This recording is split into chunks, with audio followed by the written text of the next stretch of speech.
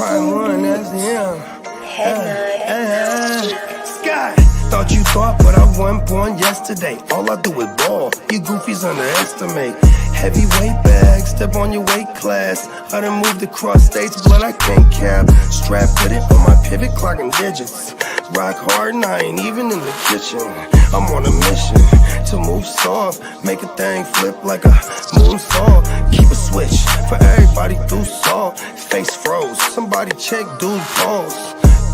Is you stepping or stepped on? Wake the game up, make them regret I was slept on. Bogey's world, welcome to a new dawn. Till I move up, I can never move on. Big bread got me bougie past the great poop on. I'm getting over while you busy fighting over croutons. Yeah, bogeyism, a true boat brother gon' get it. All this water got me tripping. Hella fish scale, but I ain't fishing. See I move with precision. When it comes to living, I'm the definition. If I stand for one thing, it's on business. Bogeyism, it just hit different. Yeah, it just hit different. You find my story is all non-fiction. I put my family for me and I gotta mention. I keep an air fan tone mob a henchman. For you squares, option for opposition. And you ops that get popped trying to stop my ascension. Talking generational, you got my attention. Underworld motivational, you feel the sensation. Try and see how I look, get booked, I'll take it. I was just a cook, all it took was some patience. Now my phone off the hook, I got hella deals waiting. You ain't really made it unless you got somebody hating. Bogey's world, welcome to a new dawn. Till I move up, I can never move on. Big bread got me bougie past the gray poop on. Getting over while you busy fighting over croutons. Yeah, bogeyism, a true boat brother gon' get it. All this water got me tripping. Hella fish scale, but I ain't fishing. See I move with precision. When it comes to living, I'm the definition. If I stand for one thing, it's on business. Bogeyism, it just hit different. Yeah.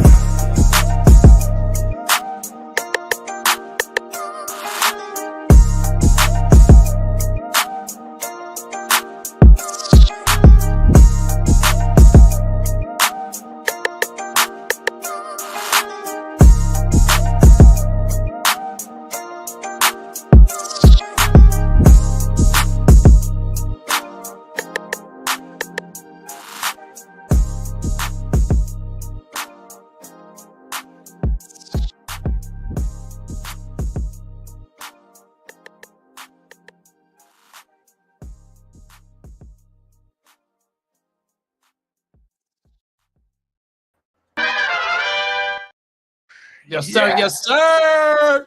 Woo! Gang in the building. Hey, you know what I'm saying? We right here, back bright and early with another live Tuesday edition of Away. Yo! Game up! Yeah. Yes, sir. Yes, sir. Good morning. Yeah, top of the morning, kid. Top of the morning ear. My man JD, how y'all doing? Come on now, man. Tuesday, baby. It's Taco Tuesday. Right? You know what's crazy? Tuesday is Fantasy Monday. I never realized that. Let's go, baby. Oh, that's true. Yeah, that's right. Because, Fantasy Monday Tuesday is the first day after of the Monday night game, which ends the fantasy week. So technically, it's Waiver Tuesday. Fantasy Monday is Tuesdays. Yes. Yeah, look at that. We're getting ready for the year because we're on the precipice of redraft season. We are closing in on our dynasty season. We are in need of 3 more individuals to fire up this startup. I have a bunch of maybes, so I'm just funneling through the maybes, but more open to the community. We have the 32-man league where we have I think it's either 10 or 11 spots left. But yeah, this thing's filling up quick. $50 as it stands right now. It's going to be $1,000 for the winner for this one. But as it stands right now, second place $400, third place $200. So nice payouts, last bang for your buck for a $50 32-man fucking savagery. 100%, bro. On my mind. Let's shout out the chat. Yeah, man. Just shout out all the chat, man. We got Minnesota Den in the building. What's up, Minnesota Den? What's happening, Danny? He said, wake your game up. What's good, Jim Well family? Come on now. You know what time it is, big bro. We just waking some game up. Come on now. 100%. There's never a wrong time to wake your motherfucking game up. 100%, man. Yeah, man. We got Albert in the building. Top of the morning, Albert. We got Emil in the building. Top of the morning, Emil. Oh, Canada. Come on now. We got Mr. Bakes in the building. Top of the morning, big bro. What's happening, man? Bakes. The mayor Bakes, of Bakersfield.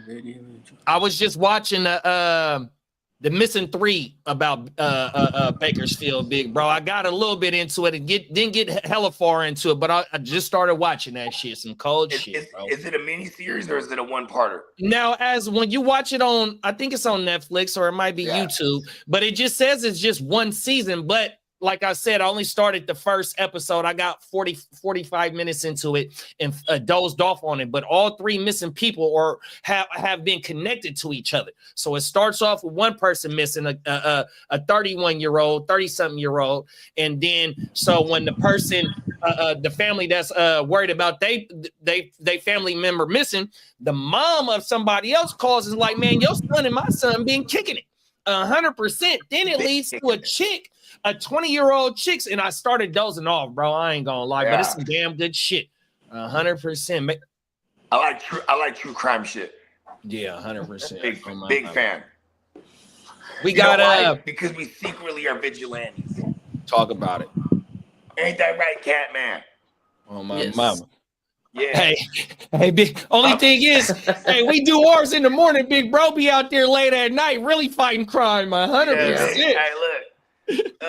Sometimes I go fight crime with him. I'm his sidekick. He's Catman. I'm Catnip. Come on now.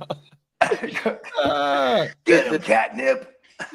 You know what they say about cats and the humans? That the humans are supposed to be going out and acting like a cat.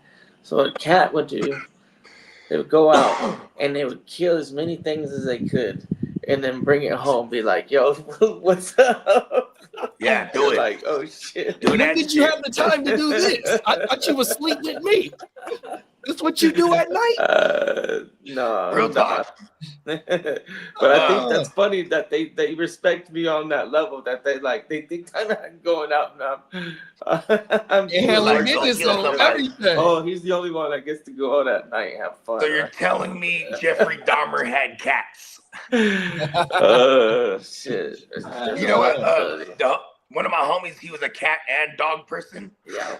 Right? They say that the cat is outnumbers the dog.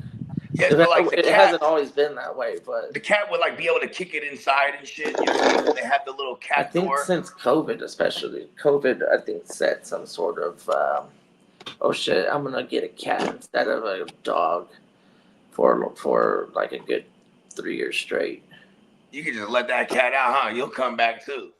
100%. I'll be like it's like the cat got a job. I'll be back before 5.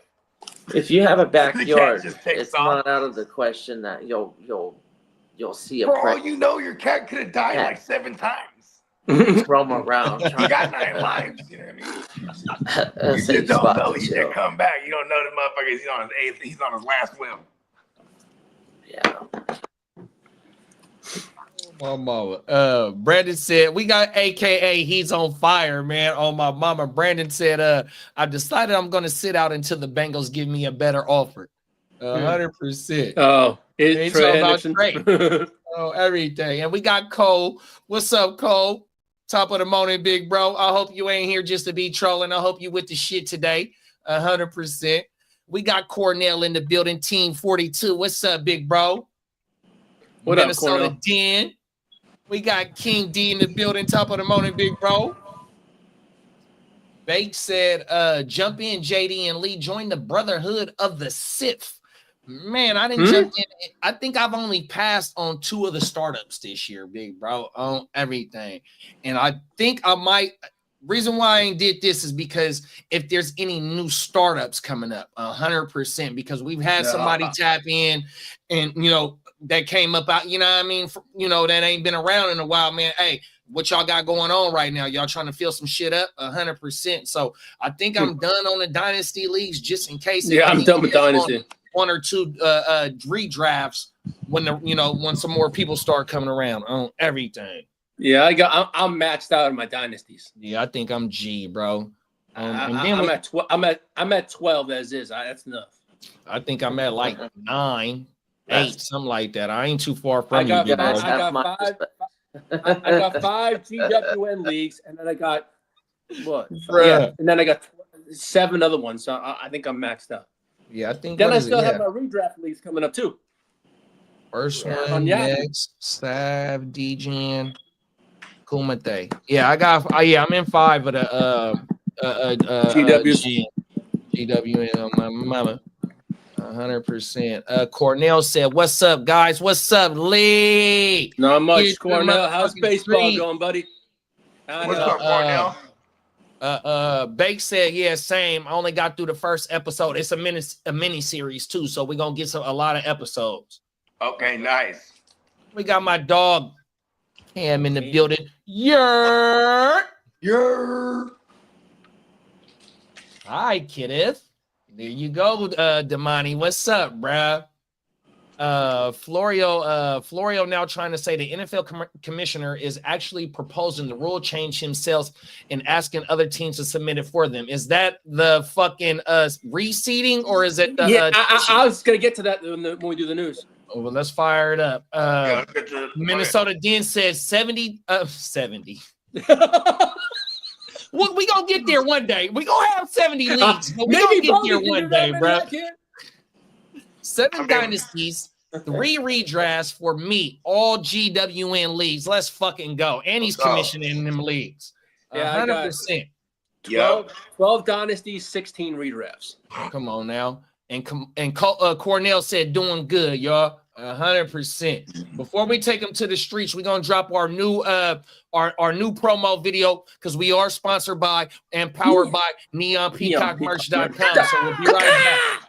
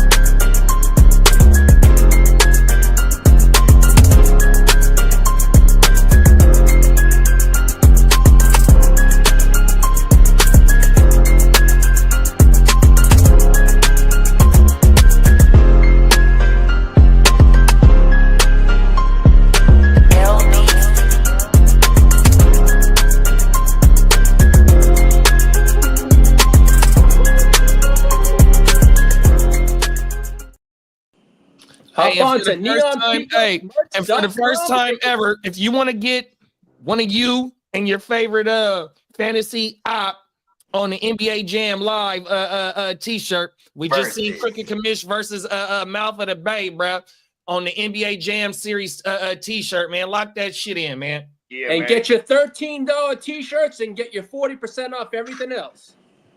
Yeah, through the weekend. We have a sale going on. It's 40% off the entirety of the site, neonpeacockmerch.com. $13 tees for selective tees. So that's the classic and the regular styles. We also have front and back designs now. So you just got to tinker with it because you can do crest plates and whole wops on the back. And those right now with the sale will run you about $18. It's a hell of a deal. neonpeacockmerch.com. Let's get it. Lee, you ready to go to the streets? Come on. He's ready. Yeah. And I'll be back too. I got to take a phone call. I got you. Cornell said, good luck this week, kiddo, versus Team 42. Oh, okay. Oh, you two going in. Baseball league. Top of the morning, Ron. Hopefully. What up, Ron? We got half of the Ignorant Thinkers podcast in the building. Big Bro said they got a good matchup this week, 100%. It started yesterday or Sunday? It started yesterday. It starts on Mondays. Let's get it. Let's get it, bro. I'm 0-3 versus GWM people. You got your shit ready, big bro? Oh, I'm always got my shit ready. Come on, now. We can go to the street, y'all.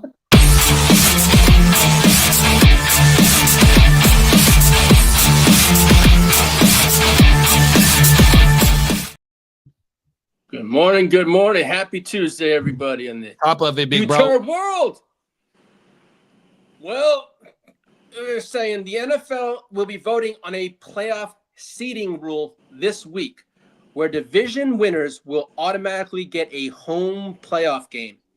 But to be clear, division winners will be guaranteed a playoff game, but seeding will be strictly based on record. That's bullshit. I feel that if you do win the division, you should get a home game, bro. Yep.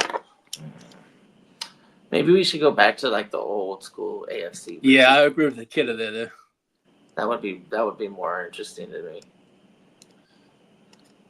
Well, you know how Minnesota's doing that cross country trip twice, about the international trip. Well, the Vikings 2-game European road trip is the first step in what eventually could become 4 teams per year doing it. Wow. So are they playing back-to-back games, or they have to do it two Yeah, separate they're times? back-to-back international games. One's in Ireland and one is in England. But how big is the split between those games? No, it's week to week. Let me see those weeks. If it's back-to-back, then they'll probably stay in Europe. They have to pretty much have to do that one though. Yeah, Brandon said, "Woo! Top of the morning, Peacock." What up, Peacock? Hey, the grit don't quit, big bro. Oh, my mama. Minnesota. Bake said, "Did you guys see Travis Hunter's footwork at OTA? Sloppy needs to get work." Yeah, he relies a lot on his athleticism since he doesn't have a defined position. He has to lock in on one position and learn Who's covering him? Specifics. Is anybody covering him? Who's covering him? Right, 100%. All right, so it is 9/28.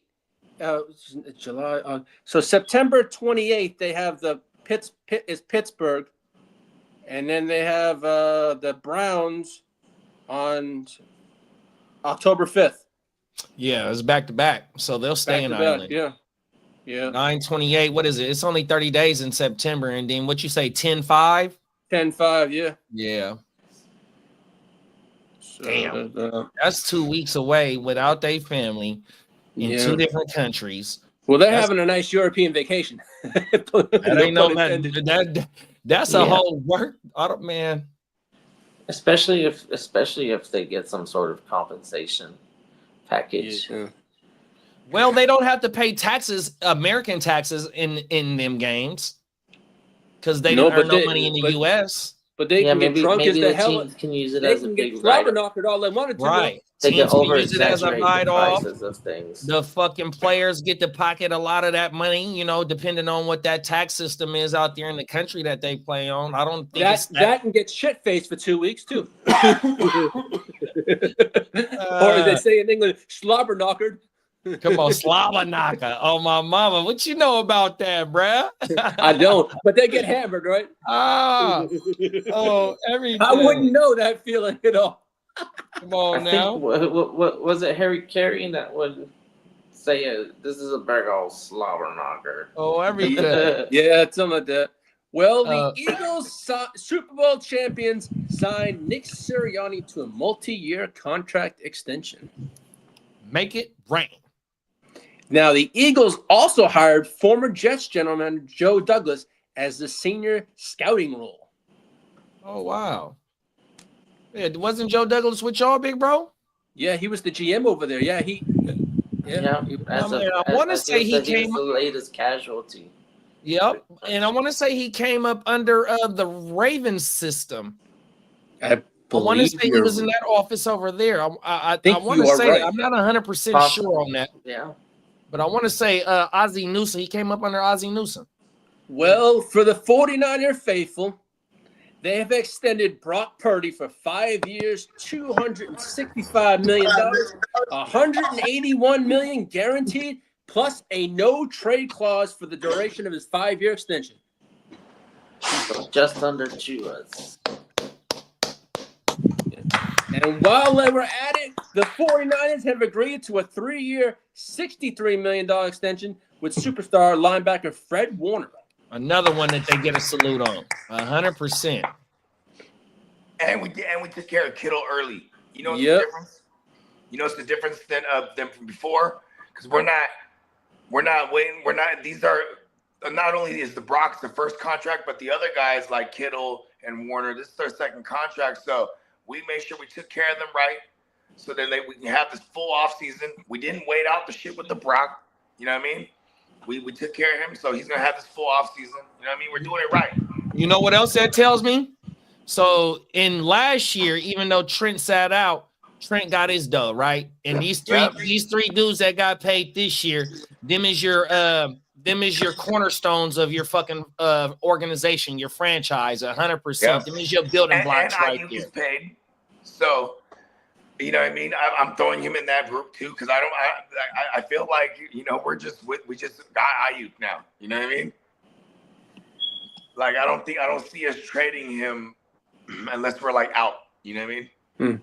Well, coming out this morning, the Bears signed new offensive lineman Joe Thuney to a 2-year extension. So he's going to earn $51 million over the next 3 seasons, and his extension runs to 2027 with the Bears. He's a damn good anchor piece for that offensive line, 100%. He didn't been through the wire. He didn't play with Tom Brady. He didn't been over there with motherfucking the baby goat. 100%, man. Brad ain't been around, man. 100%. Has he won? How many has he won? He's won 2, I believe. Only? Okay. 2, and then he won one with the Chiefs, right? I was about to say I know he the has. Chiefs. Yeah, he was there when they beat us. Yeah, he was there when they beat us 2 years ago. Or he got 2 however many years ago. He's got 4. He's got 2. No overtime. We lost. He wasn't there in 19, but he was there in 22. I think it was 23. Whenever we went. Oh my mind. Let me keep them. I'm trying to remember where else he bounced around from. I think it was it all New England, then Kansas City. Now that I don't know, bro. I ain't gonna lie. But yeah, you know what though, and you can move him from the right to the left. You know what I mean? Yeah, but they traded for Jonah Jackson, so they both gonna be defined as guards. Yeah. They traded and they got Dahlman. Dahlman, one of them top 5 centers as well. So yeah, especially in them inside gaps, they gonna be G, bro. 100%. Brandon said, I think they still plan on having an Australia and a Japan game. Shout out to our dog Brett in New Zealand. If you're watching, you might be able to pull up to Australia with a quick flight and go tap in with one of your favorite teams or your favorite fantasy players. So how would that work? They would probably go. It would be a short week, right? So because we got them in Australia and it was a Monday night game for America, right? So then they would probably play on a Tuesday morning or whatever it is. I got you, Cam. Now that I don't know, bro. I ain't gonna lie. I know it's completely different. They Christmas is they summertime. So all right. He has 4 Super Bowl rings.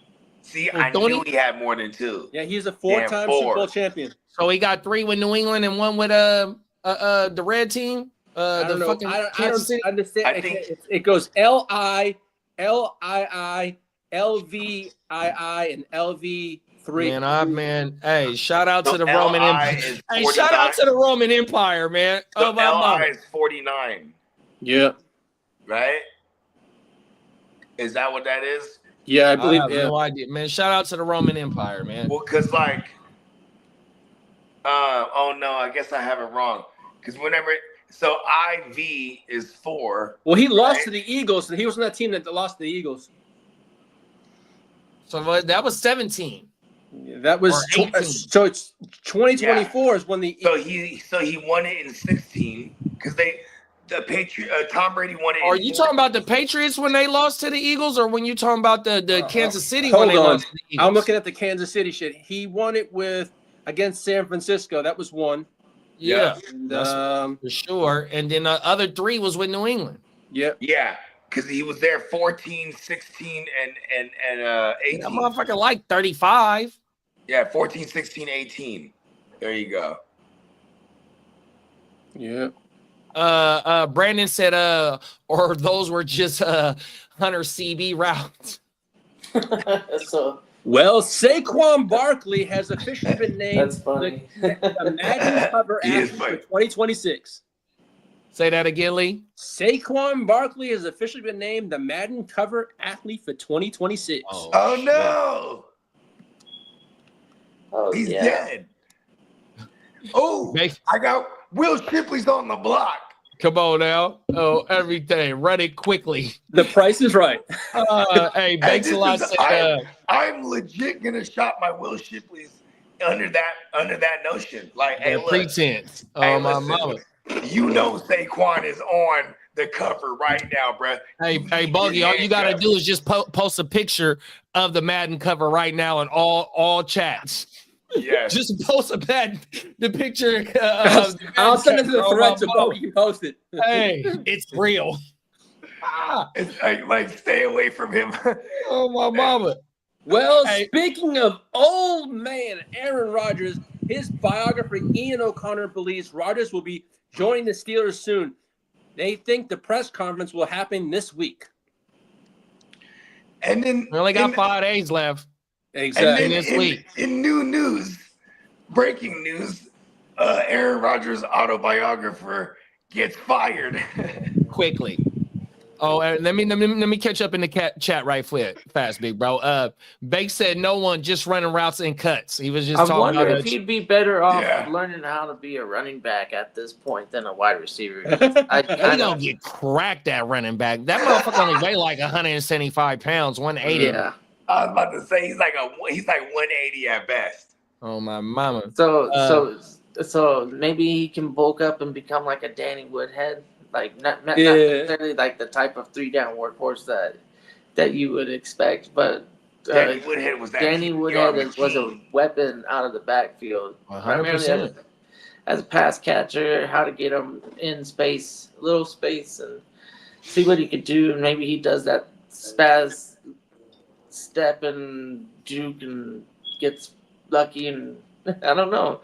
I love He the old just- fast. I watched him with the Chargers for a long time do some, and even with the Patriots, he was doing the same thing. Yeah, what it was nasty. Yeah. That's the only thing that scared me about T Hunter though. Like, right, his profile build, and what I think that it's gonna be short to intermediate, especially when you got BTJR. They're not gonna ask a lot of him. They want to get him the ball in his hands as fast as they can because Yeah. he's a playmaker. He's But gonna get hit when you with a talk about screen. shit like that, that means he gonna be in the mix with them linebackers, them safeties coming up. Well, BTJR might keep it honest to where the safeties can't come up, but still though, bro, it seemed like, bruh, his rookie season, right now he He's has the to best bulk at up. football. Huh? I'm just like thinking but he's the best at football. Let him go play football. See Right, if he no, really is the 100%. best. You know what's No, interesting? well, Like, I agree with that. It's I like agree with that. I drills. just don't know when it come into now he coming into the NFL. Once they get to dropping them shoulders, and you got Aziz Shear in your same division, what he just did to his teammate, his quarterback. Not saying it is what it is, 100%. But now it's a whole different ball game. I just hope Bruh can adjust to this shit, real fast, and start working on his grown man body. Pause. Well, speaking of Travis Hunter is reportedly taking snaps exclusively at wide receiver right now, as the Jaguars course. coaching staff believes he has a lot more to learn at wide receiver than he does at cornerback. there you And go. a That's DB, smart. and at DB, you can come in at the dime and nickel and shit like that, and they don't got to force him on the 1 and 2 receiver. It's situational football. You got 3rd and 10s, 3rd and longs and shit like that. You feel me? Where he's not gonna have to come up and make the tackle. It's gonna be all coverage. Yep, I agree. Sometimes the defensive practice is more about repetition and execution, And a lot of that is like muscle memory, learning it up too. But the overall concepts and schemes, they're talked over and they're studied, but it's nothing compared to the offensive scheme where they're the ones trying to really, I guess, be the creative force behind. Yeah, like the game.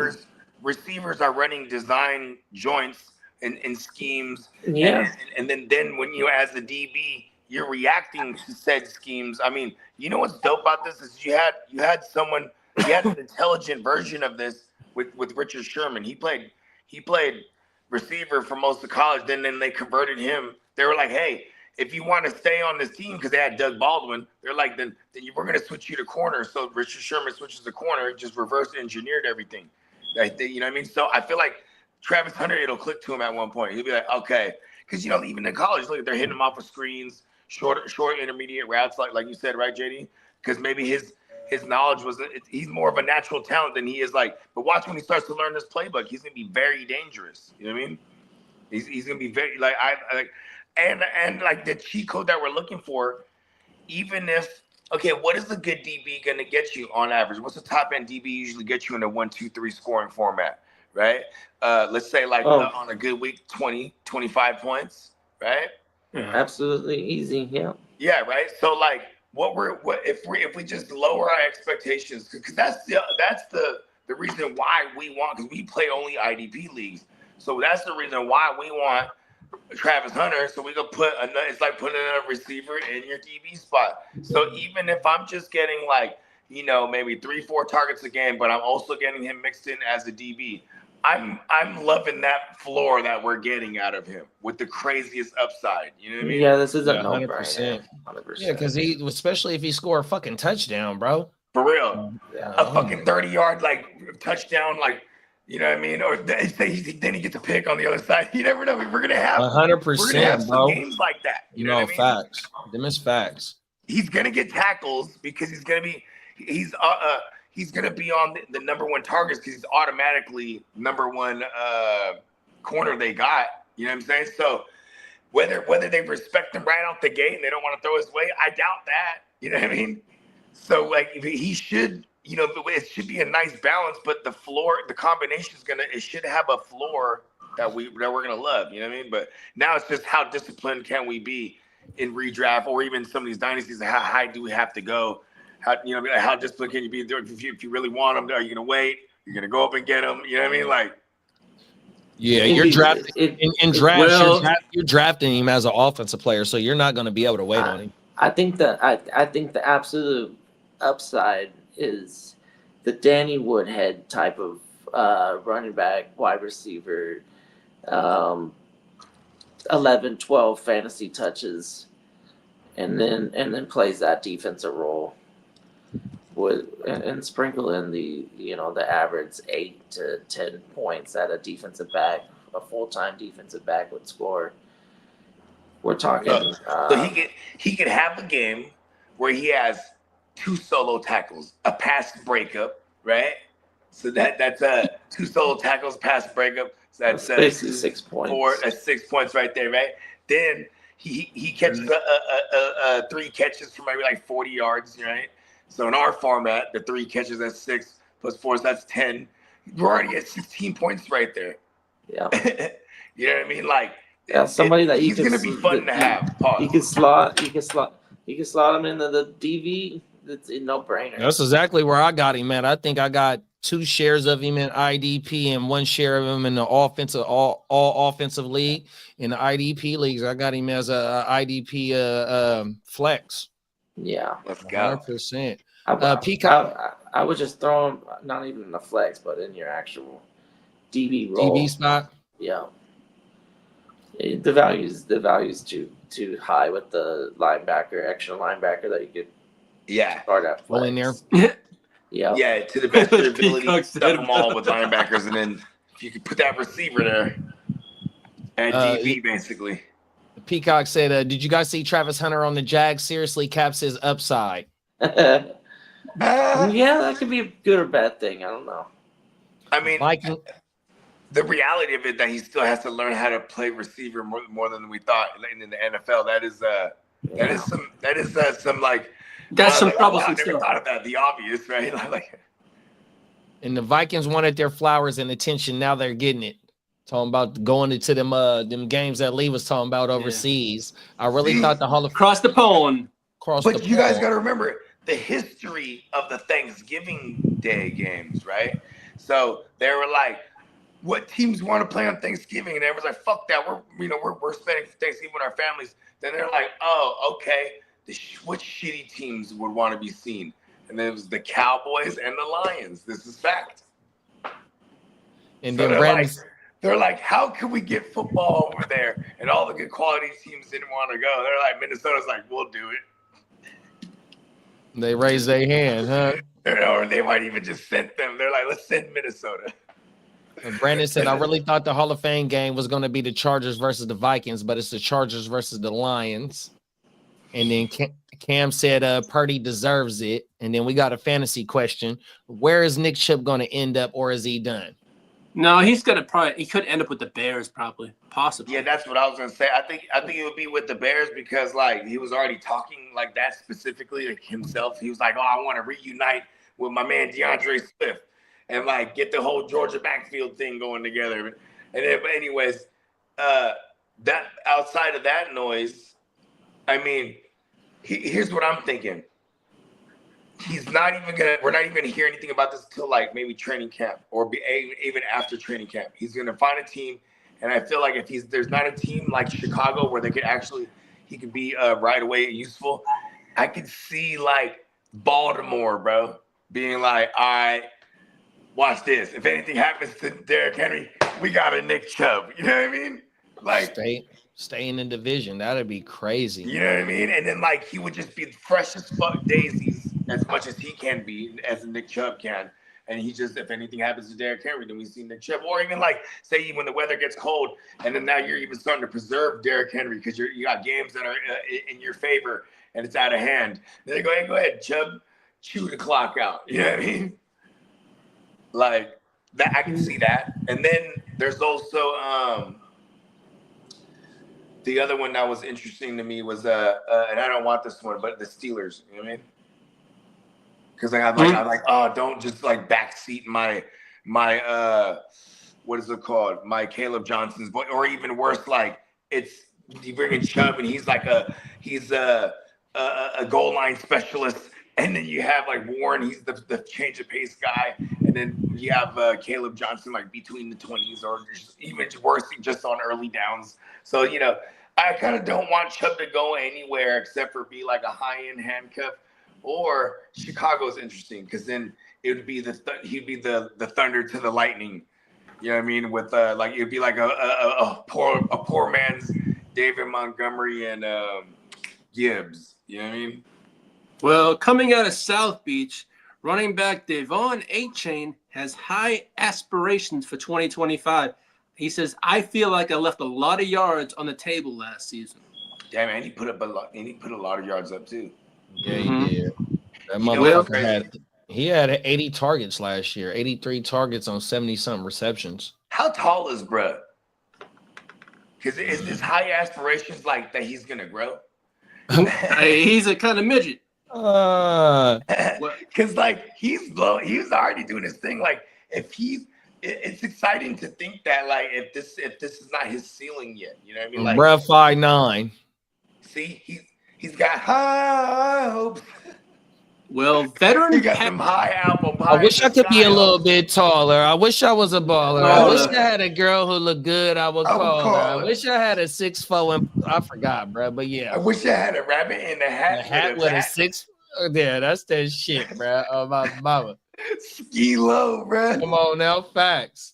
Well, veteran pass rusher Von Miller is being linked to the LA Chargers on a potential 1-year deal, joining forces with Khalil Mack for one last Super Bowl push, possibly. How you feel about that? He's a smart motherfucker. I'd like that. If it 1-year deal, I'm fine with that. Come on now. Of course it would be a 1-year deal. The dude's like 40. Yeah, he's an old freaking fart. Pause. Anyways, here's why I like this, because a guy like Khalil Mack doesn't even play a full complement of snaps. He only comes in on like third down packages and like important stuff. You know, it's just almost solely to rush the passers. So imagine if you pull out your Von Miller, your Mack truck Von Miller package like on a third and long. You know what I mean, or an important down period. You know what I mean, like. It's two veterans, and Khalil Mack still plays this role well. Like, definitely both those guys will never be probably no more than like 50% snap guys, and it'll probably be less than that. So good for them. They still know how to way to finesse and get the bag and not even play a full complement of snaps because they're specialists at this point. Remember Clay Matthews was like that at the end of his career, even though he played a middle linebacker. You know what I'm saying? Like he was definitely just only in on the third down packages late, and when he was with like the Rams and with who else was Clay Matthews with late? I think it was just the Rams, huh? Brandon said, just don't do the Roman salute or people will yell at you. If they use Saquon backwards huddle, then the Jags are on the Madden cover too. That's crazy. Bake said he looked okay when he went on CB drills talking about Travis. And then Cam said, I think y'all losing too much faith in Travis way too early. So Travis going to be one of them boys you feel this year, huh? Oh, listen, I have no faith in Travis. I have realistic expectations. You know what we should expect. With the game, the way that the game is set up as well, too, it's completely offensive base. You know what I mean? That's what they want to push. And so when like I said, when they want to get the ball in Bruh's hands, Bruh has that electricity that we ain't seen in a minute, 100%. Hit him with a screener too. They gonna try and do a lot to get the boy hit the ball in his hands 100%. And then when you got BTJR over there with Liam Cohen coming over there, it's gonna be a complete turnaround on the offense 100%. Liam Cohen has an offense that can support two fantasy viable starters at receiver. You know what I mean? So that is the dream for me. On top of the running backs as well that he produced last year too, though. You know what I mean? That whole offensive explosion that they had in Tampa Bay last year, you know what I mean? For fantasy purposes, we definitely got something good, or we hope for something good in this Jacksonville offense for sure. Bake said, bro, the 49ers have 47 players on contract in 2026, which leaves only $35 million in cap space available. Someone's going to have to get paid. Brock Purdy might have to restructure his contract. What I understand, Brock Purdy only taking up 18% of the contract for the next several years. Now, we can go pull up on Sports Tracker what it's going to break down the whole shit, but he got a team-friendly deal, though, big bro. Yeah, 100%. And it puts him among the highest paid as far as totals. Like, you know what I mean? Like the 265. But here's the thing: is like this is so team friendly as far as the against the QB market across the landscape. I mean, it really boils down to what, like 45 million or something like that. If you really break it down, like the guarantees. I mean, remember all off season, I was saying we're gonna give him 180. And sometimes I was even saying upwards of 190. So we ended up giving him 181. You know what I mean? Well, Eagles wide receiver AJ Brown says the Cowboys are a team to worry about after they traded for George Pickens. Who said that? AJ Brown. We them boys. I love AJ Brown because he was also the guy like 2 years ago when they didn't win the Super Bowl, right? He said that year, he's like, man, I like what they doing with CeeDee Lamb over there, right? What did they do? They then brought in Kellen Moore, you know what I mean? Like just like a couple years later, I should say, right? And then looking now, here he goes again, man. I like what they doing over there. Like he's capping, bro. Well, this is kind of. I got you, Bakes. Let's shout out Mr. Magic. Top of the morning, Mr. Magic. Hey, abracadabra, B. He got a question for us. He said, "What's everybody's early Super Bowl matchup prediction?" Buffalo. I'm gonna jump out the window. So one of my favorite personalities on ESPN is Berman. So what I mean, Berman always used to go the Niners and the Buffalo Bills. The Bills is not going to circle the wagon. Bills got an easy schedule. They brought in some players. They retained a lot of players. So it's set up for them. So, and then hopefully with us, it's set up for us with this easy ass schedule. Hopefully these rookies could come into their own real early in the season. And yeah, the Niners and the Bills, man. I like that. I got the Bills and the Detroit Lions. Why you didn't go with a home run swing? Why? Because you just said the 49ers. But I hope your 49ers do well. I'm talking about your Chargers. The Chargers. Chargers? Well, I'd love to go from but I'm going to hear it from Kidda. Denny's fucking suck! Yeah, I don't think Kidda's going to say go. Come on, no. He's going to give it to me on the way. No. Definitely going Jets. I did pause that. I'm going the Chiefs. Oh, fuck the Chiefs. Versus. You got Patrick Mahomes up your ass. Pause. I'm going to go with the wild card, the Tampa Bay Buccaneers. You've been looking at Mahomes' titties too much. Pause. Oh, shit. That was just weird.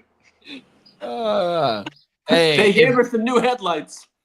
Look, and with Gang Green's prediction, that means go get a lot of the Bucks players this year in fantasy football, bro. Because look, with the first round pick that they took, bro, that's a Baker investment. They just signed Baker. You got OGs finna get up out of there. That's a Baker investment. You know what those OGs are going to do? They're going to teach the young ones how to play football, like actually block and because Evans and Godwin, they've been known to be a all around like good player on the field. I mean, it's like if you ever had a tag team of like some Brothers of Destruction, that was them for a while, and then McMillan and Double E could be like they're not the new version of Evans and Godwin, but this is the next duo that they're you know what I mean? And that's Baker's ushering in. Yeah. I got confused on what team you're trying. What you're trying to talk about. I heard 2E. I thought Rashee Rice, and they have Rice and Worthy over there, which are going to be Rice and duo for a long time. They got two. Hey, the Chiefs have a whole offensive plethora of pass catchers this year, bro. I mean, Ed Books. On my mind, as long as they stay healthy, you got like you said, Hollywood, Worthy, and Rashi on top of the OG right there. And we can't forget about Noah Gray. Noah Gray had like 7 TDs last year. You know what I mean? I don't know if he's gonna be hella fantasy viable, but what he presents, they definitely extended him. 100%, bro. Shout out to the Spencer the Guru in the house. Spencer Guru. 100%. Let's get caught up. Brandon said if Aziz knocks out Travis Hunter on a short route in week 3, they're gonna need a police escort out the city, bruh. Bakes said Cam Bynum or Travis Hunter. Who do I like? Travis Hunter because of the dual upside. Yeah. Brian Branch or Travis Hunter? Travis Hunter. I have if he does both. He's IDP 1. I mean, that's the easy slam dunk pick. I mean, like, what do you think he can hit for? Like, maybe 50 tackles? 50 tackles, and what? How many yards receiving you think he can get? Like 600? Yeah. I think if the upside is like a Danny Woodhead, like overall, it'd be like a 12 to 1300. I like that a lot. And then you sprinkle in a bunch of freaking touchdowns. Travis Hunter should be the first deep. Travis Hunter definitely is the first quote unquote DB drafted in IDP redrafts. 100. Yeah, I have him over even like pass rushers or high. Yeah, all of them. Like he should be the first. He's the first quote unquote IDP that's going to be drafted. Yeah, like a high quantity tackler. A tackling machine. Hey, we got Westside Disc in the building. What's up, Westside? You said Purdy didn't deserve that contract. Why not? You know what's funny? I mean, like, let's go down. I like this. You guys ready for this? This is let's make a list here, okay? So Here's a list of people that doesn't deserve their money, right? Let's start with the tuna fish, okay? I'm even gonna put Justin Herbert there. Up All you. right? Doesn't deserve it, right? Who else? Daiquiri, doesn't deserve it. Come on, help me out. Cousins, forever, all the money he made, never deserved it, right? Who else is getting the bag right now? The youngsters. Let's get back to the youngsters. Kyler Murray. He might be good at Call of Duty football, not so much. Doesn't deserve the bag. Watson didn't deserve it, all in all. Now you look back at it, and scummy piece of shit. Who else is paid that doesn't deserve it? Trevor Lawrence. Guru Lawrence. said Trevor Lawrence. Trevor Lawrence don't even got real hair. Shout out to the Guru Nation. Trevor Lawrence don't deserve it. Who else don't deserve it? Who else is getting a bag doesn't deserve it? I guess it's easier to say who in your mind does because deserve I think the people that are Is it I think just the ones that are paid Mahomes, that are routinely a threat to get into the playoffs. Allen. 2 out of 3. I guess you could say 3.5 years, right? He's been in now, Purdy, because he's starting, right? But only one of those years he hasn't seen the postseason. You know what I mean? Who? We got Bones a lot in the Purdy. building. Top of the The morning, Brock. Bones a lot. Oh, What Brock. up, Sir Bones? We're talking about the Brock. Fuck Brock. Fuck the 49ers. How's that? Hey, Justin I Herbert love, doesn't hey, I deserve love to get that. paid. Lee. Good way to change the subject. Lee. 1994. Hey, good way What? to change the subject. 94. What? Westside said, I would like some sort of stat that indicates he should be paid more. And then Playoff wins. let me see. There was No, another- but he already Dumbass explained got why paid he's when he not won a paid more playoff than game, Lamar. didn't Right. Cam said, don't discount Purdy because you're trying to push somebody else up. And then the Niners sold 6% of their franchise the day Yep. before selling They before did, signing Brock. What's But his hey, name? it's hard to do business out here in California for Yeah, anybody, Jed bro. York sold $500 million of shares. Yeah. Yeah, it's hard to do Wow. business out here in California, bro. Oh That's my piece of mama. cake. You know, all this stock market crash. It's perfect timing. They were like, "Oh, this ain't gonna be nothing." Yeah, for real. Yeah, buy SMCI too. Oh, so it'd be cheaper to replace it by like using it as collateral. All right, we can do that. John Dorsey was the GM when Nick Chubb got drafted, is now in Detroit as the senior personnel executive in Detroit. I can see them adding him for Dev. And It'd be like that too in the NFL. And then Westside said, I would like some sort of stat that indicates Lamar, he should be paid than Lamar. I'm going to tell you the stat right now. It's just that Lamar signed his deal 2 years ago or 3 years ago. Well, They didn't even Lamar, wanna And the Hey. difference is the guarantees. Lamar, I think, has the most valuable contract. Man, Well, it took all the way damn near to week 1 for Baltimore to give him that money. And we all thought that he might have been going to Atlanta or somebody. They did not want to pay him. It took hella long for Lamar to get his money that off season. well, they're actually they're gonna try to get that contract done this off season because next year he counts as $74 million the next 2 years in cap space. There it is. There he gonna get his. So they want to 100%. get it extend. They want to get a rework contract done over. They said that. I've been battling these type of questions from the gate, like and you too, JD, because we're not. Oh, hey tonight when we pull up tonight, Yeah. you know that's what they talking about. Shout out to my for Stay sure. Tuned Live fam. Yeah, I know shout it's to Stay coming Tuned up. Live. And see, here's the thing: is like I've even been asked, "Oh, is Purdy a top 10 guy?" And first of all, I always go, "Excuse me, you mean the Brock? Is the Brock a top 10 guy?" Yes. Name fucking 10 in today's NFL before him. You know what I mean? Like, and I'm talking about winners. I don't want to talk about who you think has the most talent. I want fucking winners. Even fucking Jimmy G was the winner. Then people go, "Oh, yeah, well, Shanahan in the system and this and the weapons, this and that." Yeah, but what about your guys that are talented that they want to put on this list that don't even win when they're on the shitty teams? Like, you know what I mean? Hey, it's a team sport. You know what I mean? I got something else that we're gonna talk about too as well, big bro. The Yeah. difference between Jimmy G and Brock is that Jimmy G had a better defense and multiple of running Yeah, backs. he just had to be a game manager. So but the Purdy era is that you got CMC who had a couple of years of 300 touches plus, you know what I mean? But it was more offensive driven. 100%. That defense in that Super Bowl year that we lost wasn't as good as the defense when we lost to Philly in the NFC Championship when Brock only played 8 games. 100%. Yeah. Hey, look. Hey, this what I'll leave off on that one is like, in 2 years down the road, he's already gonna have restructured this contract a couple times over, and he's gonna get all his money because that's what happens when people don't understand. I'll fix it. When you get restructured, you're still getting your money. They're just converting from cash over cap. You know what I mean? And like, he's gonna be so friendly against the cap for the next couple years. We're gonna be able to operate and still bring in free agents. Still be able to we just secured our core moving forward for this next couple years. You know what I mean? And it's designed for Ricky to be good. And then when a couple years down the road, when Ricky's time to get extended, that means usually because now we're on the twilight year or the point of Ayuk where we can move on and still get value from him. Like, this is just good business.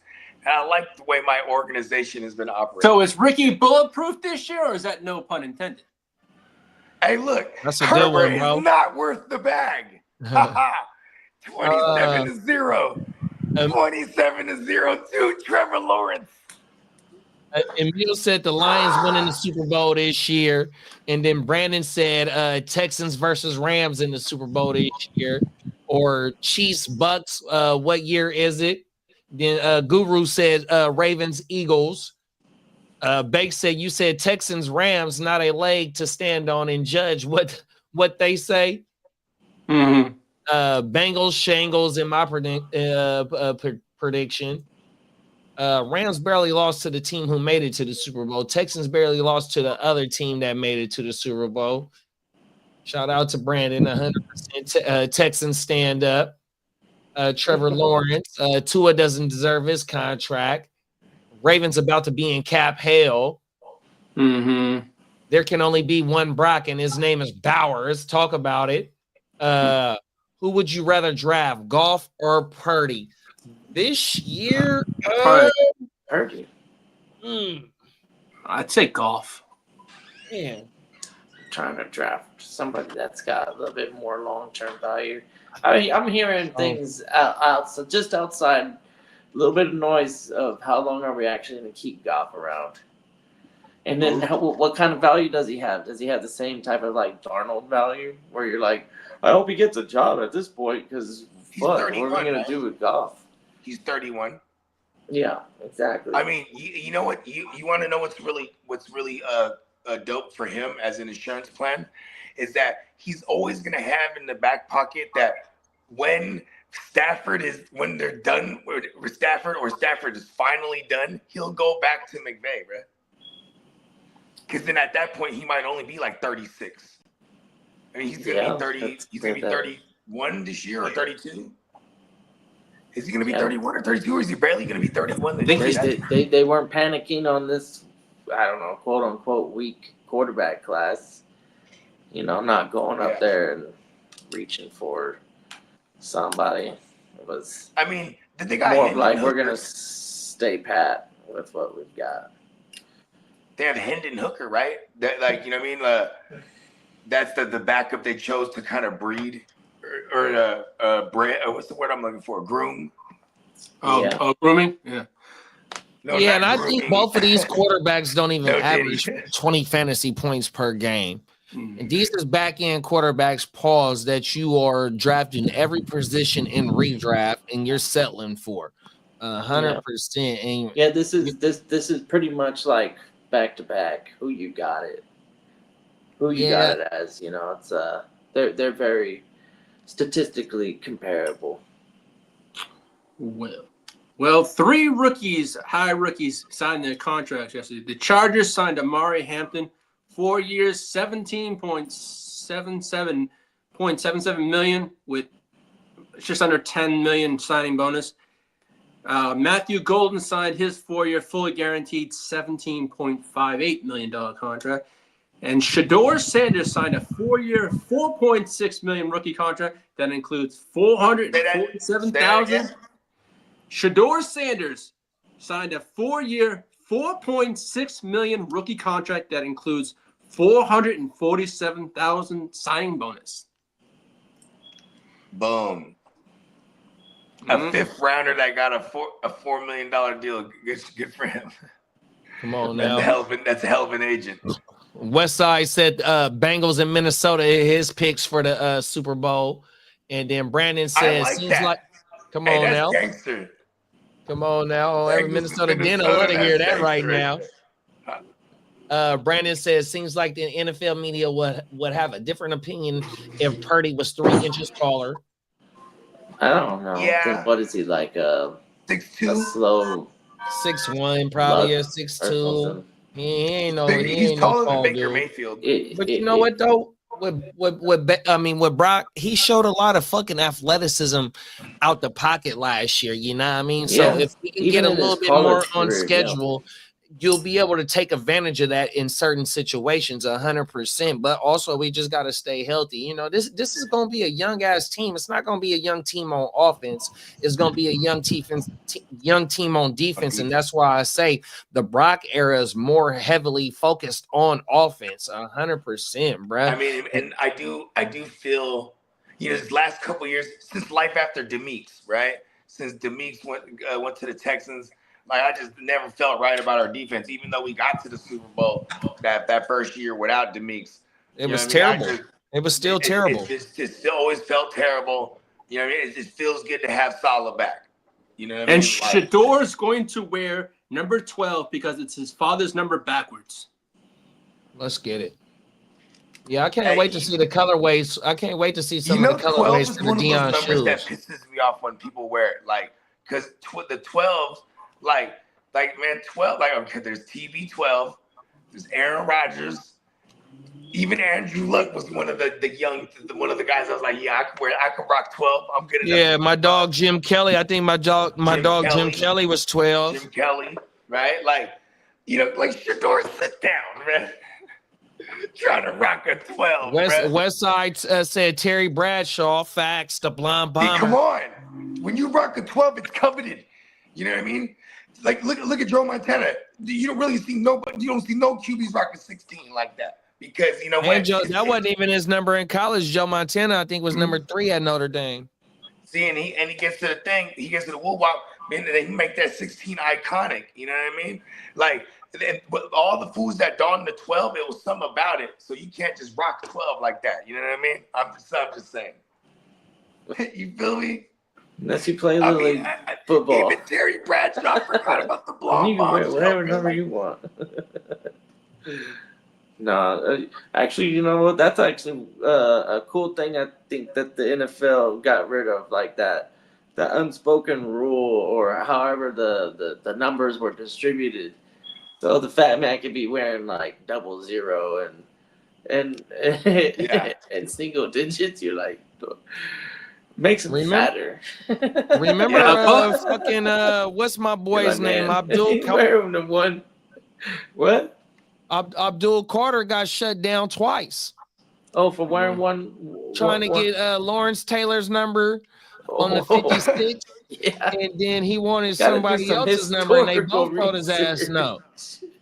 He just, I don't know if he's clowning the organization, but I mean, who the fuck is this kid? There's got to be at least some sort of historical. Oh, it's Phil Simms. It's Phil Simms because his college number is number 11. Yeah.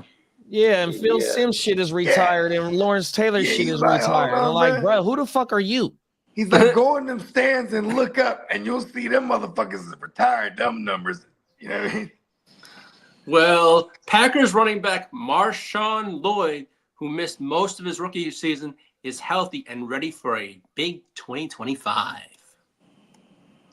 I hate it when motherfuckers like, shut up, back up. And the last piece of news I have is, you know what I'm saying? Like, where's Josh Jacobs think about this shit? Like, oh, you have a big season? As in, oh, you're not going to be hurt? Because last year he was hurt. Like, shut your ass up. Malcolm Lloyd. Oh, Josh Jacobs.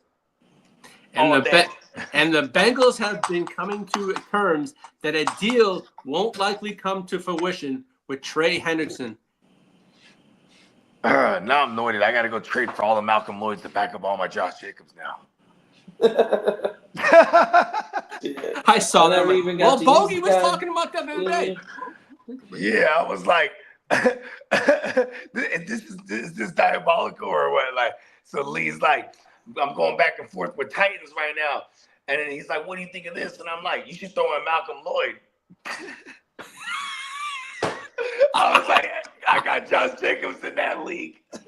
I know. We were talking for Because an I hour. read the same news the other day. This is like yesterday. This is yesterday, actually. It was. You know what I mean? I was dying, bro. I was like, listen, it's a fair trade. You make the trade with him, then I come through. Hey, let me get some Malcolm Lloyd action. Hey, What's up, Tony Mitten? Shador Shador got a $4.6 million contract for 4 years. The Browns just love wasting money. And I know, right? Can I have some? I want some money, Browns. Cam said Abdul can't catch a break. No, he had the audacity, and I think he's trolling. If he's trolling, this is fucking brilliant. But like, if not, it is audacity. Because like, LT is like, what? Man, you even know who LT is? You don't just rock this man's number. He's a legend. Like, and that thing has to be bestowed upon you before, and not only unretired even. You know what I mean? Like, get the fuck out of here with that shit. That shit crazy. We got Johnny in the building, top of the morning, Johnny. Johnny! We got Stay Tuned Live in the building, top of the morning, big bro. What's happening, JB? And then Johnny got a fantasy question for us. He said, just got offered Xavier Worthy for Jaylen Warren in a 2026 second round pick. Is that an auto smash? I'm doing it. I'm getting Xavier Worthy and giving up Warren and the second round. I'm doing that. Yeah, because that 2026 It's all second hell. might, that 2026 second might fetch you a wide receiver during this year, or if you decide to hold on to that pick, you never know who you're gonna get. So you got I'm a gonna little bit of get Xavier action Worthy. at replacing Worthy.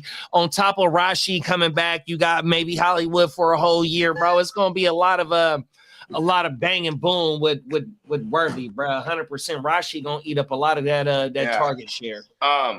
And then like Warren, he's about to be like a 4th or 5th year running back at this point. You know what I mean? I don't. Yeah. Yeah. He's still gonna. They brought in Caleb Johnson, so I still above the mindset that Jaylen Warren stays playing the Jaylen Warren role because it's still Arthur Smith.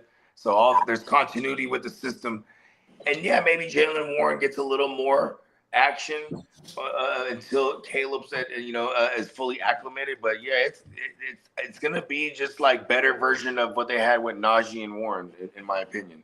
And so I'm okay moving on from Jaylen Warren. What the fuck is Jaylen Warren really? You know what I mean?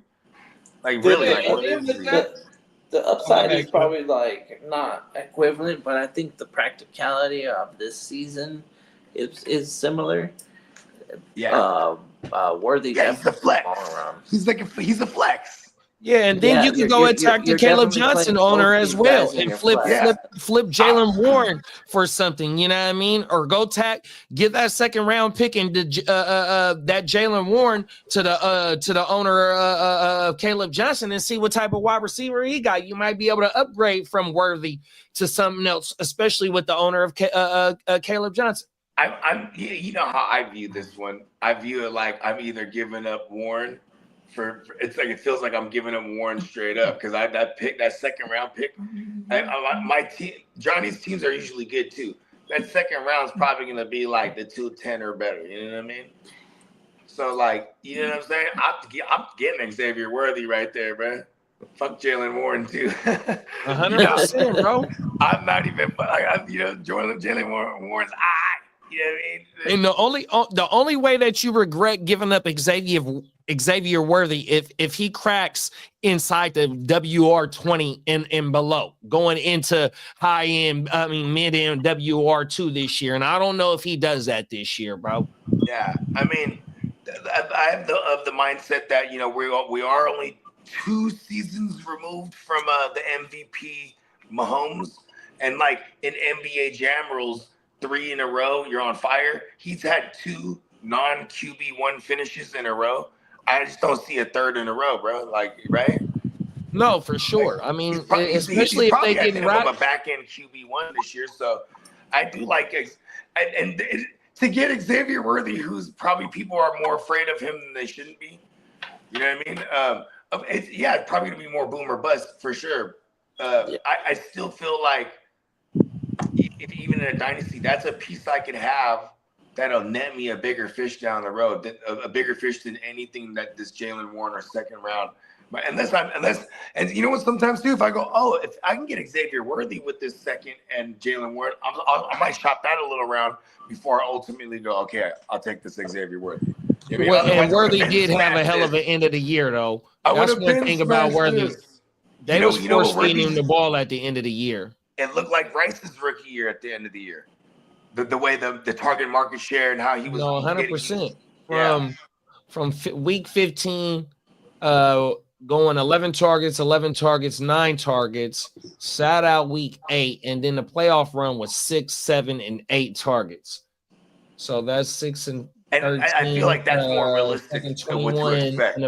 21 targets in the playoffs, and then from 15 through 17 in the fantasy playoffs, 31 targets, 102 TDs, 7 receptions. So he did get the pepper treatment at the end of the season for sure, like the Rashee Rice shit. And I think what it would be to me more realistic when Rashee's there is like the 8 to 9 targets for Xavier Worthy is still more realistic than not. You know what I mean? Like the 15, the 12 to 15. That sounds cool, but that's probably going to be a rarity. You know what I mean? But also now that you got. Do you remember year 2 Tyreek? And I'm not going to compare Worthy to Tyreek, but just year 2 Tyreek, they started moving him around like a chess piece and doing all kind of shit with him. You know what I mean? Like, which I don't want to depend on being gadgety, but if he's going to be a full snap guy, you know what I mean? Like this guy is. I'll give up Warren in that second for Worthy. Easy. Is that crazy? Am I just too wired to make this pull a trigger on the trade that feels like? Yeah, but I like it. No, I think the majority we're on that too. Okay, word. So you think that Worthy can crack the top 24 this year? Oh yeah, I think. Well, at minimum, if it's not this year, a year, yeah. So the big thing is we want to chase points as soon as possible. But with a guy as young as Worthy and not playing with his co-pilot, whatever you want to call the weapon on offense yet, I think it's EE, right? On the other side now.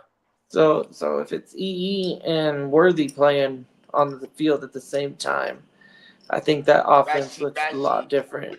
We want Mahomes at the QB 10 or worse if that happens. Which don't be surprised if you get yourself into some of these early going redrafts that you see some wild shit like that. I wouldn't be surprised to see Mahomes go QB 10 in some of these upcoming drafts. A lot of good quarterbacks. Yeah, Mahomes should be the value again. The value, not again, but he should be a value that could pay off. You know what I mean? Like, you know what I hate is that the ADP, that sleeper, they're like, they caught up to what everyone's been doing in the offseason now. They just, they kind of not fixed their ADP, but they adjusted, I should say. Baker's hella high. I'm like, damn. He is. Because we definitely inflated him as he should be. But he did now it's like he played football. And then there's but you know what's dope about Baker is like when you're in leagues, there's still gonna be like half the league that just hates Baker. So there's just, you know what I mean? People just hate that guy. Not our leagues. I'm just saying, like, in redrafts this year, like when home leagues, motherfuckers, just people do. They a lot of times people base shit on just whether they like them or not. You should get a lot of credit for getting the Browns to the playoffs. That took a lot of quarterbacks. and winning and beating the Steelers. Then he beats Big Ben and the Steelers. And then he has a thriller against Mahomes in Kansas City. Yeah. And there was like a crowning hit that when people were saying it wasn't crowning, or there was some controversial call there that was in favor of the Chiefs. But then, yeah, like it wasn't like Baker and them weren't in that game. You know what I mean? Yeah, Kareem Hunt in a revenge narrative. It was an interesting. It was interesting because Baker, he was a game away from the title game, if you think about it. And he's been a game away from the title game twice now, once on the NFC side.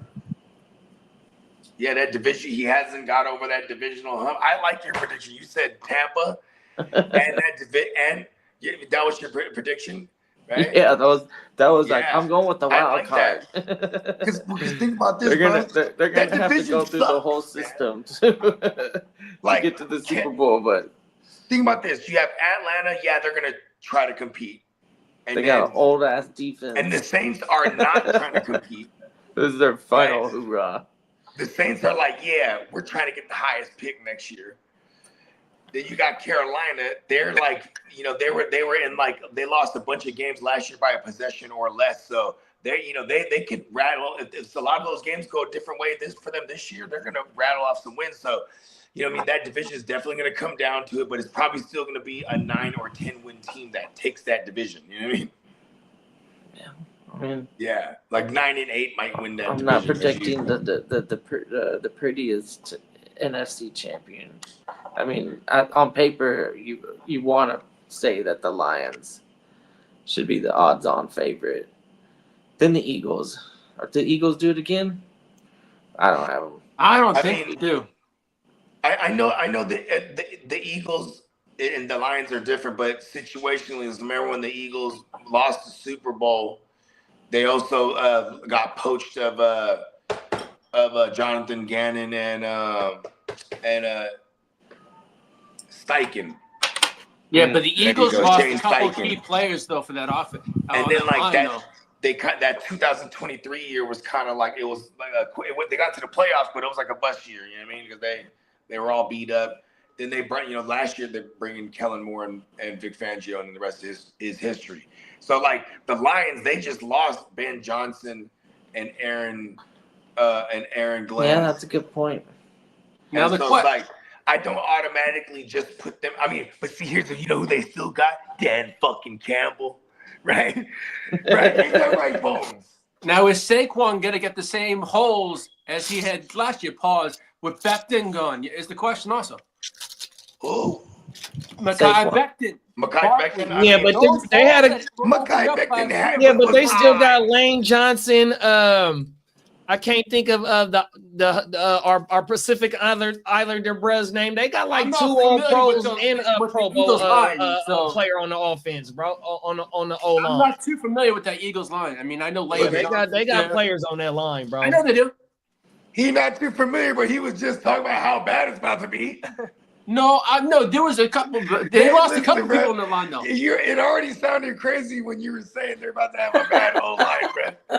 Like I'm not the saying Eagles no, have- I'm like he Hold was the on. one. They say he was the one that opened up the most holes for Barkley. I mean, it I could don't be. know. It could have been. How do I know? I don't follow their fucking off season that much. Sorry. I'm just saying, like the Eagles. You follow They everybody's are- off season. The Eagles are I hear always you spouting off stuff. all the trenches, time. bro. Trenches is when you're thinking Eagles, they're in the trenches, bro. Like, yeah, They they're offensive gonna- line so good they want to get a rule ban because of them. They Yeah, just- it's true. yeah. They just Well, if you look moved at it, they on. call their line the what is it? The Georgia line. No, we're talking about offensive line, bro. Yeah, not defense. So the bro that freaking retired, Kelsey, what's his name? Jason Kelsey. Mm-hmm. And they weren't tripping because they had been grooming his backup for like the last 3 seasons, 4 seasons Yeah. prior to that. Like, this is like Howie Roseman doesn't play. You know what I mean? No, Howie don't play. I hate him. Yeah, I know you have. I hate him. He's too good. Brandon said it, and if the Browns have 2 likely top 10 picks next year. If they trade the higher one to the Rams for 3 firsts for the Rams' next quarterback, the Browns could have 5 firsts over the next 2 years. Huge rebuild.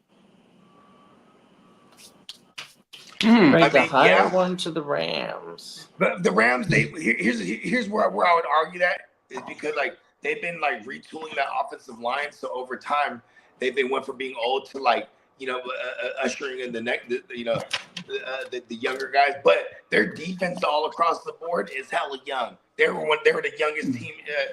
They had the youngest defense in the playoffs last year. Them motherfuckers they're really good. So like they have their one future star and now star Puka is there, and he's not paid yet. So you can squeeze the juices out of him. Pause.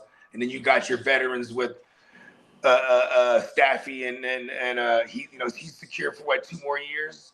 And then Adams is there on paper for 2 years. So you got Kyron, who they probably are gonna extend after this year.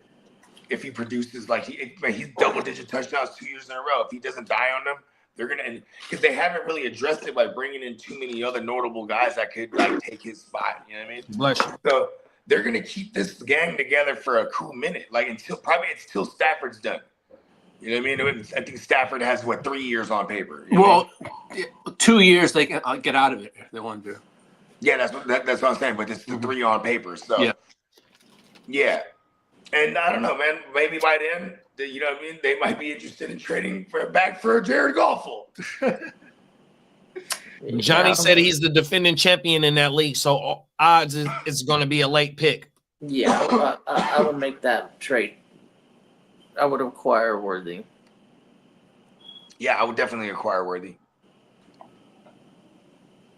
Like, I like taking a running back and turning it into a receiver, because the receivers usually last long, and let alone a sophomore who's connected to a Mahomes. So if I can get that going, I'm with it. Were we misunderstanding this the whole time, or was I misunderstanding it? Like, is the guy trying to buy Worthy off him? Because my understanding is we're trying to get Worthy. No, he got offered Worthy for those. Yeah. Okay, yeah, I had it right. We're doing that. Yeah. Peacock said, if you want to draw comparisons on the recent Chiefs, look how sluggish and boring the Eagles' offense was for 2 years ago compared to the explosiveness we saw last season in the Super Bowl run. For real. If the Chiefs' offense is going to return to that type of greatness, then this will be the year to do it. Yeah, because it'd be a superstar contrast from what, because when they won it the other year, they were ugly in the season in 2023. They're ugly in season. Then they turn it up in the playoffs, and then they beat my fucking Niners in fucking overtime. Anyways, they got hella speed, bruh. Like, even Hollywood is still, he still is a burner for what it's worth. So you got Hollywood, Worthy, you got the freaking Raishi. Yeah, Peacock said a healthy Rice, a Pacheco, and the addition of a rookie receiver Royals and a full season of Hollywood could have Mahomes return to form. Wasn't Pacheco like a 4.3 runner too? He's like absolute beast.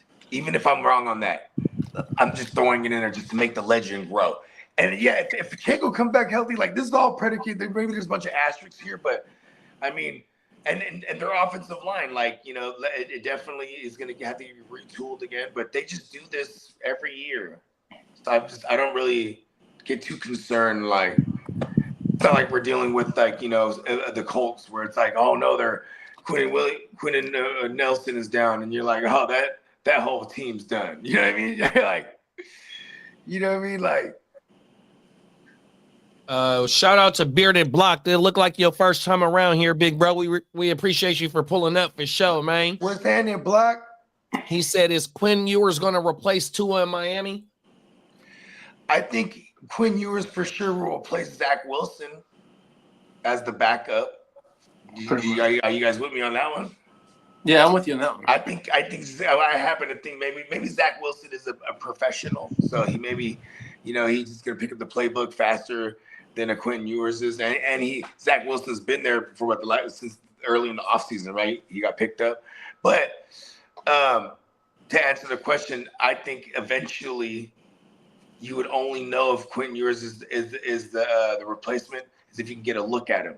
So like, these preseason games are going to be important for a guy like Quentin Ewers and Zach Wilson, not only to get the backup role, fight for the number 2 spot, but then also for Quentin Ewers to show like, hey, look, you know what I mean? Because they're not going to move on from Tua without having like a backup plan. And like Tua's probably going to get them that backup plan by playing terrible, right? Mm-hmm. Or it might be a concussion plan.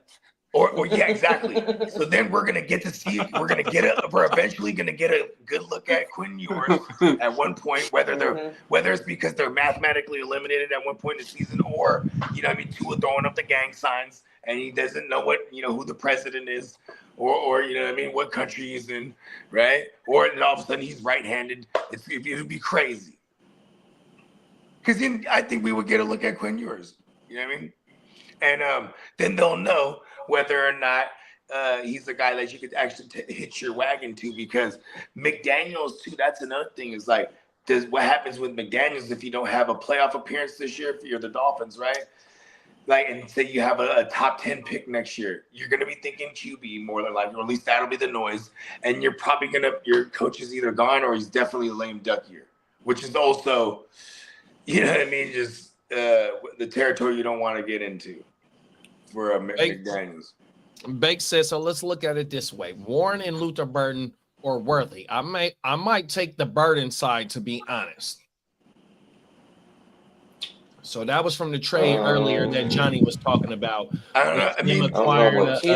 I don't know, man. But Burden doesn't really fall to the 210 like that.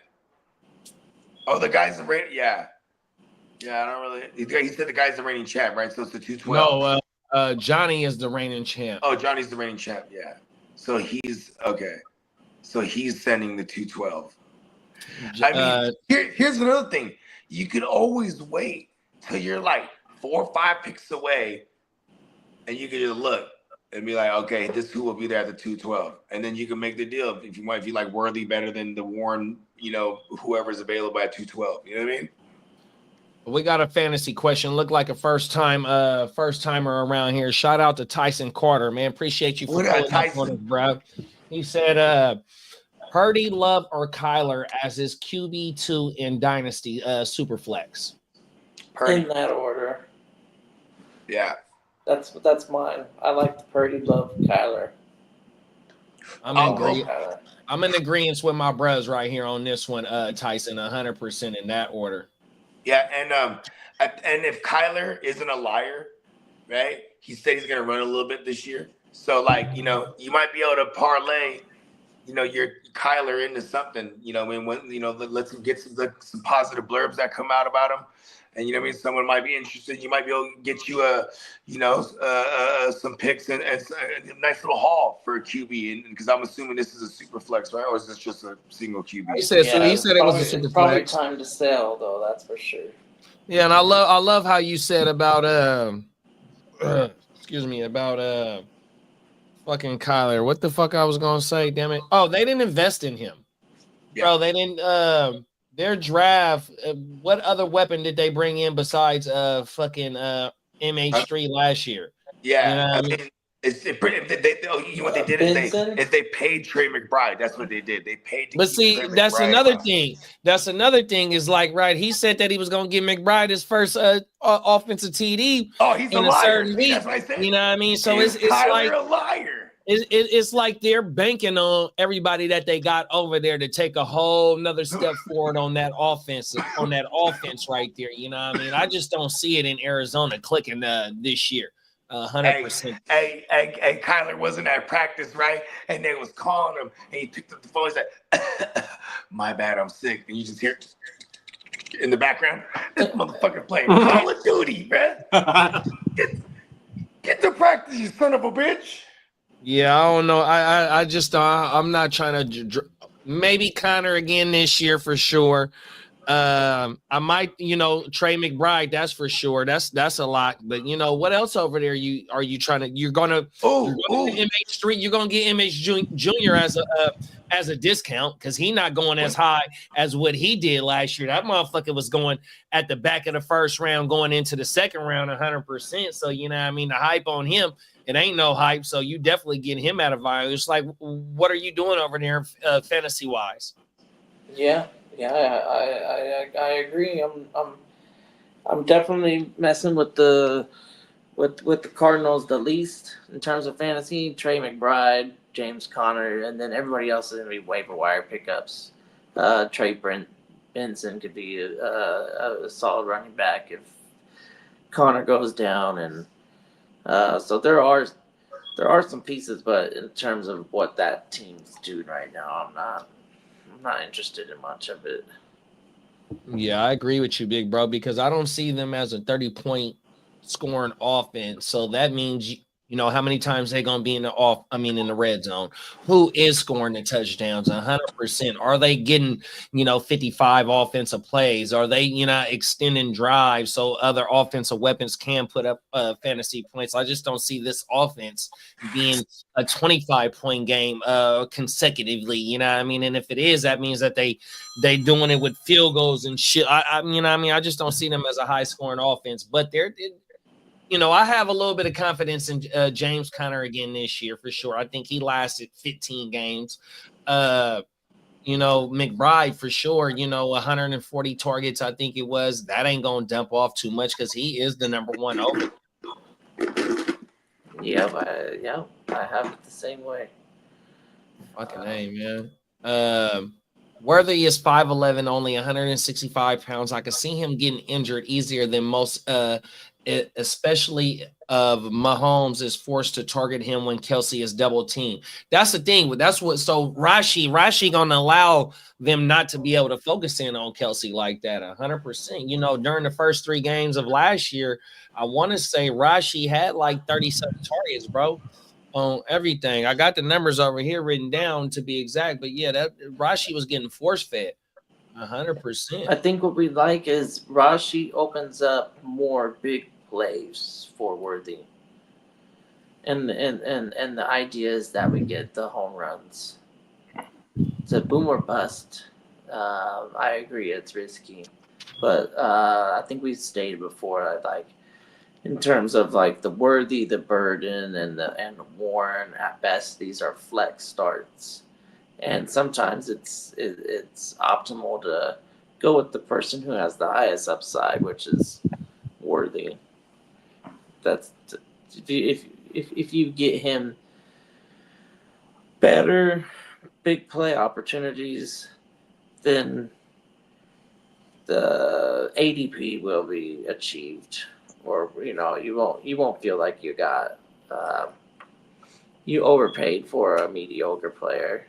A lot of the big 40+ yard touchdowns that they could potentially get out of a Worthy season and Rashee Rice, I can see it being likely.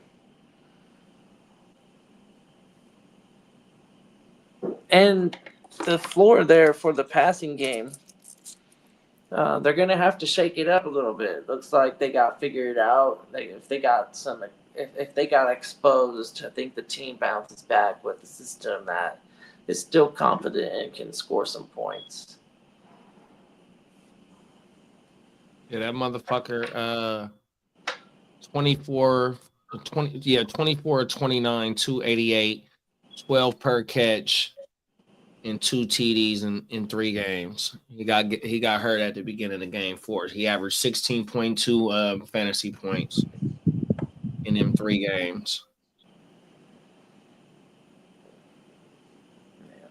Yeah, Rashi was eating up a whole lot of it when he was on the field, and that's continuing from what he did in that Super Bowl run when they beat us. Oh my mama. They weren't even sure if Stafford was returning this year.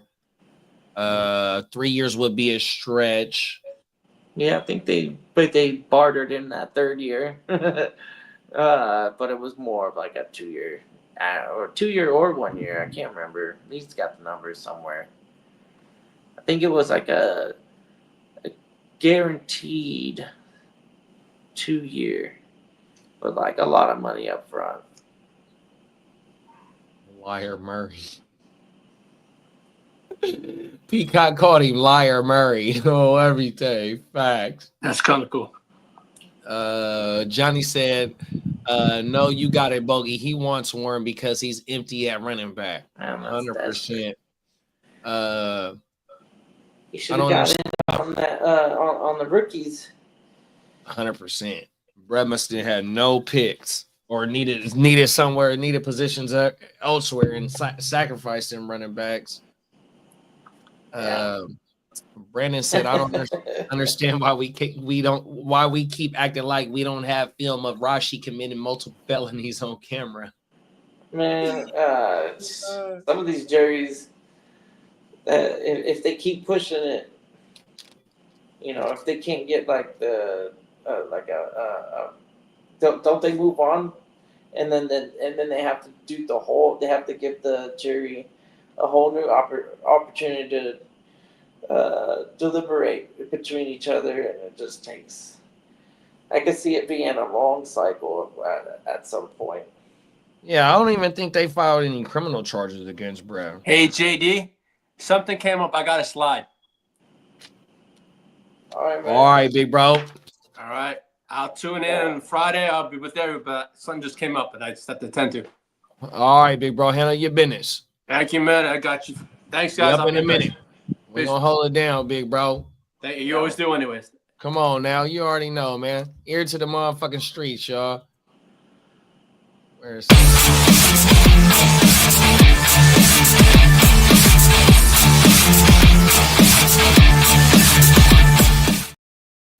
Yes, sir. He got to go get in them motherfucking streets, y'all. 100%. On my mama. On a short lunch break, next witness might not show, hoping that's the case so I could tap in. Come on now. 100%. That's just like when you get a traffic ticket and you at the traffic courthouse and you hoping that officer don't pull up. Yeah. That way that motherfucker thrown out. I mean, even we were just talking about Rashee Rice. I mean, his vehicle clearly hits other vehicles and causes major accidents. But the like, I don't know if it's genius or it's gonna be the thing that kills them. For me, I think it's the former, or what's the expression? Anyways, I think this fucks them up in the long term, but it might take a long time for the trial to actually be heard, and it's too good to not, I guess, put some sort of high value on a Rashee Rice. And when I think Rashee Rice, I think him playing this whole season. And even though I think there's a good chance that he doesn't, I've seen crazy things. The trial could continue on for a long time before they find a jury that is convinced that just because they saw his vehicle on camera and that he hasn't been able to keep his story straight and that he's admitted fault. He started the guilt process, but I guess there's something holding him back, right? Otherwise he'd be charged and probably suspended. Good lawyers.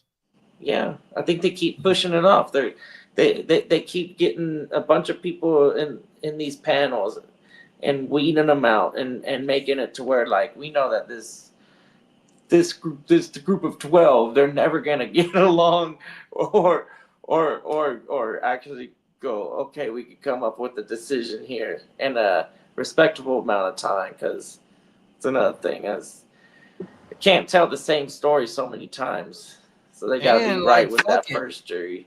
And fuck it, if it take too long to get the jury and all that shit going, look, man, just cop to this little plea, bro. Pay this fine, do some community service, go sign some autographs, take some pictures with some of these motherfuckers in this courthouse. We're gonna let you slide. I'm good lawyer, all the way funky, right? Like, And that year in the second round of all those rookie drafts, I was trying to get Rashid, and people kept taking him. Sometimes people were even taking him at the back of the first round of those rookie drafts that year. So I was like, all right, it is what it is, right? But so I'm waiting for any kind of negative blurb to come out these days on him, so I can swoop in and trade for him. You feel me? I'm trying to trade for him everywhere. It's like, but I don't believe he's gonna get any kind of fucking charges, bro. You know what I mean? Right. I mean, shit. And then at least for sure this year he's not in danger. And then if he does get it down the run, fuck, I'll deal with it then. So I'm trying to, whoever's spooked about it, I'm trying to swoop in and get Rice up out of there. You know what I mean? Oh yeah, I've been trying to trade for Rice in this one league, Brett. It's not coming up off and pause. Who is this song? Nah, this in the all offensive league. Okay. Or my mama. I know. I'm like, who has him in the heart to start the when I'm winning with y'all? Because I was trying to get him up out of there for a sec too. Oh my mama. Peacock said, "I'm not touching Burden because he's tied to Chicago and they suck at everything." And then he said, "Liar Murray." And then Liar Tyson Murray. said, I'm in a dynasty startup deciding between them. Only worried about Purdy due to lack of weapons. Can Purdy cook with a broken Ayuk Pearsall? They invested in Watkins. You still got the number 2 tight end or the number 3 tight end over there in GKO, who You got mean the over greatest 1,000 tight yards. end He got ever? 1,000 yards only on like 70 catches, bro. 100%. You know Hey, what I mean? man. If we get a whole 15, 16 games of CMC, Purdy gonna be back, bro. You ain't got to worry about Purdy. Purdy gonna finish inside the top 12, 100% over them other 2 quarterbacks that you was talking about. Them is facts.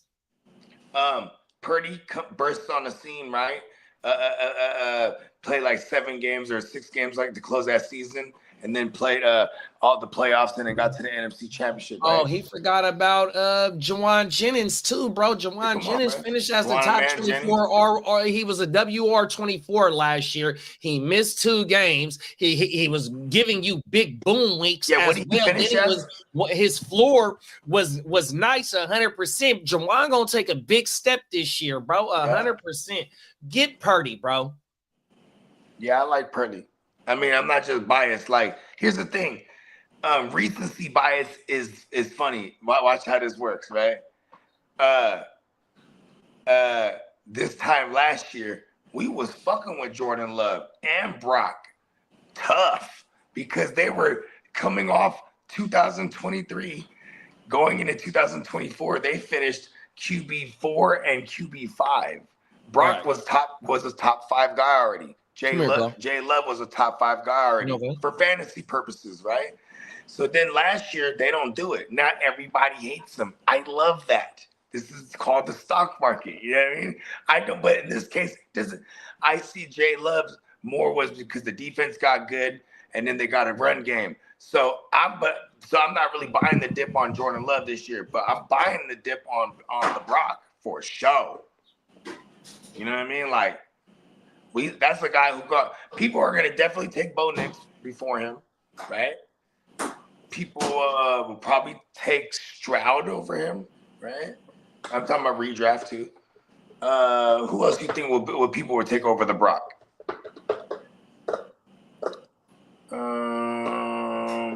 What was your question?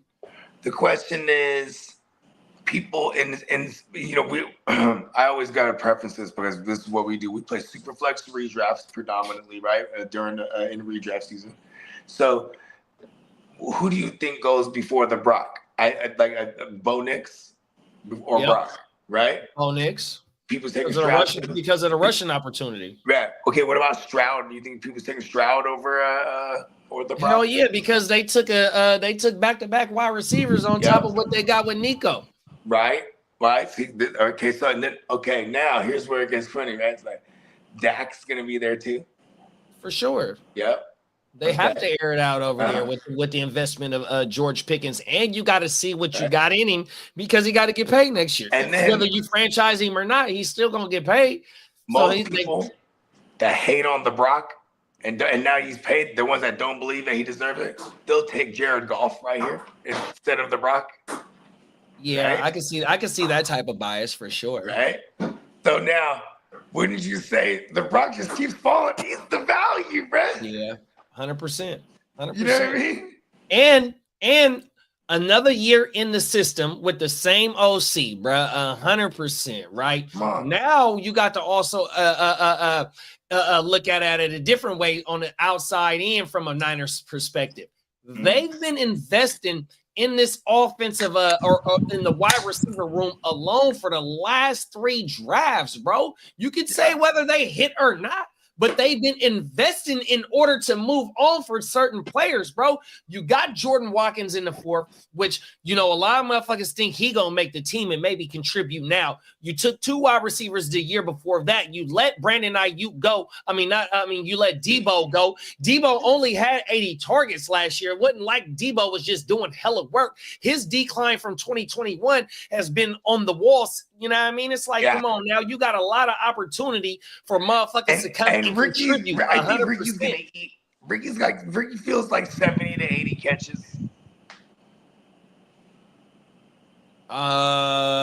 No, he's a little bit too 70. far on the pecking order for me to give him 70 to 80 catches because if you got a healthy CMC, you got a healthy Brandon Ayuk, and you got Juwan Jennings and Brandon Ayuk, it's like, no, there's no room for him to get that weird. But now 50 to 60 for sure on 80 targets, hell yeah. He had 40 targets with 30 receptions last year at the end of the year. It's like it's going to be highly efficient, but if you project, we can't project injuries, but at the pecking order, I don't see him fitting in there.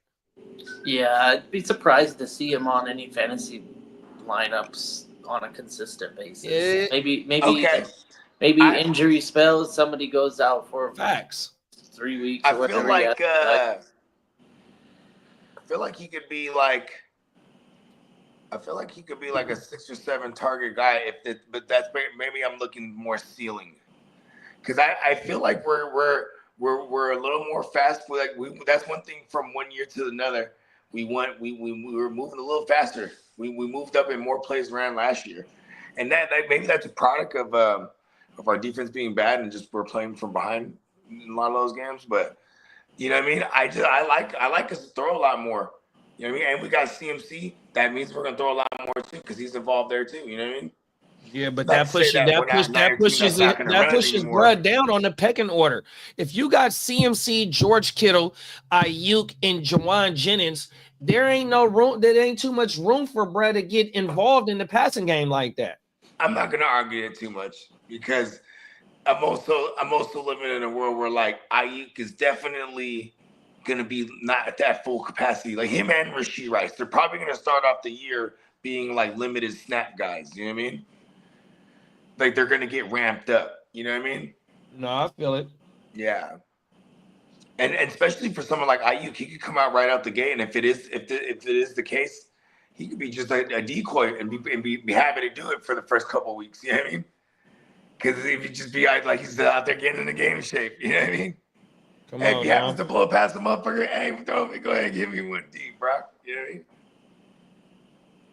Yeah, he hungry though. The way that his season ended comparing to the season before that, 75 catches, 1,300 yards, 16 yards per catch. He's ready to get back on that field, bro. Yeah, it was almost 1,400, huh? It was a big 13. Might have been, bro, on everything.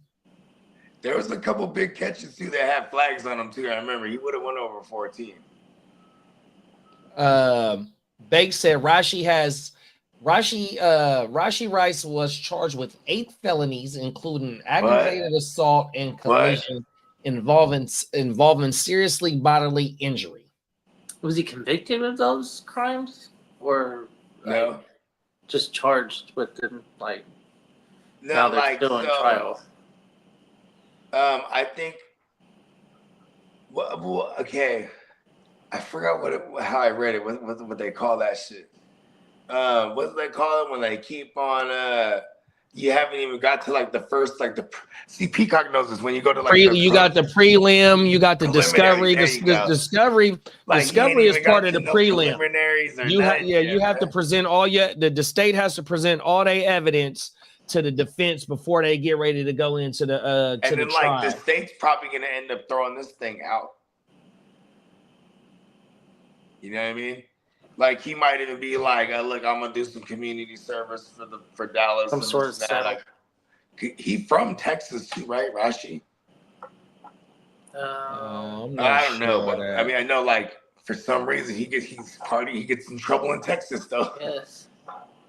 It usually happens where they're from. That's 24. He had his homies driving his whips too, right? That was another thing too. Like all the whips. That's the argument is that he We wasn't go right driving. here. Yeah. Let's read it. We got it right here. Dallas. Rashi Rice civil trial. Civil. There he is right there. Not he's gonna keep pushing. It's not criminal, civil. Rashi Rice civil trial to be rescheduled due to lawyers' legislative duties. NFL wide receiver represented by Texas Senator. Oh shit. NFL. Here we go. NFL wide receiver represented by Texas Senator Royce West, who is in legislative session until at least June 2nd. This motherfucker is represented by a Texas senator, bruh. Whoa. Rashi Rice is? Let's play the video. That they ain't not gonna play the video. Don't got nowhere for no play. Rashi, it will be longer before Kansas City Chiefs wide receiver Rashi Rice goes to court over a high-speed multi-vehicle hit-and-run crash that police say injured at least 4 people in Dallas last March. Rice attorney, Texas Senator Royce West, Democratic for Dallas, was granted legislative continuance in a civil case in January so that he can fulfill his duty. Hey, that's just a loophole. Yeah. It ain't what you know, it's who you know, bro. Oh my mama. He said continuance. That's what it's called. So they just kept filing for continuance, bro. Hey, money pays for the right shit. This is a fucking senator. Is that what it said? I'll be right back. Off top. Yeah, Royce West. Senator. So I guess he's not available till at least June, and knowing how long it takes to present that type of evidence, it's with the argument of he wasn't driving though. Oh, well, we have all this stuff, and does this make this case more likely? Is it you're innocent until proven guilty, so that brings volumes when you're in those jury rooms and people have the idea that anything is possible and that he could have not been the one driving, and he could have been begging for him to stop and pull over and help the people that were injured, and he could have been begging them, and there's that hearsay could easily be voiced in the defendants at this point. He gonna tell him that he gonna get a big contract next year. Don't worry about it. I got you. Yeah. Fucking civil case, man. They gonna settle out of court and it's gonna be a wrap. If they ain't brought him in on the on criminal charges for that accident, they not gonna do it now. 100% because the criminal he does want to settle before the civil the civil shit. Definitely, there does want to. Like, I think who wins in this is ultimately the families that were injured. They're going to get paid out. It's just they're trying to figure out who's going to be mostly at fault and how they approach that. It's going to take some time through courts. Peacock said, add Rice and Pacheco everywhere in redraft last year. Those were injuries, did me in. Yeah, injuries. Banks said, additionally, he was involved in at least 2 civil lawsuits filed by individuals injured in the crash. The legal process will complete after June, so we'll see what happens.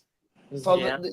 but like with the criminal, Okay, good. That's what I'm gonna any try for. criminal aspects to the case, then the criminal aspects you can only prolong that for so long. You feel me? Because they want, if you're at fault at any type of way, at any type of accident, you seen Brandy.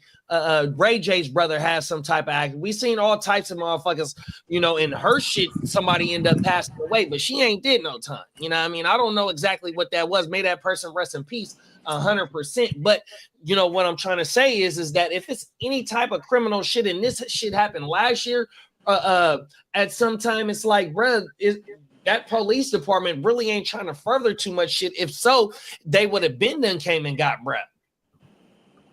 Fact. Also, with Rashid, when soon as that bad news comes out next week, they're like, "Oh, he got a court hearing. I'm trading for all the Rashis." Buy low. Yes. Come on now. It's just how you're supposed to do it. Even right now, Chris Godwin, he's older, right?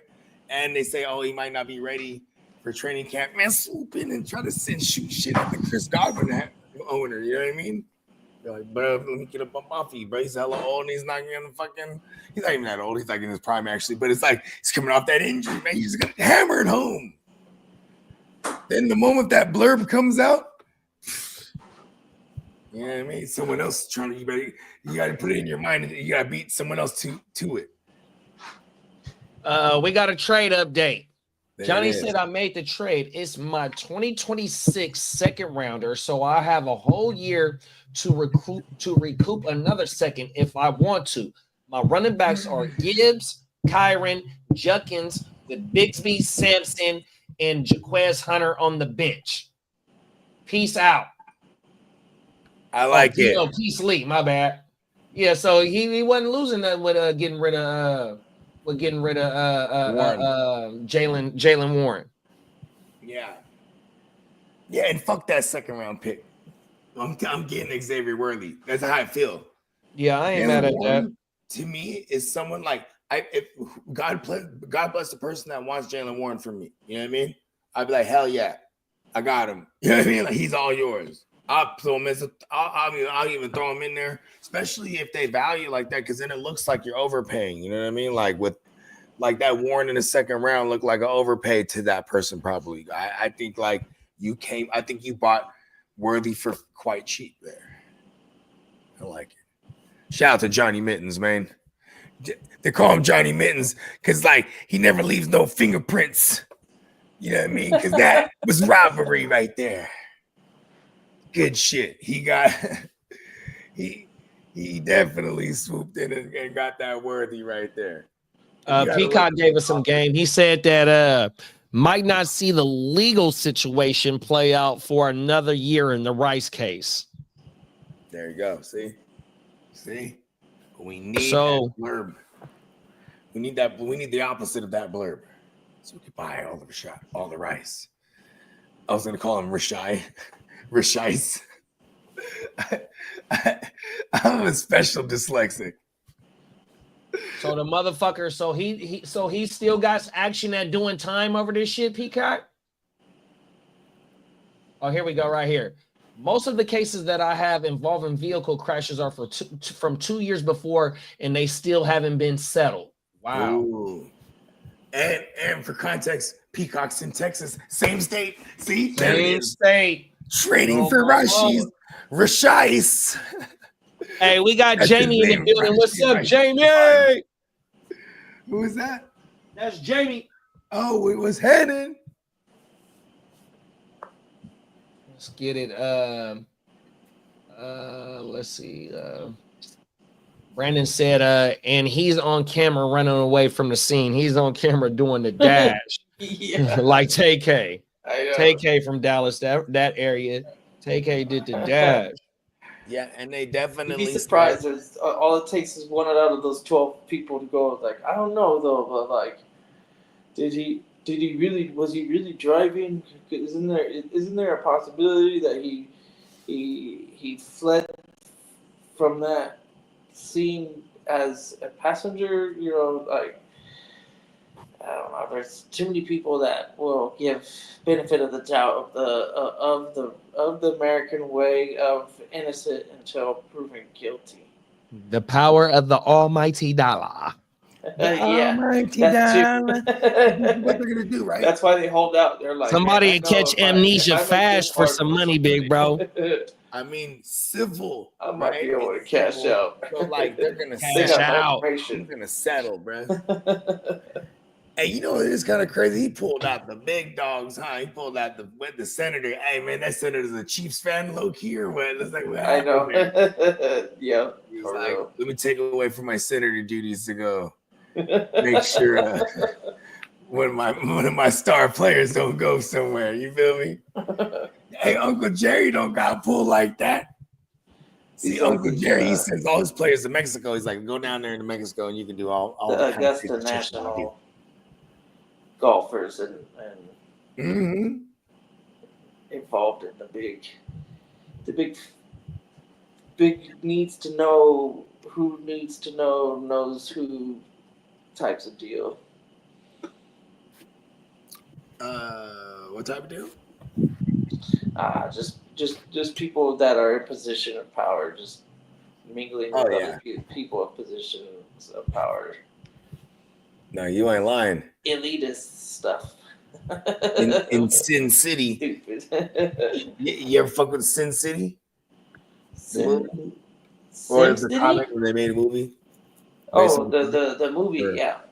Yeah, and remember it's like the Rourkes. I think it is that the name. Like, so the Rourkes, they're he's the mayor or the governor or whatever it is. Or I think he's the mayor. I forget what he is, but he's running the town. He's hella crooked as fuck. And his son's a freaking serial rapist and serial killer. And obviously he's able to operate with almost immunity because the dad runs the whole shit. And then the brother, like they run the whole clergy and shit. And they're just crooked as all hell too. It's crazy. Yeah. Position of power in the government. Yeah. What's the saying go? Is it whoa. It's attacking me. That was a big ass something buzzing. Zzz. Oh, badass too. Because I was like, fuck it, I'm jumping on the computer because I was using my phone. People keep calling me, sending me into the matrix. You know what I mean? Anyway, so I'm like, boom. I got the phone call and I'm firing up the laptop, and there's a hummingbird that was just coasting in my shit. You know what I mean? Yeah, flew in the joint. And then my daughter, she was outside getting the mail, and she's like, "Oh, it's a hummingbird." I'm like, because I thought it was just like, there's shit, all kind of shit like flying in here, mosquitoes and fucking and flies and various things. They fly in and out. You know what I mean? Because I'll be having that stank. You know what I mean? They get to flying out here real slow. But this hummingbird came in this motherfucker, and she said, "Look, it's a hummingbird." Because for me, in the corner of my eye, I'm thinking it's just some regular shit flying. And I'm like, "Whoa." And I got real close to, not close to, I got close enough, closest I've ever been to a hummingbird. And it's real crazy. You don't even hear this motherfucker at all. It's just like fluttering even. It's pretty badass. Yeah. Brandon said, I can't believe we have Kansas City refs in the courtroom. Fucking hey, bro. Kansas City refs in the courtroom. And then Jamie said, anybody need an Isaiah Bond jersey? Come in prison jumpsuit orange.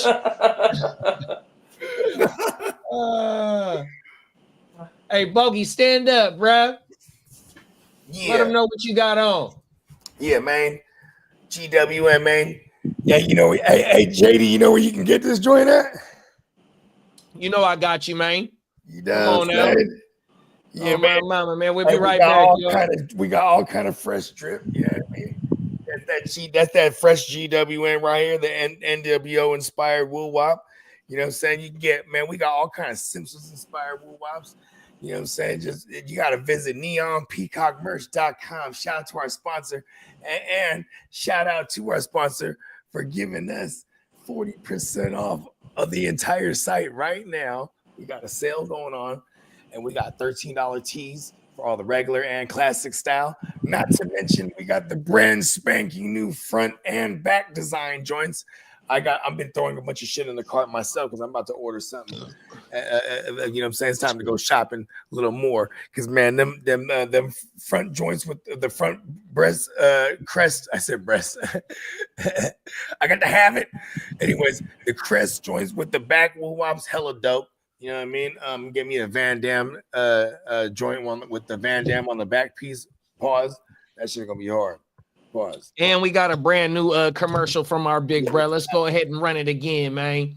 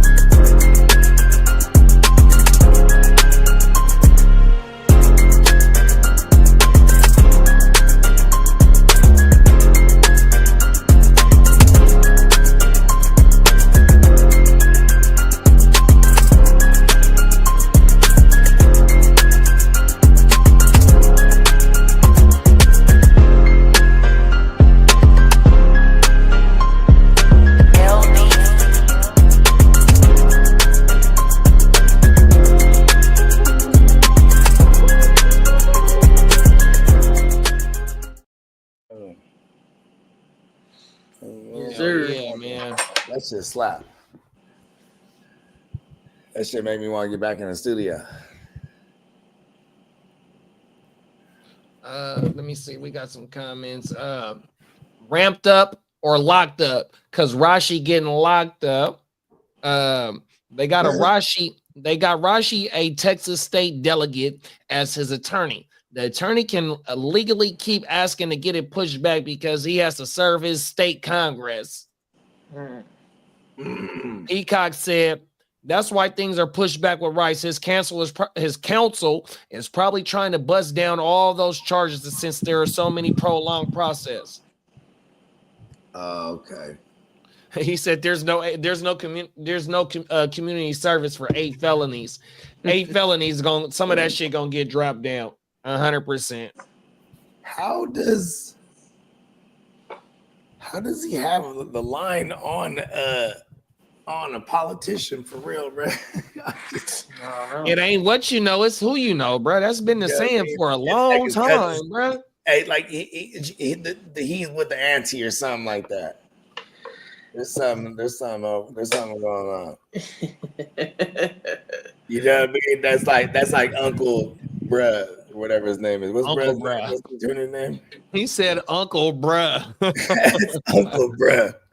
Oh, everything. Uncle Bruh have to be a lawyer. You know what I mean? That came up, man. Bro, no. Peacock said gotta get those counts reduced and then maybe make a plea deal, then sentencing, then NFL can do something. Only way he's not driving if one of his friends is willing to go to prison for him. Hey, yeah, he got the bag, bro, on everything. It's been a lot of motherfuckers that take one for the team to keep the money bag still on the streets. Yeah. Facts. I mean, you know what's crazy is like if say all those people that they start trying to settle out, he might not have enough money too. He only got what's his rookie contract looking like?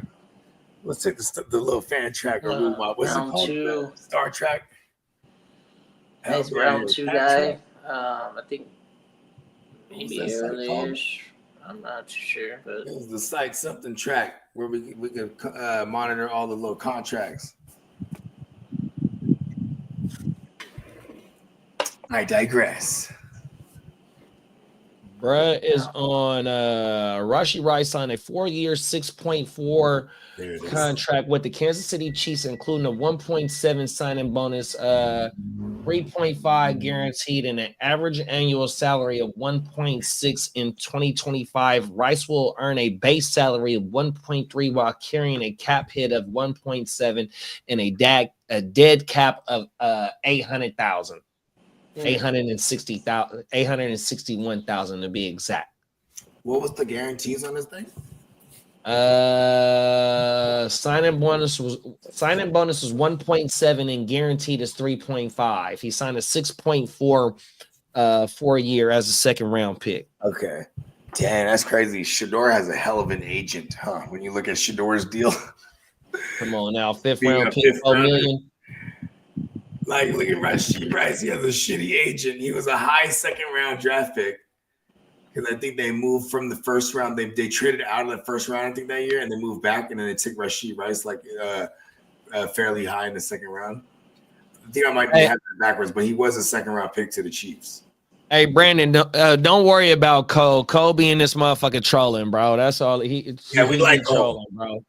We fuck with Cole, but we Cole, like Cole because we're just good human beings. Yeah, 100%. Oh my! I'll be right back. Let me go grab this thing real quick. Yeah. Bro, what the fuck, kidda? There's video evidence of him fleeing the scene on foot off the freeway and him leaving the scene. I know, Yeah. it's crazy. I just know that there's some people that are gonna give him that stupid benefit of the doubt that we pride our judicial system on, is that there's gonna be somebody in a group of 12 weeded down from a group of 120, and every single time they're gonna go out of that 120, they can't get 12 people on the same side after a good, thorough, withering it down, and then allowing them to go through the whole trial, learn everything they need to know, deliberate, and then come to a conclusion that's unanimous. The defense is gonna get into a lot of it's corrupt. And you already have a senator involved. I mean, like, talk about major corruption. I'm not even one of those guys that goes into conspiracy theories or anything. But when you can get like one of the highest elected government officials involved into your defense, it's crazy. It's like not a common thing to see without some sort of like not retribution, but I guess you would gain something from representing and supporting. Just like that shit is crazy. I didn't know bruh had a fucking politician as his lawyer. Brandon says state reps are a part-time job. He's just an attorney the rest of the time. It don't matter. That motherfucker is an elected official, bro. And he's a fucking senator. The fucking senator, the Senate and the House of Representatives is the motherfuckers that agree on the fucking whatever the fuck this shit is called. 100%. Like, this motherfucker is elected official for your state. 100%. Oh my mama, and that motherfucker is represented as a football. He's represented as a representative of a football player in the judicial system, whether it be criminal or civil. It's the fact that bruh is taking his time out to represent bruh. And like Kidda said, it's already whooping because he taking time out, and then for it to get prolonged because of his fucking title for the United States government is like, man, come on now. We ain't got to put 2 and 2 together. We see the writing on the wall. Oh, my mama. That shit crazy for real, big bro. Everything. Not saying that the right thing is, slap Rashee on the wrist and not selfishly want the judicial system somehow to make this one hurt for any party involved in the wrongdoing. But it's money talks. And these like I guess he's a true Chiefs. I guarantee you could go down and probably check out his profile, and this guy's got to be a Chiefs fan for sure. They're like, Oh, everything, or this they is might better be for my team, alumni. right? They might be alumni because if dude is a representative of Dallas, and if Rashi from that same area or something, they might have went to the same high school, they might have went to the same college, or ain't no telling, bro, on everything. But for some reason, Brad taking his time out to represent him. That shit is crazy. And when it comes to legal system and making money, going to a place like Dallas is a perfect opportunity for somebody that has some generational wealth already. It might as well go to the city that you're going to be able to capitalize the most with. That's probably Dallas. So for a senator that's got a legal history as a lawyer, that's probably pretty prominent, and he's in power because he was good at being a lawyer. 100%. Yeah, He fits the typical profile. Someone who has A, money, and B, like, I guess some sort of elected official or legal position. Yeah, he making shit shake in the state of Texas, even though Texas is a red state and Brad has that D next to his name, pause. You know what I mean? He's still making shit shake 100%, man. Jamie said, phone dying, got to put it on the chargers. Catch y'all later. Keep grinding. 100%, big bro. Good looking for pulling up today, big bro. On my mind. Yeah. I'm not too sure how far away the state Jerry's World is from Dallas, but just look at that stadium as a perfect example. It oftentimes is weighed in favor of the visiting team or 50-50 or something. It's not uncommon to see the other team support inside Jerry's World. You miss facts. When we go there, it's a 50-50 split. Yeah. That's just like a big transplant city, maybe, is what Dallas 100%. treated. A lot of Californians left here to go over there. Austin, Dallas, San Antonio, techies, you know what I mean? Even the tech companies is in Texas. I mean, one of the biggest podcasts, Brett, left from California to the state of Texas. Joe Rogan, the Great Migration or the California Exodus, whatever side you on. The shit is real on my mama. Yeah. Facts. Brandon said Commandos is going 8-9 and miss the playoffs. So is it 3 teams going to the playoffs from that division, Brandon? Or you only got just Philly? No Dallas? What's going on? And why Commandos taking a step back? Who getting better? Mm-hmm. Well, maybe the North repeats and does their thing. With the 3? Yep. So they would have to be, I guess, a number of teams from the West and the South. Yeah, Rams repeating as the division champs for sure, barring injuries. Niners got action at winning double-digit games, but what other? Because if there is a division that gets 3 teams in, then you only got room for one more team. You know what I mean? So if the Niners win double-digit games, and you got the East with the Redskins, the Commandos, and Dallas who got better, we expect Chicago to get better. We don't know if Atlanta's going to threaten Atlanta's going to threaten Tampa. So and then always it's a 4th place team in the division that rise to the cream of the top. So fuck, bro, we a long way away, bro. Fucking we got lots of speculating. Just Philly, maybe Dallas. Brandon said about the East. North and West sneak into the playoffs with 2 teams. Because for sure, Detroit. The North, you could guarantee like 2, right? And then West would be, unless Sam Darnold has a very high positive effect, but do we really see them as a division contender with the Rams and the Niners right now?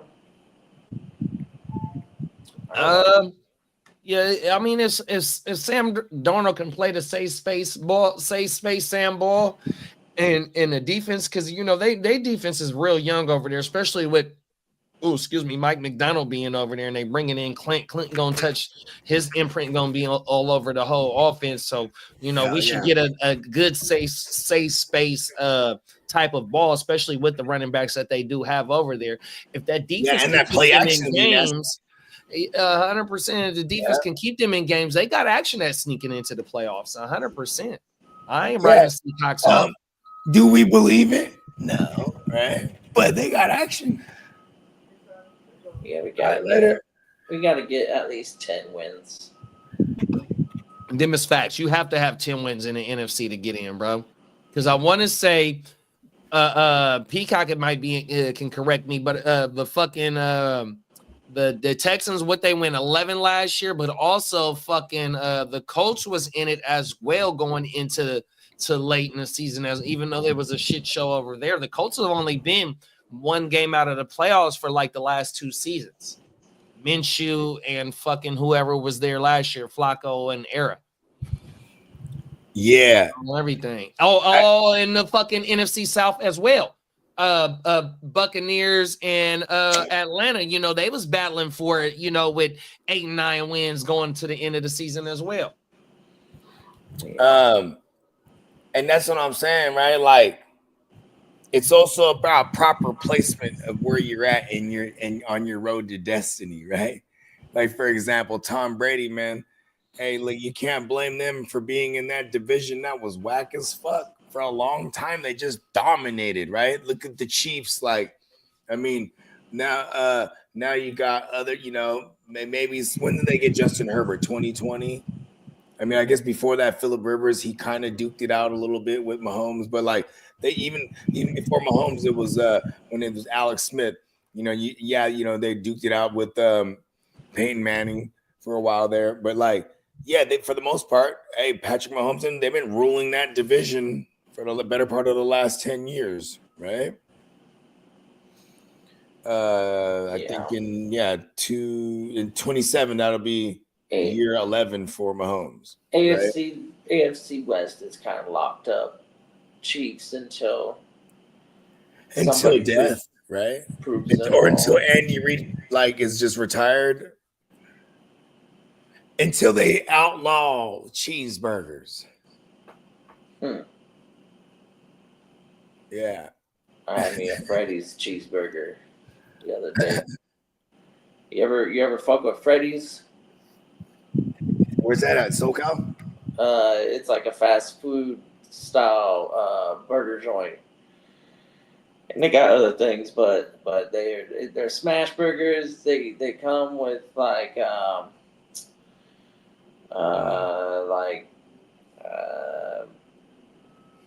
some seasoned shoestring fries, I guess is the best way to describe them. They're like super thin, or you could get like some other things like Todd's. These cheese curds, those are probably the hitters. Are the deep fried cheese curds and the string fries. Oh man, yeah. I do everything. So I do the upgrade to the chili cheese fries. There you go. See, that's what the fuck I'm talking about, dude. It was so good. Yeah. So Freddy's is what? This is in SoCal? Yeah, but I think it comes from elsewhere, but potentially, I'm not too sure. I know that the one that was for me was the one in Yuma. So when you're leaving, shit! I need to ask Song about this. Yeah, that's where Song is at. Oh, in Yuma. Yeah, that's probably it's like an hour from us, from me right here, from where I'm at. Yuma, Arizona. No, Yuma. Oh, I thought you said Yuma, California. No. Oh, Song must be in Plumas. You must be thinking of Plumas. Is it Plumas? by the casino, by the Hard Rock. Yep. Plumas. Okay, not Yuma. Plumas is like 5 minutes away from the casino. Yeah, but yeah, that's right. He lived by the Hard Rock. He said. Oh my mama. Yeah, they go. He said they go there, eat all the time. Sometimes he plays and shit, plays poker. Yeah, man. Shout out to our guy Song. He's gonna be out in Vegas with us too. Gang, gang. Gang in the building. Yeah, real talk. Brandon said Commanders got to face the NFC North and the AFC West this year. Very different than facing the NFC South and the AFC North. Damn good point. But the North, AC North is nasty too, though. That's one of the best divisions in the fucking sport, bro. 100%. Yep, they just had three. They just had 3 playoff teams. And then Brandon said Lions, Vikings, Packers, Lions, Tigers, Bears. Lions, Bears. Fuck it. Lions, Vikings, Packers, Bears, Rams, and Niners as his that's 4. That's 6. We need one more team, Brandon. And if Baker hadn't fumbled the first round of the playoffs, it wouldn't be a discussion. Fucking Baker the year before that, didn't Baker, who did he put out? They lost to the Lions. They beat the Eagles. That was the second round they lost to the Lions, but they put somebody out the year before that, though. Well, so the game before that, go back to 2023. That was the first year with Baker. They knocked out the Eagles in the wild card. There it is there. And then they lost to the Lions. 100%. Yes, sir. Yeah, and then last year they got bounced by the fucking super on fire Commandos and Chiefs. Everything. I guess we can't call them Commandos and Chiefs, right? We can call them Commandos and Chiefs on everything. Yeah, because AKA the president. Yeah, the commander in chief. The presidents. We can call them the Washington Commies. I think what show was I watching? I called them that. That shit had me dying. No, it was one of the shows that Crick recommended to me. I subscribed. I can't remember Brad's name off the top of my head, but he was hella funny. He's a Cowboys content creator. Yeah, I mean. Johnny said, "Got my caffeine, got my Durban Poison, got my Xavier Worthy ready to start my work week in 3 hours. Let's get it, big Brad. Come on now." I fucking love Durban Poison. It's like the best. It's my favorite strain, and it's sativa than the motherfucker. And what's crazy is like while you're high on it, you're not hungry. I remember Hess broke this down to me because it's heavier in whatever chemical component, whatever natural chemical component, but it's not the one. It's not the one that's is heavy in indicas that like makes you hella hungry. You know what I mean? But when you come down, you're hungry as all hell off the Durban Poison. But like while you're high, it's almost like a meal replacement. It's like a suppressant. Yeah. I'm just like active, you know what I mean? And then he got the coffee in there too. Bang. According to Joe Rogan, he's a doctor, right? So according to Joe Rogan, he says whenever he's too high, he drinks coffee. Because then supposedly the coffee, the whatever's in coffee counteracts THC, so it balances you. Like, oh, okay. Yeah, that coffee stay in my cup for sure, man. Yeah, Joe Rogan's a motherfucker. Hell yeah. I mean, the only time they ever get coffee is like if we're on like a road trip for a sec, and then like they're all getting their coffee before we hit the road. You know what I mean? So you want anything? I don't know. Give me a caramel frap. Because then while they're all in the Starbucks, I'm out there just blowing one down. You know what I mean? Pause. Blowing a chop. You know what I mean? Just like, all right, really high. Where you guys going? You hold her hand or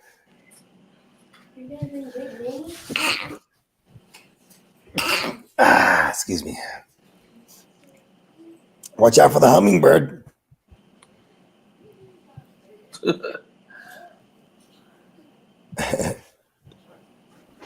It was legit though, because like there's like flies flying around and like there's like some mosquitoes and you know all kind of action going on, and then there was just something floating, and I didn't really pay it no mind. My daughter was like, "Hey, that's a hummingbird." Whoa. That's some shit I would have like been able to tap into on the shrooms. I would have been like, "Come to me, hummingbird." What's that one movie with the she's like a maid or something, and then all the hummingbirds start singing to her? Is that Cinderella? Cinderella no, it was is the mice, Snow but White. yeah, I think there is a scene where they're building a dress on a con for reinforcements. There you go. Cinderella. Yeah, that one. That's funny. Peacock said the Cowboys, Bucks, Saints, and Tom Brady were all mentioned in this first deposition I was in. Whoa. What do they all have in common? I was like Tom Brady, Dak Prescott, who else? The Cowboys, the Bucks, Saints, and Tom Brady were all mentioned in this first deposition I was in. Oh. What's the one Well, lawyer's name that was trying to sue Watson? That's what they all got. I guess it was for the tampering that maybe Tom Brady Oh yeah. supposedly had with the Bucks. Yeah, and then also And then it could have just been him as an announcer this year, going around like getting, and then you know how like you get into the locker rooms and shit like that. Maybe there's something to do with that. No, he wasn't access to the pregame interviews with the players. They were stiff arming him. Yeah, that's You why know who I am. he just got to show up on game day.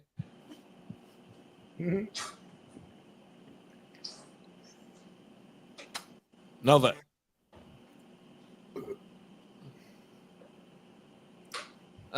Johnny said, "Your Peacock, your job is just a little more interesting than mine." Yeah. Yeah, Peacock, he's a man of many hats. You know, nowadays when they say you got hella hats, you know, I'd be like, oh, he's good at hella shit. He has hella hats. He got hella jobs. You got different hats, right? Now it's like when you got hella hats, that means you got hella bodies. Like, bro, I got hats, bro. It's a killer. Come on now. All right, we're gonna roll something. It's about that. It's about goddamn time.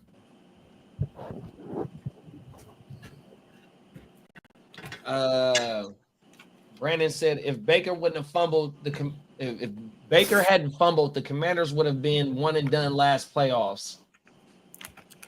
I mean, I could see that, but also like, man, that motherfucker made a hell of a play there. I forget who it was that bursted right through that line. I mean, look, first the Buccaneers, they looked bad that entire game. Like, you know what I mean? Just, you know how like when you take yeah, I'm a betting man too, and I always bet on. I usually just wait till the playoffs when I actually bet, and then obviously we're playing the fantasy playoff league, so we have like and I remember I was in Disneyland. This is that day. I was actually with Kidda in Disneyland this day, but the game was the Sunday night game. So I'm walking around, and what's that ride with the dynamite shit? What? We're in the wagon. We're like, it's the one where you're in a wagon and there's like a dynamite explosion and Big Thunder Mountain. Thunder Mountain. There you go. Right. So we're waiting in line for that shit. And I just remember, like, you know, the game starts and you know you see the first drive, and then I think I want to say they go 3 and out that first drive, and I was like, oh, this is ugly. You know, you take that first glimpse of it. Yeah. And you go, oh, this is gonna be bad for the Buccaneers. And then that's literally how it went down.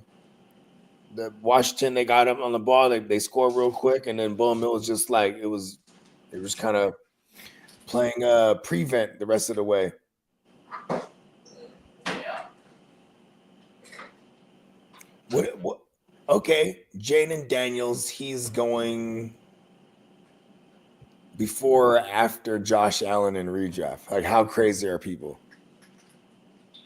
How crazy would that be? No. How crazy are they? Like in the redraft, that you know, we're on the precipice of redraft season here.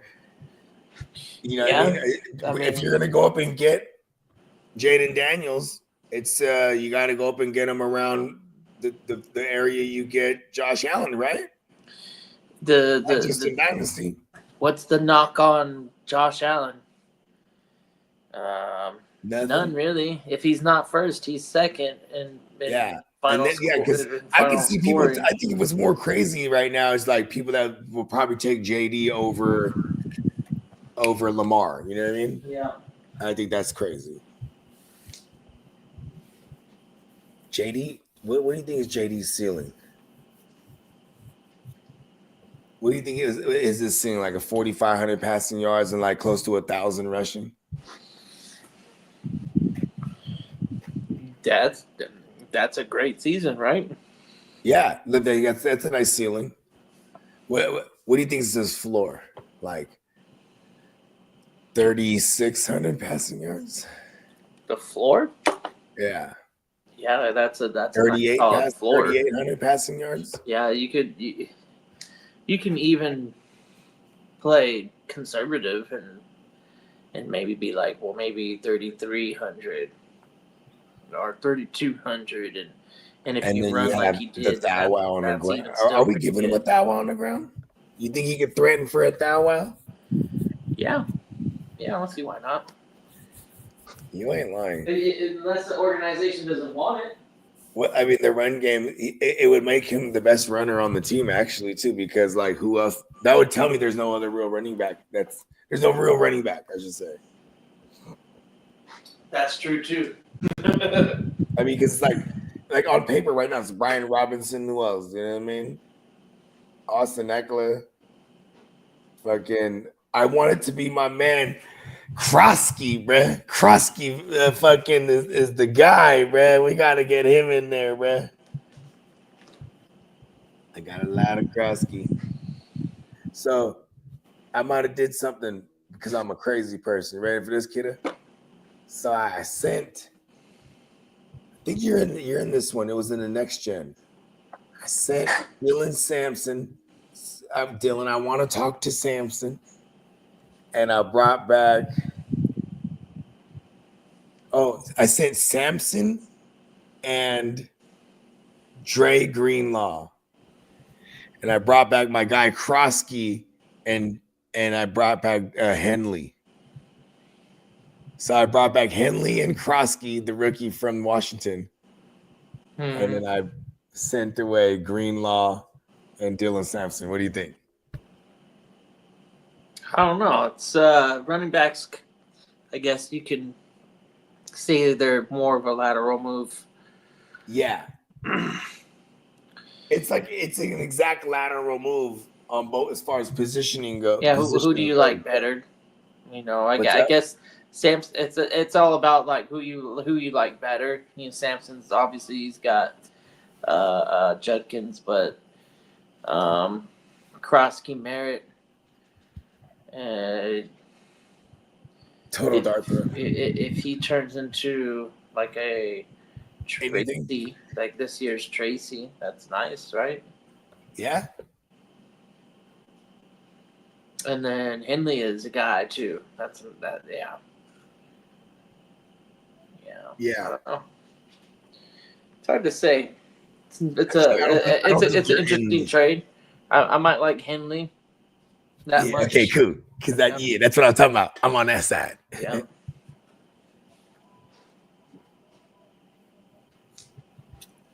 I'm doing this thing.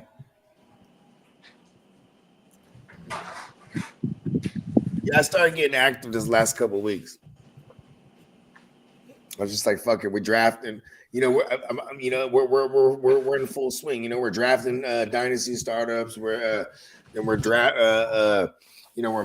drafting all these all the rookie drafts, and now we're getting into full on redraft here. We're popping off with the 32-man league. You know what I mean? You're already in there, right, kiddo? Yep. Okay, awesome. So I think we are either 12 or 11 away from firing this thing up. Got to find out a way to how we're going to figure out this draft order, because we're not going to be choosing our draft spots. It is going to be a third round reversal, but we're going to figure out a way to randomize it. You're back? Yeah. All right. Where'd you go? I'm just walking. You're just walking? Yeah. No. Where's Deja? Deja's just driving. She's driving. Yeah. Okay. Did you guys get the mail? No. Okay. Go inside now. Wait for Deja. She's gonna bring you inside. Okay. Birthday. No, Deja's not. Deja's not right here. Shay Shai's right there. Yeah. Her name's Deja, but she always calls her Shay Shai. It's like I'm telling you, she has my specific like mashup dyslexia. Like how earlier I kept calling Rashid Rice for some reason. Yeah, no. It's like so. For some reason, when she started to learn how to talk Deja, she would say Deja, but she would say Shay Shai. so crazy. So even right now, she's just like, yeah, Deja, and whoop, Deja. Then she walks up, oh, Shay Shai. Like she's like, it's like she's just that's her name to her. Yeah. Shay Shai. Oh, and then she says, Tever mind. I was like, there's no T in there. Tever mind. I said, no. I'm like, wow, you just fucking with me now. Tever mind. I'm like, yo, we got to fix these things. We got to fix your fundamentals before you don't want to get too dark and you're in the first grade talking about Tever mind. It's going to be mind blowing when she learns that. I'm like, oh my God, the N makes the N sound? I'm telling you the whole time. You still going to preschool soon, too. Yeah, she starts preschool in like a month, actually. Yeah. It's going to be funny. I mean, I feel bad for preschool teachers because it's basically like free daycare for like 3 hours. You know what I mean? Be like, jump them here for a couple hours. They're going to kind of get used to what kindergarten is going to be like. You know what I mean? Yeah. Just enough to make you want to go. Never mind.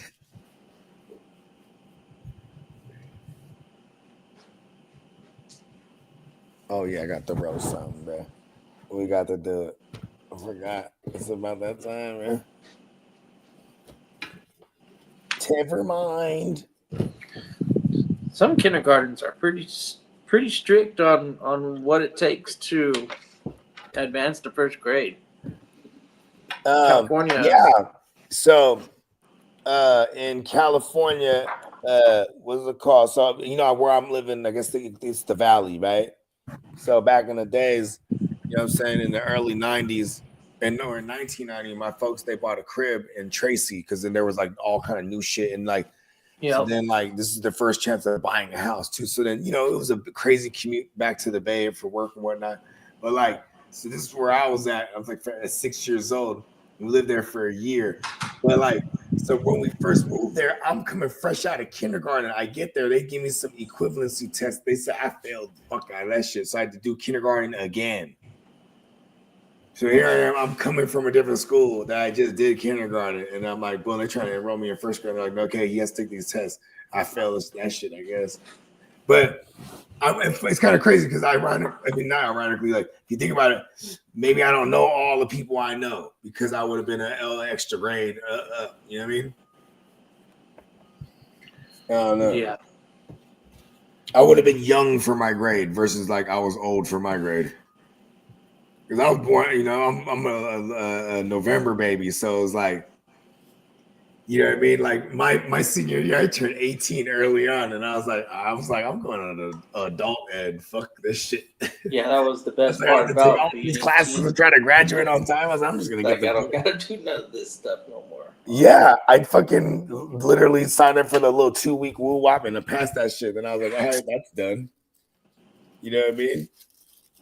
Got a job, and I was fucking what is it called? Man, you know, you always gotta standard have a job, slanging on the side. Then we had the studio, the first studio. Then it's been all ever since, bro.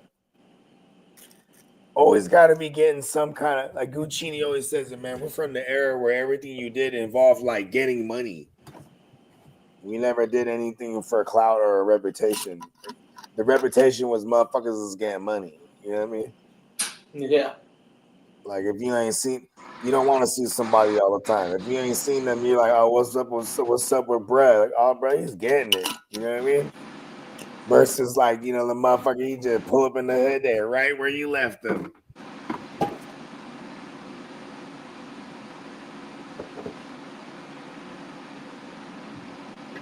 Big dreams. So how's have you think you got fully adjusted to the new schedule that you got, kiddo?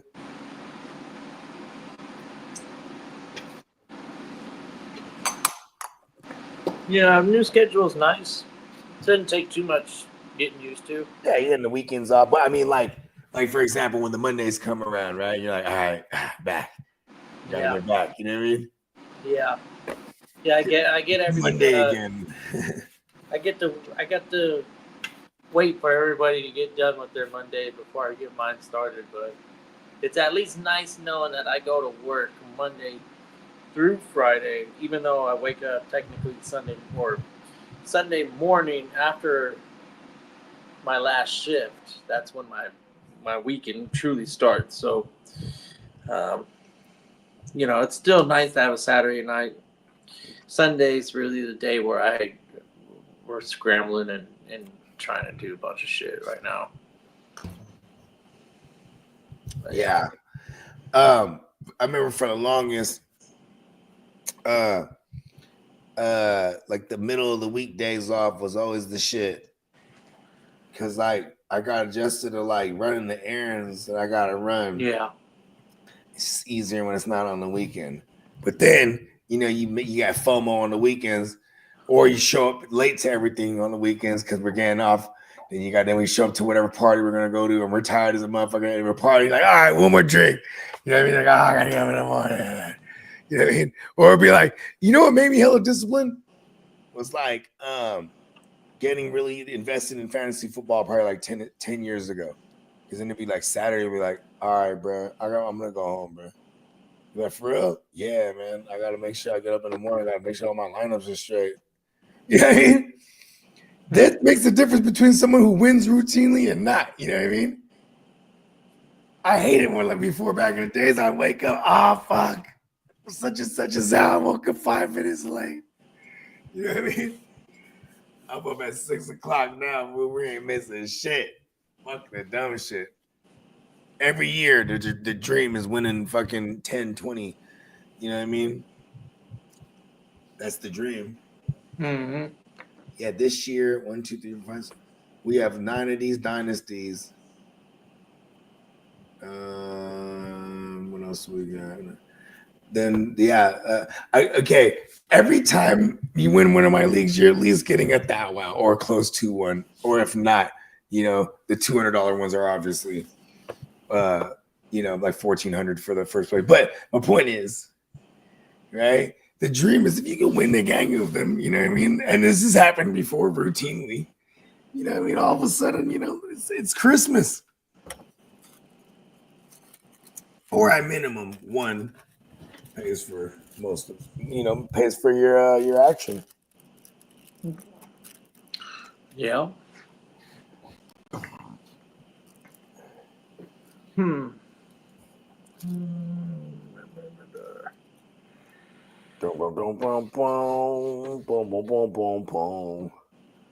Yeah, it was dope, man. I got back into the lab the other day, and shout out to Prime One and my guy Block, and shout out to all my brothers. But yeah, man, definitely like my Prime and Block. These are the bros.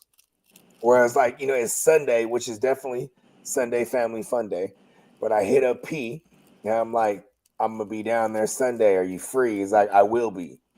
I'm like, cool, because that means like whatever was planned, it's not that important, obviously. So he's like, we're good. Just pull up. Because when we get there, when we work, we lock all the way in, bro. Like, I needed to finish that project that I'm trying to put out. Boom, finished everything I needed to record too. You know what I'm saying? Now it's just there's a couple more things that need to be mixed. Got a majority of the songs already mastered, mixed and mastered, ready to go. So it's an exciting time again. I like the creating process because This shit isn't just you don't just necessarily jump in there and go, okay, what are we doing? Let's figure it out. No, this is like some calculated shit. You know what I mean? And I'm really good at executing. You know what I'm saying? I was supposed to, but I'm also really good at procrastinating. Because like this motherfucker, I was supposed to go down there like in February, and we're in fucking May. You know what I mean? February, March, April. Yeah. I was sick all of February, basically, which is 2 weeks. And then like when I say all of February, because I was sick for the 2 weeks, then I didn't have no voice. Where I was like, fuck, this is bad. It was kind of like, there was kind of a sec there too, where I was like, damn, man, is his voice just gone forever? You know what I mean? Because my voice has always been raspy my whole life. But then I used to be a singing motherfucker too. Like I could hit notes like a motherfucker. That shit went away years ago. You know what I mean? Like I really got to be like really faded or something. Or like stop smoking backwards for like a week or two. You know what I mean? Because that started to become a real thing. Like, oh shit. Definitely, my voice has definitely took a hit from like 5 years ago. And then it's noticeable, especially when I go back like 10 years ago. And I got music out there. Like it is kind of cool just to have the history out there.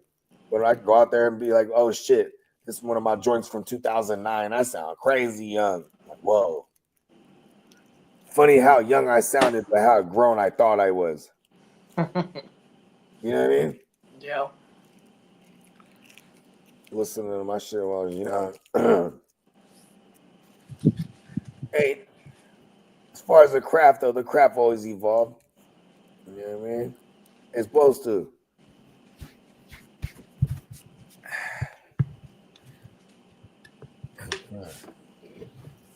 I just started. We're like the last 5 rounds of this startup, snatching up hella just QB backups. I'm pretty sure I'm just randomly pissing people off right now. Like I take the Ginsu and Cooper Rush back to back. I don't even have Patrick Mahomes or Lamar.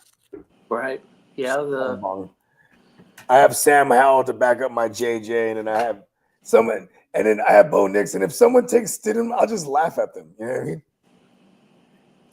Because there's a reason why I'll take someone else's backup. It's if those guys are actually going to be like fantasy viable if they get in there. You know what I mean?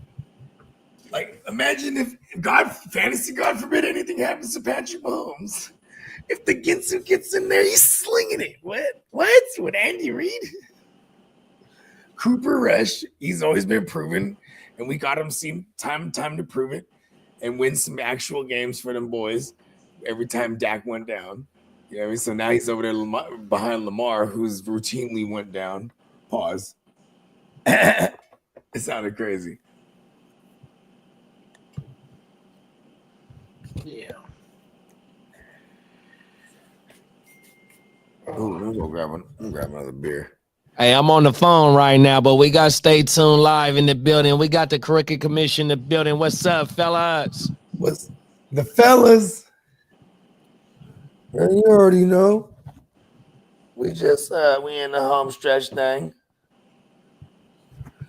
Yeah, I'm excited. We're about to usher in the next phase of the offseason with the full redraft. You know what I mean? Redraft content. You know what I mean? We're definitely be hitting you with some rankings. You know what I mean? Shout out to our man Spencer Guru. He usually pops that off. You know what I mean? You know what I mean? So you know, we got the Playmaker show back. Came back last week. You know what I'm saying? Oh shit, we rocking Stay Tuned Live tonight, I think. Yeah, we on. So you know what I mean? Everybody be sure to subscribe to Stay Tuned Live on YouTube, and shout out to our man, the Cricket Commissioner, and then man, be sure to for all you Chicago Bears fans, even all you non-Bear, you NFC North division rival fans, man, they welcome y'all too, man. Come pull up, talk that ish, man. Chicago Clubhouse Network on YouTube. You know what I mean? Shout out to the fellas. I got some whatchamacallit right now. This is some good right here. It's called Unicorn. The Unicorn. Mm-hmm. Yeah, that's a unicorn. That just goes crazy. I ain't gonna lie to you.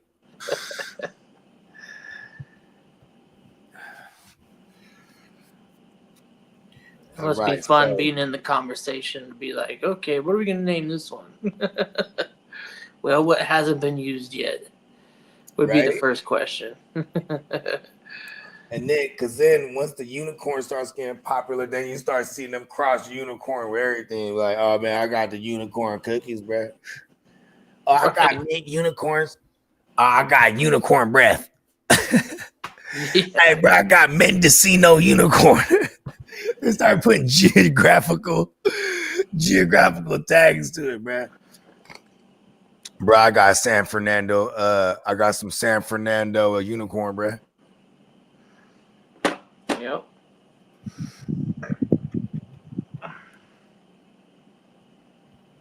Yeah, I remember all the waves, bro. What was it? Remember when everything started going blue? It was like boom, we had the blue dream. Then all of a sudden, like cookies, and then but then there was blue cookies, and there was blue everything. Blue queen, dream queen, blue dot. Oh yeah, it all started from the blue dots. There you go. Remember blue dots? They say you would cough so you would choke so hard that you start to see blue dots. Oh. At least that's what they said. Huh. It was like during like the blue dots was like during like the headband and the green crack era. Remember green crack and headband? They said headband. It's headband. These are all sativas, but headband. They said, you know what I'm saying? You hit that shit, and a sativa's the the mind high. You know what I mean? So like you hit the headband, it feels like you're wearing a headband, bro. I'm like, okay. Stoners are funny as fuck. I swear to God.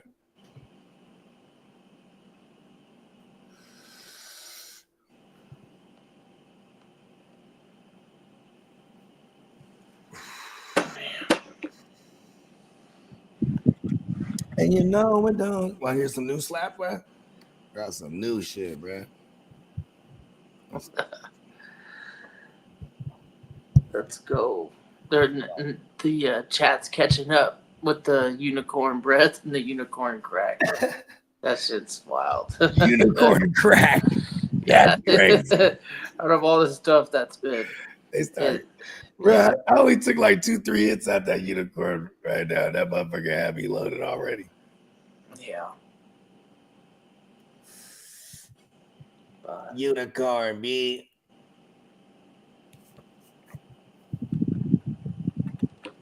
Ooh, that's what I got. I wonder if I sent some of this new shit to Bakes. Yeah.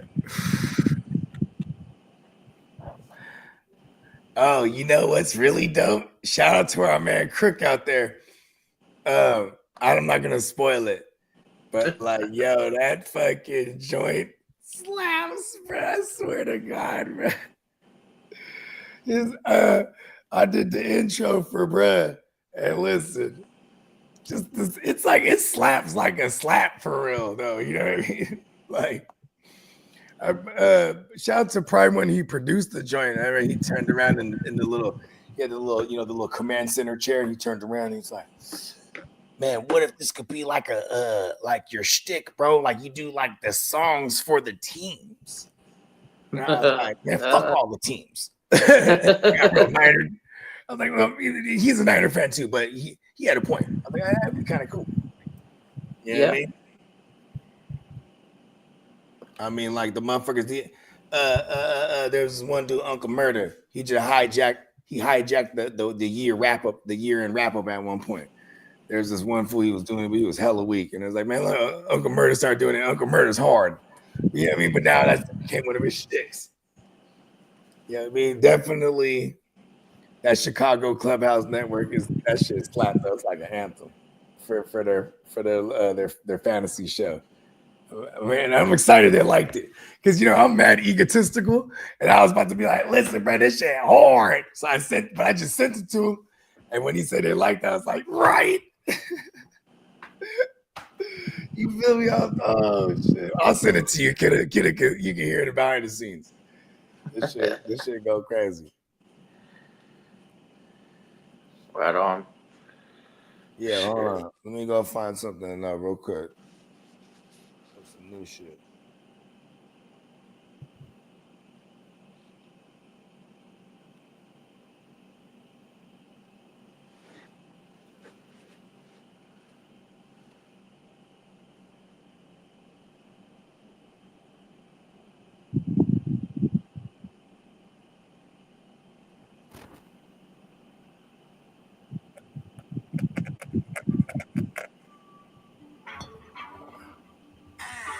Oh, this one is still home. Where's the thing?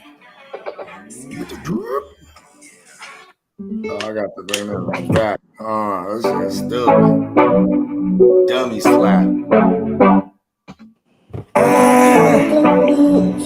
Rap Scott! Yeah, let me quarterback this. We came a long way from throwing money in the mattress. I played a long game to get rich. They said the game is a bitch, but the bitch is the baddest. Only Scott Free, treat my name like I'm Cassius. Keep playing cause I'm cautious. I'll burn you to ashes. Double cross the bosses and get hit with the ratchet. Can't fuck with suckers, that shit is contagious. Count 100,000 blown clouds, hella anxious. Maybe a doctor, but I ain't got no patience. All top shotters on my roster, they gon' race shit. Transform way across states in my spaceship. Scott Free, but I ain't nothing free, bro. I let you really 4 feet with my Pico. Out the east, all the freaks call me Guapo. All the way out the way, but I'm still getting guap though.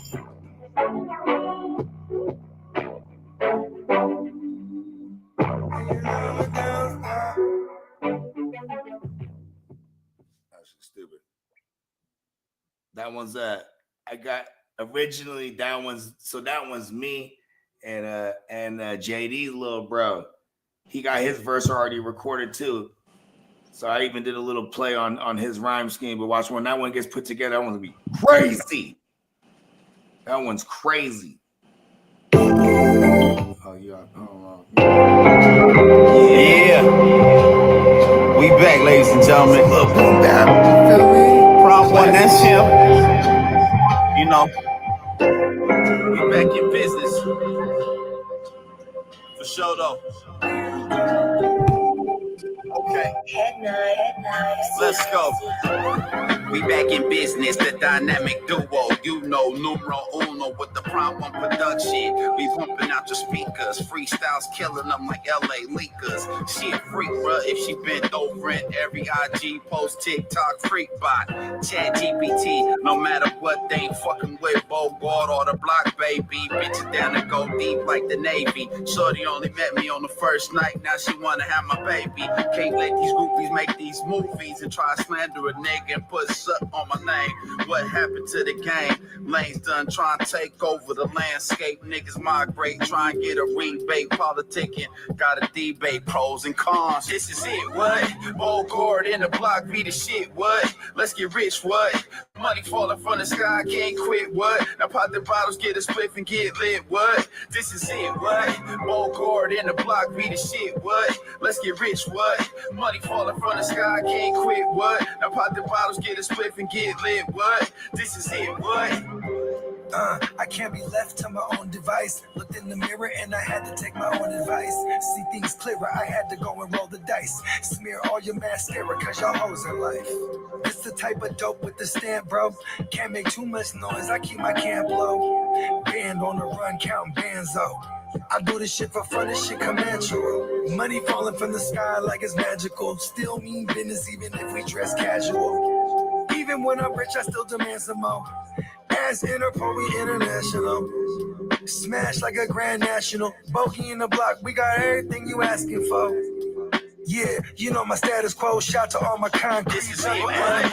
Old guard in the block be the shit, what? Let's get rich, what? Money falling from the sky, can't quit, what? Now pop the bottles, get a spliff and get lit, what? This is it, what? Old guard in the block be the shit, what? Let's get rich, what? Money falling from the sky, can't quit, what? Now pop the bottles, get a spliff and get lit, what? This is it, what?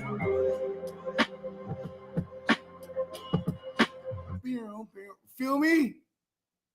What else? Other, yo, I don't know if y'all ready for that one yet. On something ignorant. Some ignorant shit.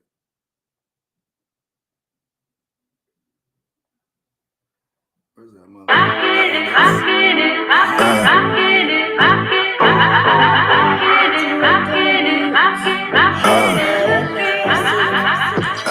Yeah, we locked and loaded. Packing heavy metal on my my rock and roll shit. Can never be settled. We gon' mob and fold shit. I'm slasher with the hammer on my Guns and Roses.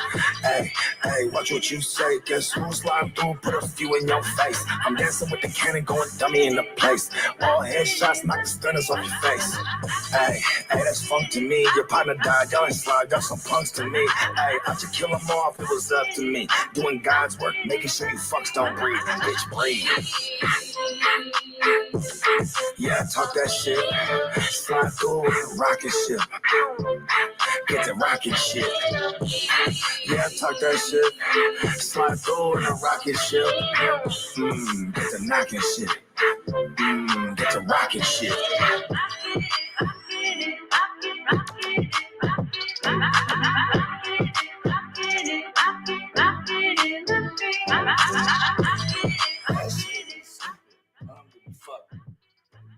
And that's from the childhood right there, man.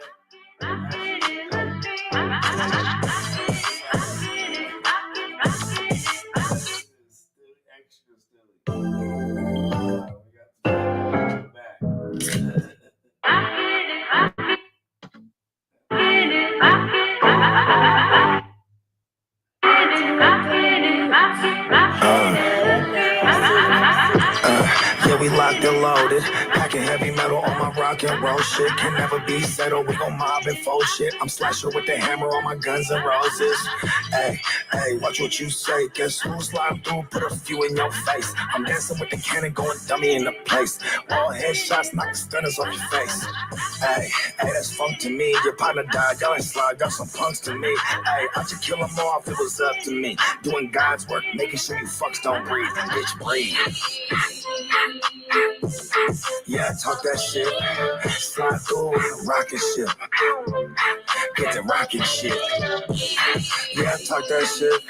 Slide through in the rocket ship. Get the knocking shit. Get the rocket shit.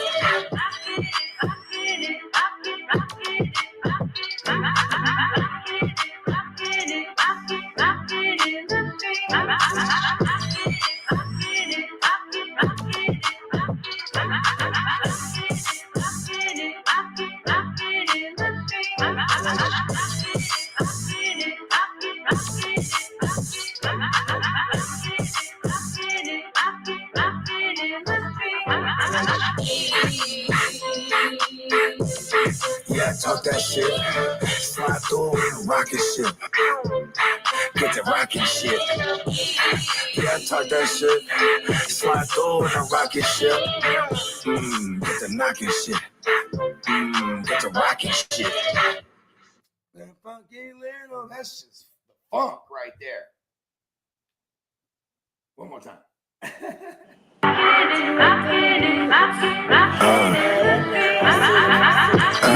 Yeah, we locked and loaded. Packing heavy metal on my rock and roll shit. Can never be settled. We gon' mob and fold shit. I'm slasher with the hammer on my Guns and Roses. Hey, hey, watch what you say. Guess who's sliding through? Put a few in your face. I'm dancing with the cannon, going dummy in the place. All headshots, knock the stunners off your face. Hey, hey, that's funk to me. Your partner died, y'all ain't slide, y'all some punks to me. Hey, I should kill them all if it was up to me. Doing God's work, making sure you fucks don't breathe. Bitch, breathe. Yeah, talk that shit. Slide through rocket ship. Get the rocket shit. Yeah, talk that shit. Slide through the rocket ship. Get the knocking shit. Get the rocket shit.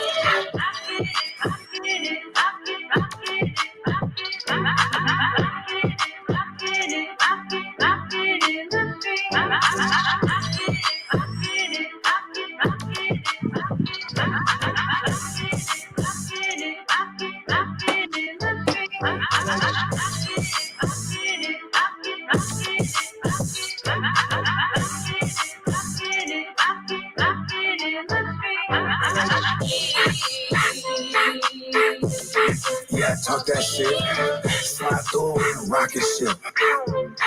Get the rocket shit. Yeah, talk that shit. Slide through the rocket ship. Get the knocking shit. Get the rocket shit.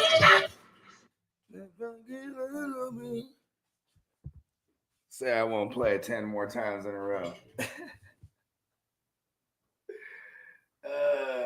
fucking sneak peeks, man. Hold on, what else we got?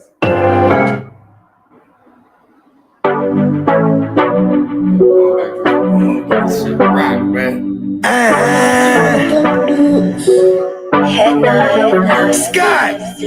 Yeah, let me quarterback this. We came a long way from throwing money in the mattress. I'm playing a long game to get rich. Instead of game is a bitch, but the bitch is the baddest. Only Scott Friend won't treat my name like I'm Cassius. Keep running cause I'm cautious. I'll burn you to ashes. Double cross the bosses and get hit with the ratchet. Can't fuck with suckers, that shit is contagious. Count 100,000 blown clouds, hella anxious. Maybe a doctor, but I ain't got no patience. All top shotters on my roster, they gon' race shit. Transform way across states in my spaceship. Sky free, but I ain't not free, bro. Allegedly 4 feet with my Pico.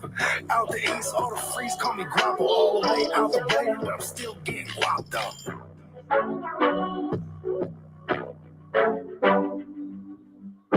Now we're downstairs. That shit's stupid.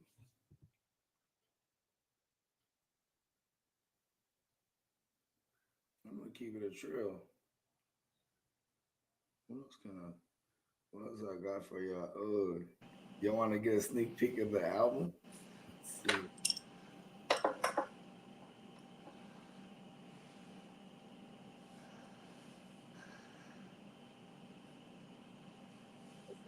Ooh.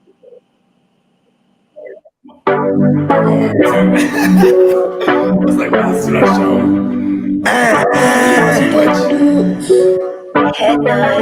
Scott!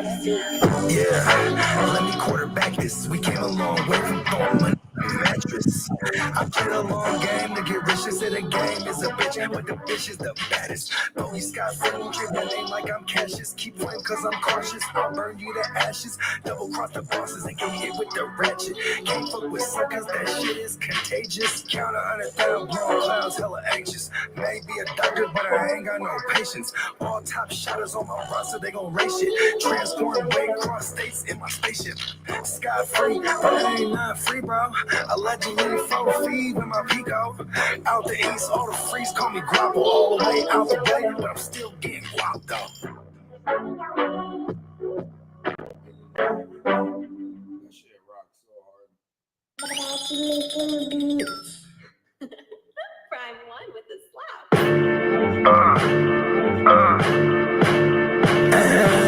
Showing out when we show up. Pop champagne with my shogun. Hella money is the motive. Own shit in the campaign slogan. We showing out when we show up. Pop champagne with my shoguns. Hella money is the motive. Own shit in the campaign slogan. Hella yay for sale. Hella yay for sale. I'ma take this with a person. Y'all gon' take this L. I'm in her purse. Yeah, the game's a bitch. Till the day I'm in the hearse. I'ma make this mail. I got a paper bag full of that. Can't you tell? I was making paper stack while y'all was chasing tail. I'm a real maniac. I ain't afraid to kill. Shit's real when you married to the game for real. I'm about skrill, about scratch, moving everything for chow mein and loud packs. Pharmaceuticals, yeah, the doable. Dumb racks got the bag going stupid. Showing out when we show up. Pop champagne with my shoguns. Hella money is the motive. Own shit been the campaign slogan. We showing out when we show up. Pop champagne with my shoguns. Hella money is the motive. Own shit been the campaign slogan. Hella yay for sale, we campaign for real. I'm online like a nerd, but I ain't for real. I'm on the grind with the birds, Eve 8 and 12. Getting high, hella fly, how it made me feel. I live in a digital world. Prima donna fucking with material girls. I was just a mobster from the underworld. On my pocket shit, screaming fuck the world. You want your cop shit, handcuff your girl. Every time I pump it, stack it up for real. We got work, no cubicle. Dumb racks got the bag going stupid. Showing out when we show up. Pop champagne with my shoguns. Hella money is the motive. Own shit been the campaign slogan. We showing out when we show up. Pop champagne with my shoguns. Hella money is the motive. Own shit been the campaign slogan.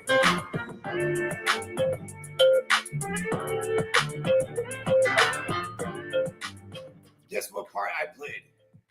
The cowbell. I did all the cowbells on that one. Listen to it. The cowbell. That's that Tupac shit right there, bro. You know, I know what's going on with that right there, bro. I like that joint. That one go crazy, right? Oh my mama. That's where DJ Quick say, hey man, why don't you go ahead and play something that I could go ahead and smoke a BD too? Oh my mama. Yeah, that's that shit. I'm glad you flipped that one. The other one before that was hard too, though, bro. I was digging that shit too, bro. That's the one with watch. You was gassing on that. Hey, you was really rapping on that bitch. That first one you played, bro, you was really gassing. You hear some rapping shit? Hold on. I think I sent it to text stay tuned. What you say? You said you one of they rallies past you niggas didn't slide you some punks, or I forgot how exactly you said it. Y'all didn't slide y'all some punks to me. Oh my mama, yeah, you was going on that one, big bro. Them is fat.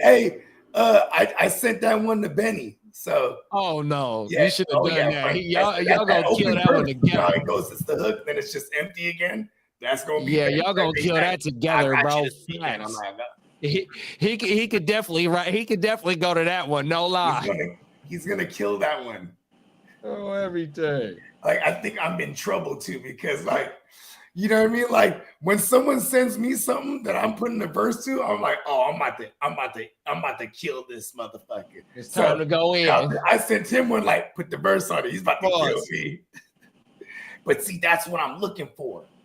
100%. That's just gonna be dummy hard. You know what I mean? Like that's that iron sharpen iron. Exactly. You ain't lying. Oh, watch this one. This one's some other shit right here.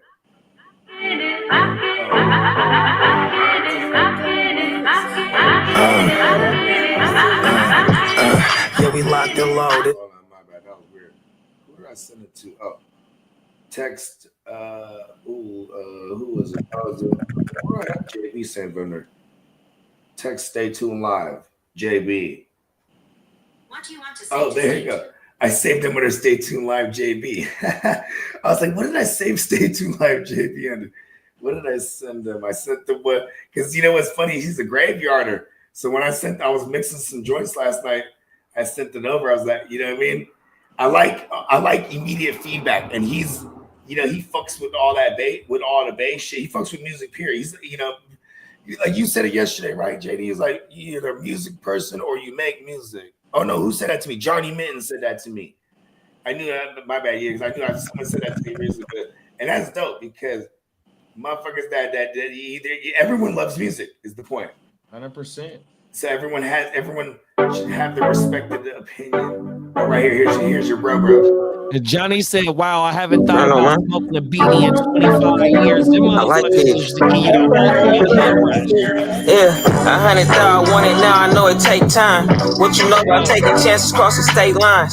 Knowing if you get yanked, it ain't no state time. They say chances make champions, so I take mines. Ain't no stopping, I'm on go who cut the brake lines. My dog died, we was kids, I'm trying to raise mines. Big old 40, it's a sig on raise lines. Never speak on what I did for the gang sign. Niggas on some lame time. I be on some bullshit. I be in the gym, but I ain't training for no CrossFit. Really running plays, I fucked around and got exhausted. Caught up in my ways, I had a dream that said I lost it. I sent that shit to Austin. I was that's a cold young brother right there. But I ain't never touched a kilo. I'm something like Vito, something like Chapo. I've been out the way, but I'm still getting whopped though. You feel me? No hook. Yeah, the young boy be spitting him going crazy, bro. He goes crazy, bro. Oh my mama. I'm telling you, he's trying to kill me, and I love it. He's a cold young piece right there. Shout out to young Benny Franco, man, one of Sacramento's best. Look, peep this one. Let that one play. That's the one that I thought had the Conscious Daughter sample. Hella crazy how we live out there. Grown now, I remember we was kids out there. I'm a stand-up guy, I stand on biz out there. We pumping kicks out there, we keep it lit out there. Hella fly, can't deny, I'm the shit out there. Paper stacking, taking calculated risk out there.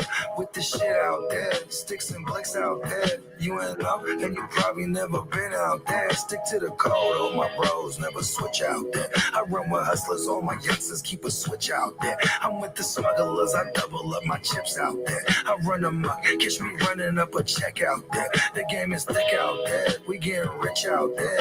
Fuck a runner up, I'm number one, I'm him out there. Got a bag, now they mad, throwing fits out there.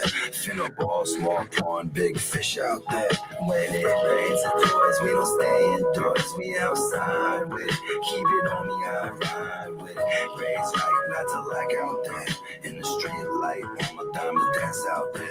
When it rains indoors, we don't stay indoors, we outside with it. Keep it on me, I ride with it. Same old story in a blaze of glory. We out waging war, better stay indoors. Well aware they gon' hate out there. Who dare stop the music?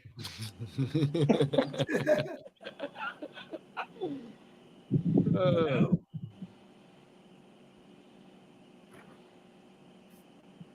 That's totally weird. That's like almost the Peoples or something. That was so weird. All of a sudden, it was like, just stop the music. Then it like answered it like it was a phone call, but nobody was calling. Oh, that one was gone too. What happened? That was so weird. Hey, Johnny said music is either something you listen to or it's something you do. That's what it was. See, I knew it was Johnny that said it to me. And like that shit, it's funny because the universe will send you messages that sometimes it feels like you need to hear, and it'll come from all different directions. That's at least how I feel in my crazy mind. So when he told me something like that, that's obviously I've been making music forever, but it made me differentiate. Like, yeah, you're right, because that was part of the conversation we had about the whole podcast thing. How the dude was like, Fat Joe was like, listen, people that don't make music shouldn't be talking about music. Like, what the fuck? Then tell people, oh, it's like saying you're not allowed to listen to music. You don't make music. You know what I mean? Poser. It's like, you know what I mean? Music is the symbiotic relationship between the people that make the music and the people that enjoy it. You can't have one without the other, right? Whoa, I just blew my own mind. It's just one of those things. I gotta swoop in and try and get some Disney. Friday Lilo and Stitch tickets. Oh, is you?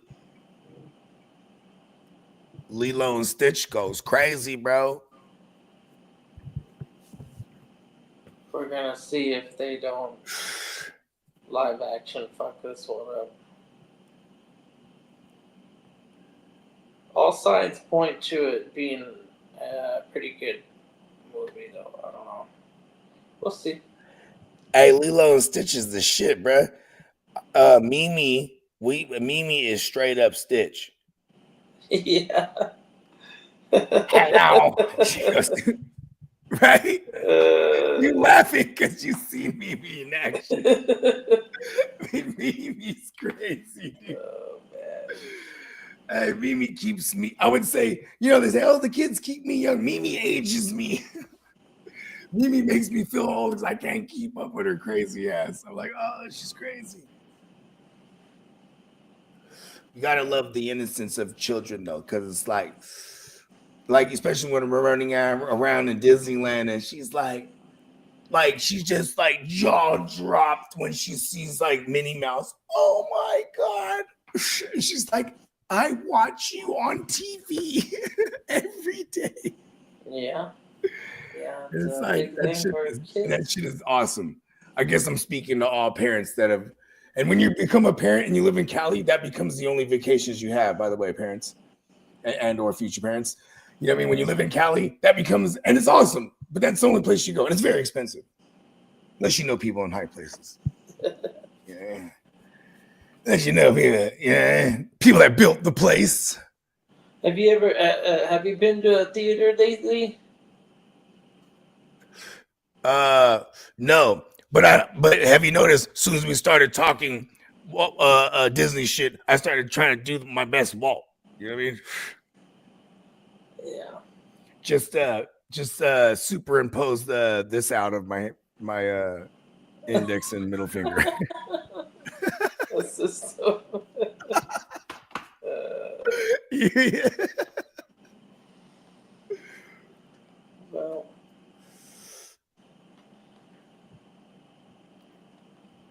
Guess I can always just. Okay, so I have a bunch of maybes, and I have one, but my man Iffy, I'm trying to finally bring him over to the Dynasty realm, brother. I don't know why I just morphed into Macho Man there, but yeah, if I could get my man Iffy, shout out to my man Iffy, because he was like, first of all, congratulations to and happy birthday, and just congratulations on life, period. That's my brother. He just had his son, his first son, so the young king, you know what I mean, heir to the throne. You know what I'm saying? The legacy continues. And it's awesome. He's obviously taking some time off from work because his son was just born like a week ago. So I'm like, it's time to join the Dynasty League. You know what I mean? It's a slow draft. You know what I mean? Because you get time to get invested real quick. Mm-hmm. You know what I'm saying? Or you have time, I should say, because, well, and I know this because I have 4 kids. That first 2 months, basically, it's every 2-hour schedule. Sleep for 2 hours, eat. You know what I mean? Just every 2 hours, sleep and eat. That's pretty much what it is. When you find yourself to like how you pattern with if you can take naps with the baby, that's how you win. Yeah. Right. It's been a long time, but it's hard to forget those days when you had the little ones like that. See, the best is like not using okay, those noisemakers and all that shit, they're awesome when they're like already asleep and stuff. But in order for those to be effective, like see, in my opinion, like we always were like the house. You know what I mean? Like we're always hosting, we're always like fucking the playoff games or whatever. We're always functioning at my spots were always the spots. You know what I mean? So like whichever, I have 4 kids over. My oldest is about to be 18 this year. So for the last 18 years, me and my lady, we've been just a factory, right? And I always have one of these motherfuckers attached to me while we're just doing this, chilling. You know what I mean? Even when I started the podcast, the daily shit that I was doing, you know what I'm saying? That I had this brilliant idea one day, right? That was when Mimi was born. She was 2 months just strapped to me. Boom, I'm just doing a pod. You know what I mean? Because honestly, they should be able to sleep through all of us. You know what I mean? Otherwise, we're going to be in here like some ninjas in a motherfucker. And all you parents out there, I highly recommend that because then that's the worst when the house has to be quiet or they can't sleep. You know what I mean? They're never going to sleep. It's too much going on. You know what I mean? At least in my world. And that brings me to my next segment, because I am a doctor. Kids, wrap it up. You know what I mean? Yeah. Yeah.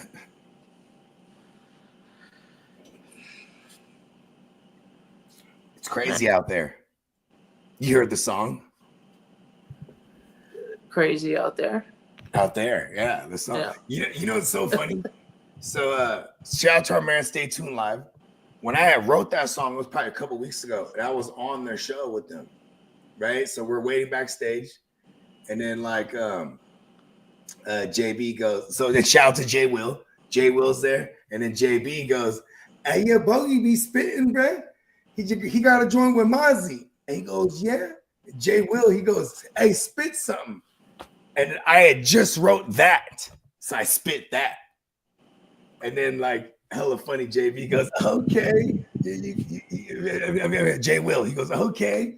And you be spitting. He goes, and Jay Will goes, "You gonna call that song Out There?" And I just started laughing because, every bar is something out there, right? And then I send that shit to Gemmo because Gemmo's like, "Oh, you're in the lab." And I'm like, yeah. So I send him the joints. And he goes, "You should really call that one song Out There." I just think it's funny because that's something I would say to somebody. Like, I'll just state the obvious. I'm not gonna name that song Out There Now. Watch. I'm gonna call it like Waging War or something. Because it is like a real smooth song. Just really, really talking about waging war. Yeah, I'm all about that. We don't fucking play out there.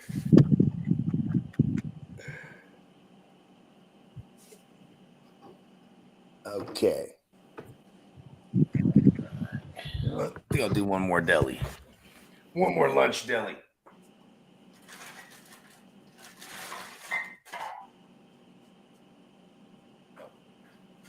Right. I'll be right back.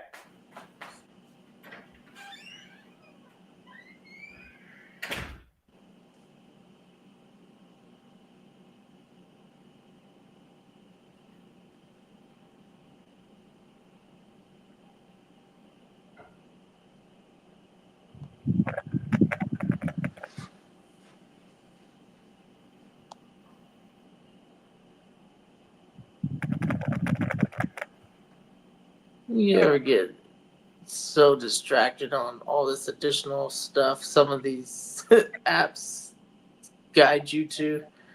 I'm like, man, of course I know I want stuff, but I usually get it when I'm there. It's like, here, take a look at it. I'm like, fuck you. Yeah, you got me. I'm not gonna buy anything though. You're gonna have to wait till my appetite decides.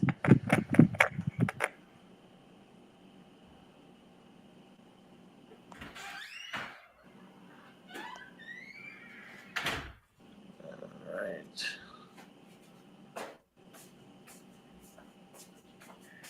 Boom, boom, boom, boom, boom. So the reason why I asked a little bit earlier was to get an idea what like theaters were like.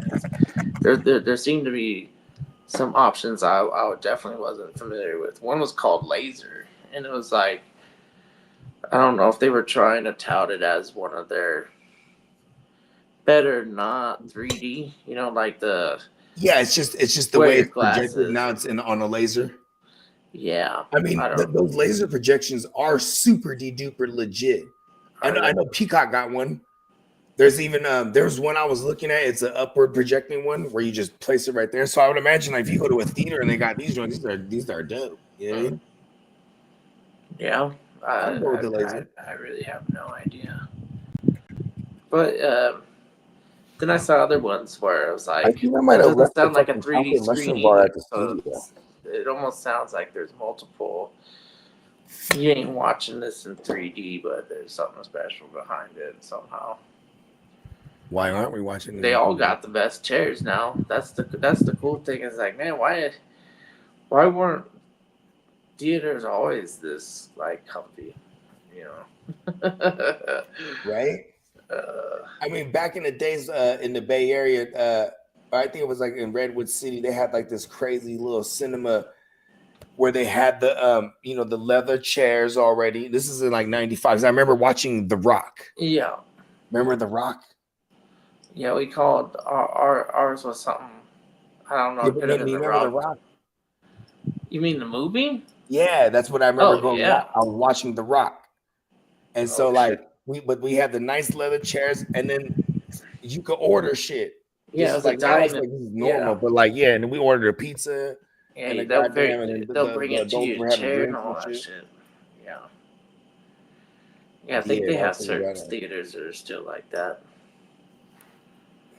You know, I ain't gonna lie, drive-ins is still the shit. Because drive-ins is always gonna hold a special place in my heart because we just, we all hella deep outside. You might even have a grill or two. You know what I mean? Everybody's drinking. We big blowing. You know what I mean? We just got the fucking movie. The movie is just turned up hella loud with the windows open or whatever, or even motherfuckers is on the truck of the bed or whatever. You got at the back of the SUV popped up. Drive-ins was the shit. Drive-ins were the shit. Right? We used to pile in with like. And we watching Kentucky every Fried movie Chicken. too. We watching did- every movie in that motherfucker. They ain't kicking nobody out. We did do a little bit of the like snack bar like movie theater shit, but most of the time That's the we're shit. bringing our own stuff. That was the baddest part about. Let's all go to the lobby. Like I could pass up on them. Yes, sometimes the cheese isn't as like good as others. I don't know if it was just the ones that I just remember being as a kid. I didn't really care for them, but Listen, the nachos if you can go to CVS with the peel and back grab cheese, anything you want, the nachos with the peel back cheese, and then you go and get the cup of the sliced jalapeno dogs, and I go get like 2-3 cups of them motherfuckers. Actually, yeah, dial it up. It's like $10 for that shit. you know, $10 for a goddamn. yeah, It's not even that's- $10. It's like $12 for a goddamn nachos with the peeled off cheese. yeah, and fast food does they do rotate specials, so I don't know. I think for some reason, the Wiener Schnitzel when they did the Hey, Wiener Schnitzel's the goat. when they did their 3 special, you get 3 for I think it started at like $3.33 back in the cheese day. fries, chili cheeseburger. Yeah, and then it's just I think it's sat at $5.55 for 3 for a And you real can long get this at time. the movies. Yeah, you could bring that into the movies. Oh, you bring it into the movies. Yeah, the freaking drive-in. Yeah, fuck yeah. Yeah. Hey, Wiener Schnitzel, give me money. It holds value in those like fucking containers that they, especially like the chili cheese dogs. Those things will Smack. they'll smack an hour or 2 later. Yeah, you ain't lying.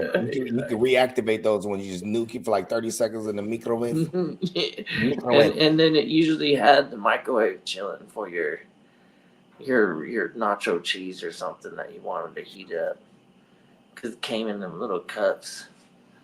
Hey, listen, my girl, she gets hella annoyed when I so like we had a Wiener Schnitzel right around the corner from our house, and we lived there for like 8 years. This is our last spot. So like she'd be on the way home, she'd be like, "Ooh, I'm hella hungry. What do you want?" Wiener Schnitzel. And she'd be like, okay. But because she likes Wiener Schnitzel. But then my order is she'd be annoyed because my order is hella annoying. So I'd be like, all right, I need the chili cheese fries with the chili cheese dog meal, right?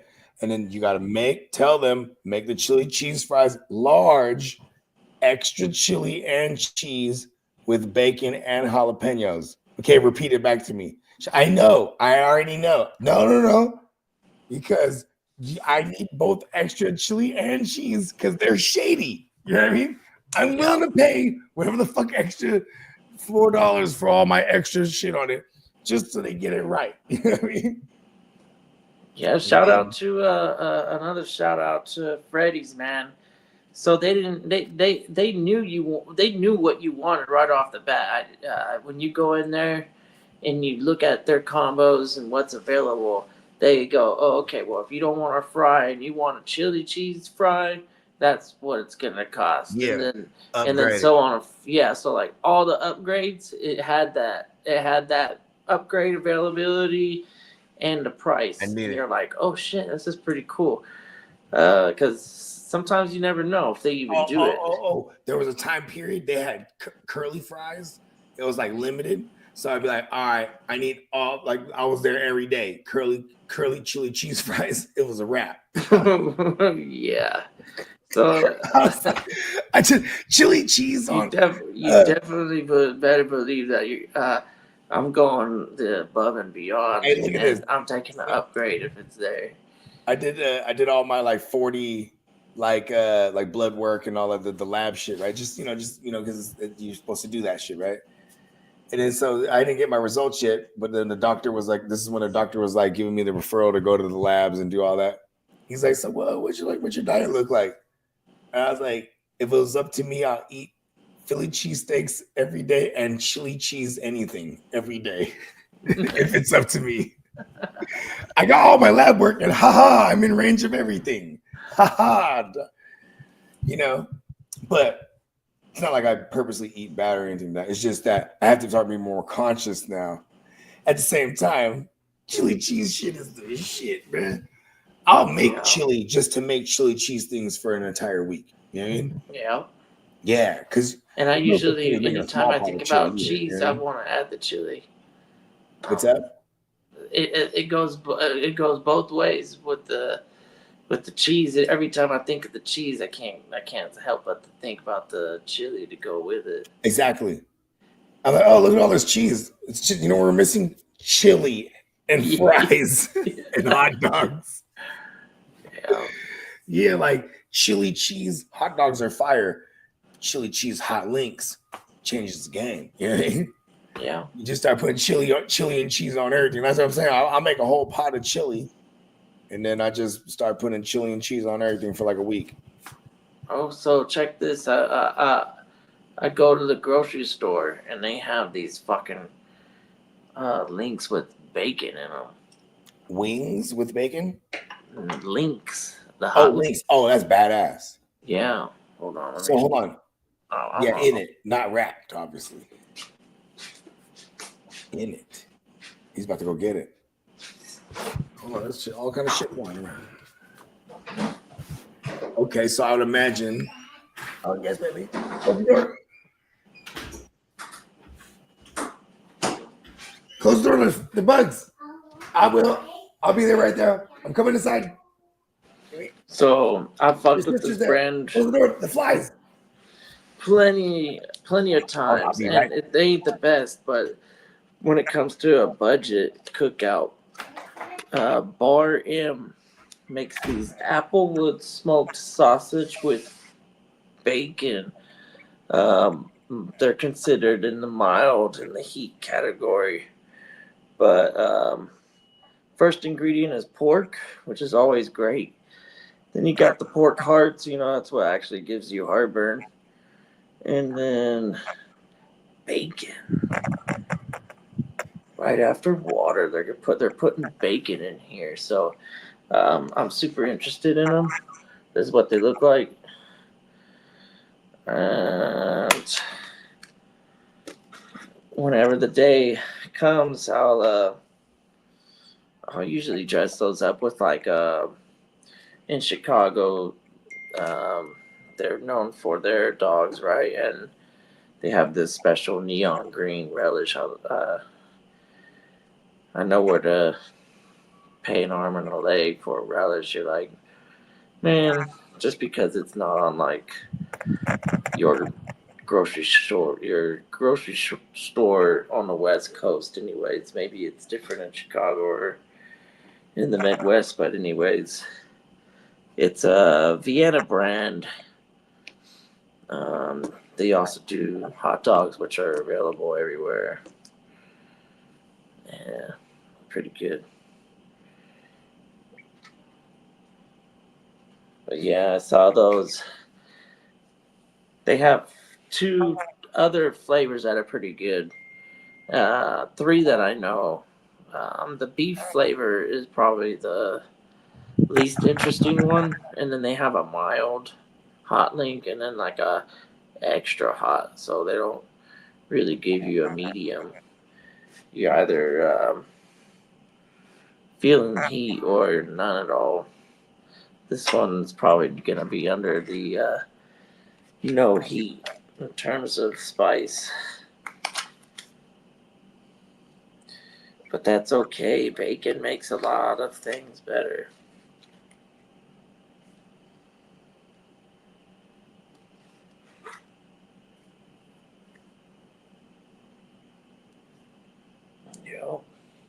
You know, I just got an air purifier. I'm actually interested. Over the weekend, got the air purifier, and it should help with lingering smoke. So that is always an issue when I make shit like hot links and steaks and just things that smoke in general, which I enjoy. It like this whole apartment kind of kills the desire to want to put up with all the additional shit that comes with it. But this purifier, so far so good. I'm thinking this is a major household upgrade. I know lots of people use air purifiers or whatever, but new thing for me. I'm always running fans though, and occasionally you'll hear this monstrosity. It's exposed, so it's so loud, but it works pretty good. Yeah, being cooped up indoors with no fresh air. Sounds like I'm crying about my living situation that I put myself in. Granted, it was sight unseen. So in the pictures, it looks great, but then I come in for the first time and I realize it's like, oh fuck, I don't get no fresh air. That was a kind of a bummer. Yep, you live and you learn. I just had to get up here as quick as possible. I was willing to sign that contract at that moment. It's close by the workplace. Always like to live close to I work. gotta get it. I had to help meet me to the potty.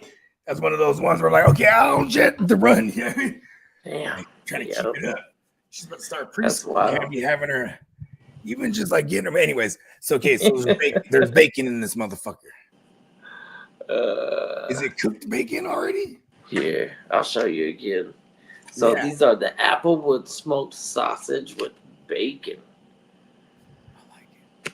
So, first time I ever seen them in the store. I don't know if it's just the stores that I've been going to, but they usually have an extra hot, a mild for the hot links, and then they have a beef link. Pause. Yeah, but you know, I'm all about the that extra hot. That sounds like that would be right up my alley. Pause.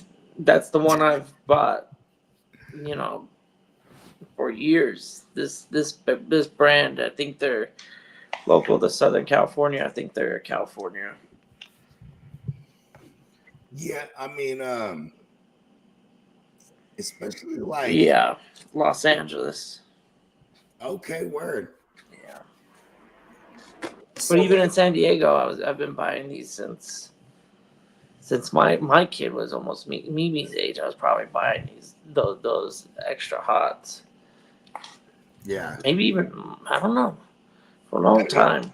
They're pretty good. They're great for I cookouts. can do spicy. I just can't do it like routine. Like before, I used to do everything. Every time I ate, I'm eating spicy foods. You know what I mean? I'm doing the Spicy here and there. But where I go in though, I do the relish, and then I also do the fucking cabbage, the sauerkraut, yes, I'm with it. and then sometimes I'll do different sauces. I like mustards. But those are like if it's a hot dog or a link, I have to have those dressings. I don't need mustard. I could do it though. I like mustard. That's my first favorite after no sauce. Yeah, listen. However they do it, like if you know what I mean, I'll be like, boom, give me, you know what I mean, do it, right? Like I was in New York at first. I was like, give me how the New Yorker has the hot dog. They're like, okay, what? And I'm like, well, just give me everything on it. They're like, okay. And he puts everything on it, and I'm like, there's no ketchup, and then they got really upset. Yeah. And then I found out that's crazy to them. You know what I mean? Yeah. So then every time I would ask, and this is when I was doing like the early Buggy Show shit, like back in like 2010, 11, or it's like 2011. Because like, the last time I was in New York was like what 2015. But yeah, so this was definitely, I was definitely walking around and getting content, like just asking the hot dog motherfuckers because they're everywhere. You know what I mean? Those hot dog stand motherfuckers is everywhere in New York. And Yeah. like, hey, you guys got any ketchup? No, hell no. And what the fuck? They would just be like Yeah, they looked at me like I was stupid. I thought it was funny. Well, yeah, you gotta remember those carts. They're just like lukewarm water, boiling hot dogs, and no, like they can't in give the you the bun. fries because that's the only thing that you really need ketchup for. It's like salty fries. Yeah. Fact. Do New Yorkers even eat ketchup? Even hell yeah. If they're getting fries, they're getting ketchup. You know what's so crazy? Chicago's the same way. The other East Coast West Coast conversation I've had that like for a long time was over there, bro. When they talk pizza, bro, they're not putting shit on that motherfucker for real. It's just like cheese for real, or like it'd be like a little sausage or a little, but like for the most part, they all just say cheese, bro. And I'm like, what? You know, I'm getting pepperoni at minimum, right? And then also pineapple on pizza to them East Coasters, blasphemous. Yeah, Maybe I heard in new Italy it's the generations same came thing. around, but they're like, man, y'all was tripping. Yeah. Oh yeah, and dipping the ranch, the pizza, and they're dipping it into the ranch. Yeah, it's insane to them. You know, what's funny is that I don't know if this is just some bullshit, but I heard that the Japanese were the ones that actually invented pizza, and believe it or not, the Hawaiian style, the pork and the pineapple, that was a staple. That was like, you know how we fuck with the pepperoni. That's how they fuck with the pizza. They were like, yeah, we put the pineapple and the pork. You mean the look of the pizza that we know now?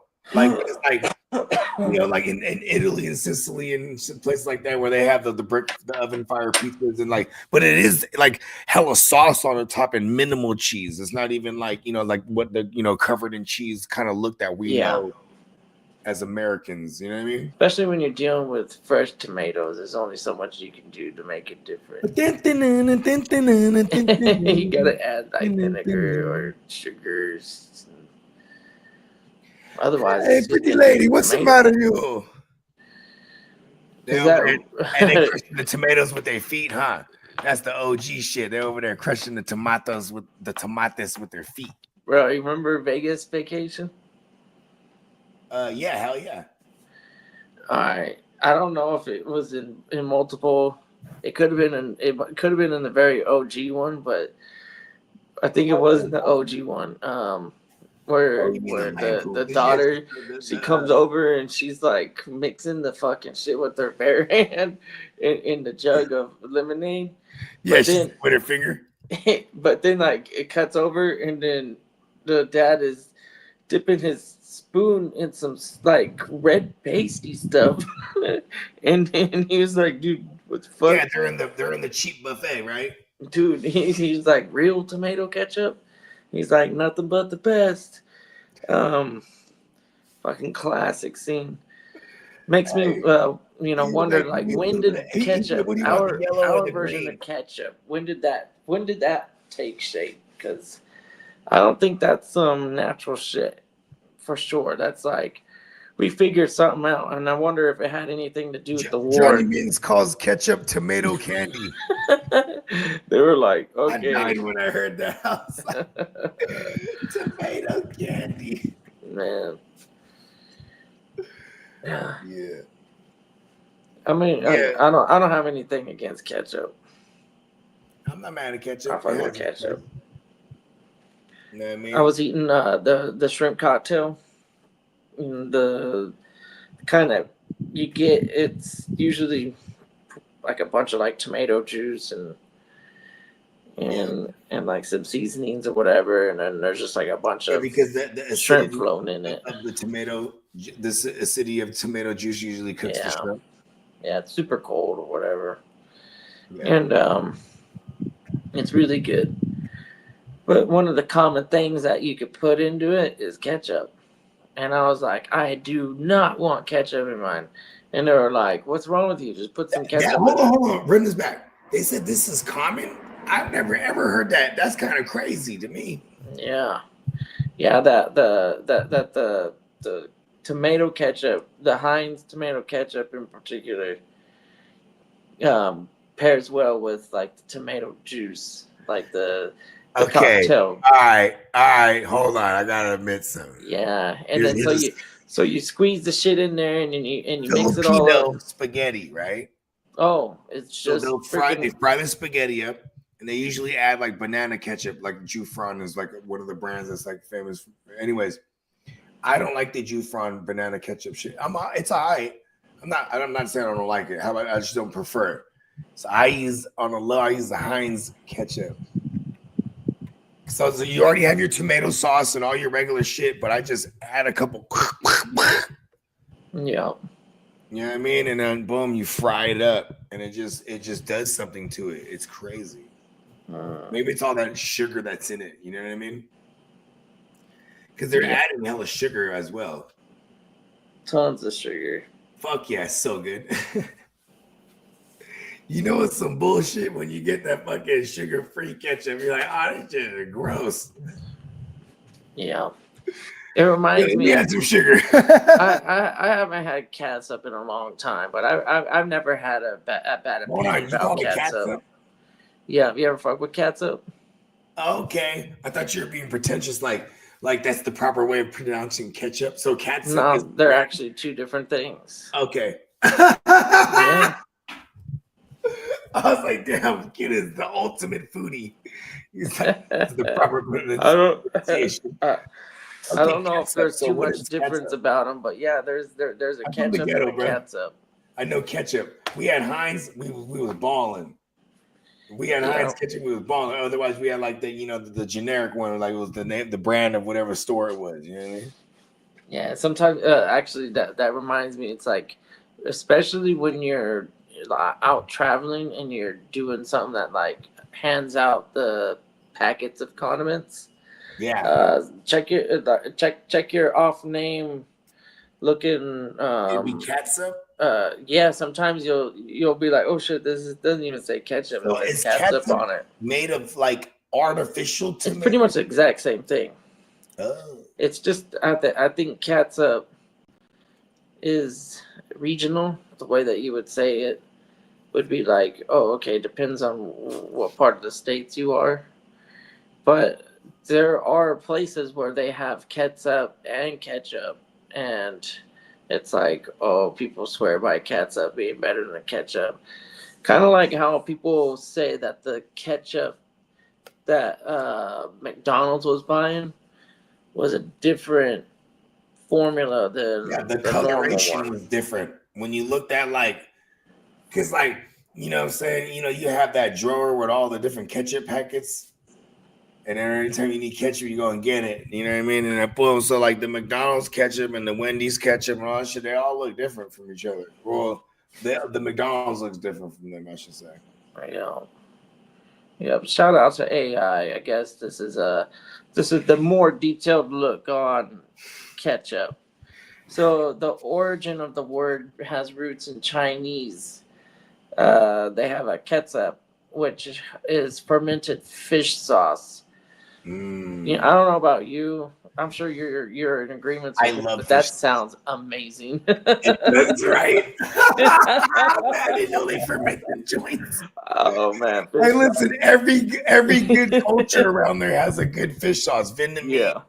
Chinese, but fucking Filipinos got them.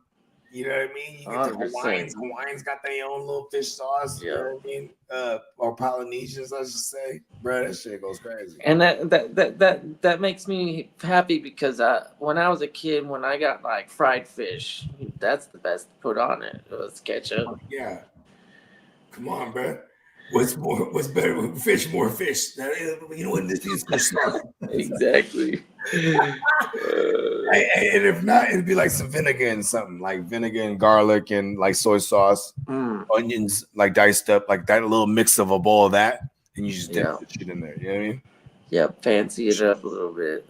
You Not dip mad your at it at fish in all. there, preferably. Sometimes I even put a little on my rice.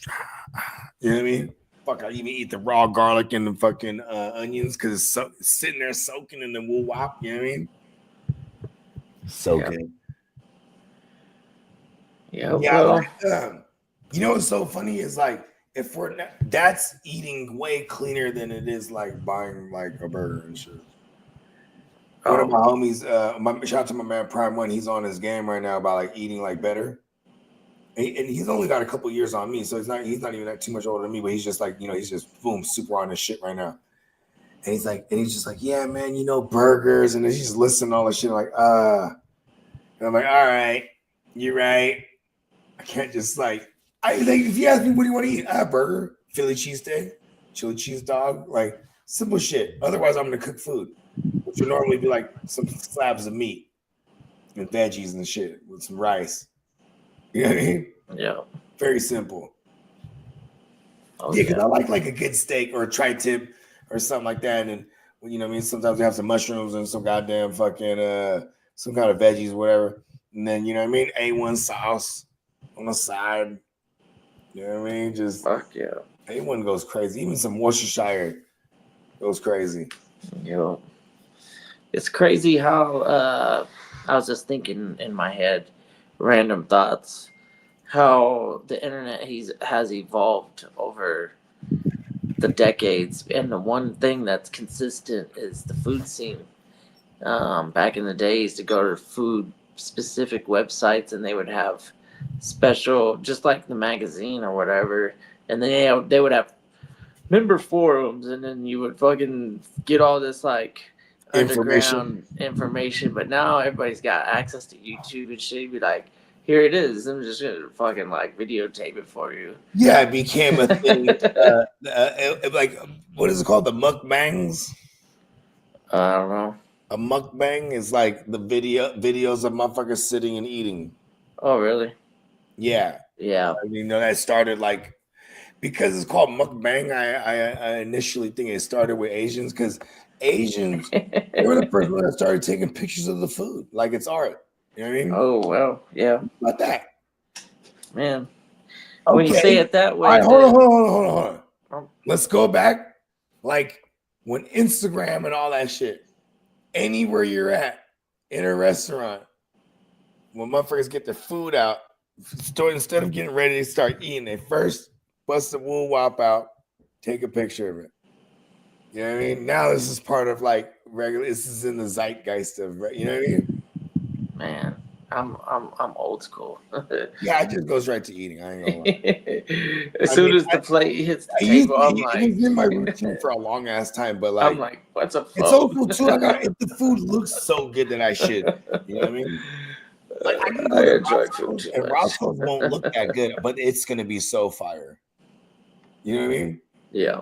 Like Roscoe's visually, sometimes it might not look that good, but it's not uniform like fucking shit. It's like real. It feels like home cooking, but you're getting it right there. You know what I mean?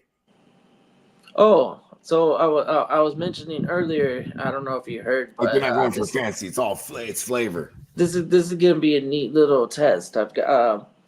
I went ahead and I splurged on a fucking air, some fucking like air filter, it takes the air that you're in, and air purifier. Yeah. Okay. Yeah. There you go. Yeah. And they say that it cuts down the I know a lot of people have probably been dealing with humidifiers when they have like respiratory fucking things from being sick and shit. You know what I mean? Yeah. You put the albuterol. I think albuterol is like the most common little. It opens up the air passages, and then you just you administer it through the fucking what is it called? What was I just mistaking it for? Like the one that makes a. It's been a long time. I am a doctor. They think I'm playing when I say I'm a doctor, huh? I even said it in that song. All taps. I said, might be a doctor, but I ain't got no patience. All top shotters on my roster, they gonna lay shit. I'm not playing.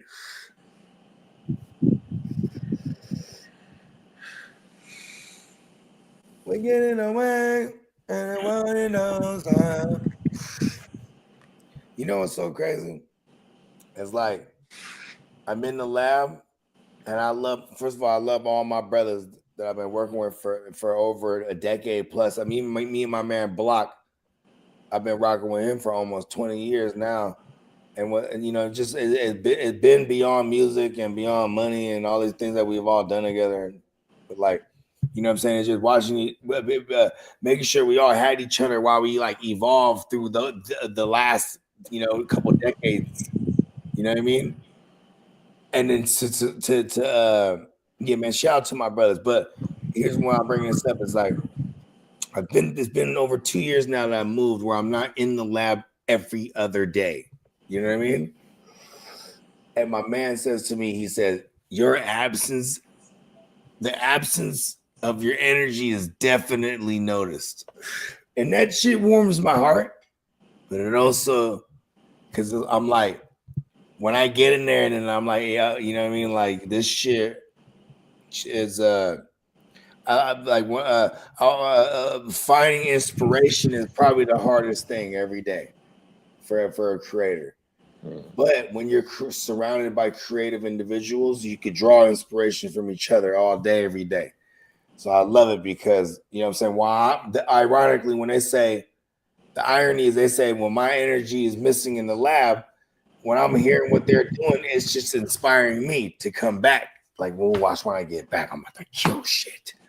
Ooh, kill everyone.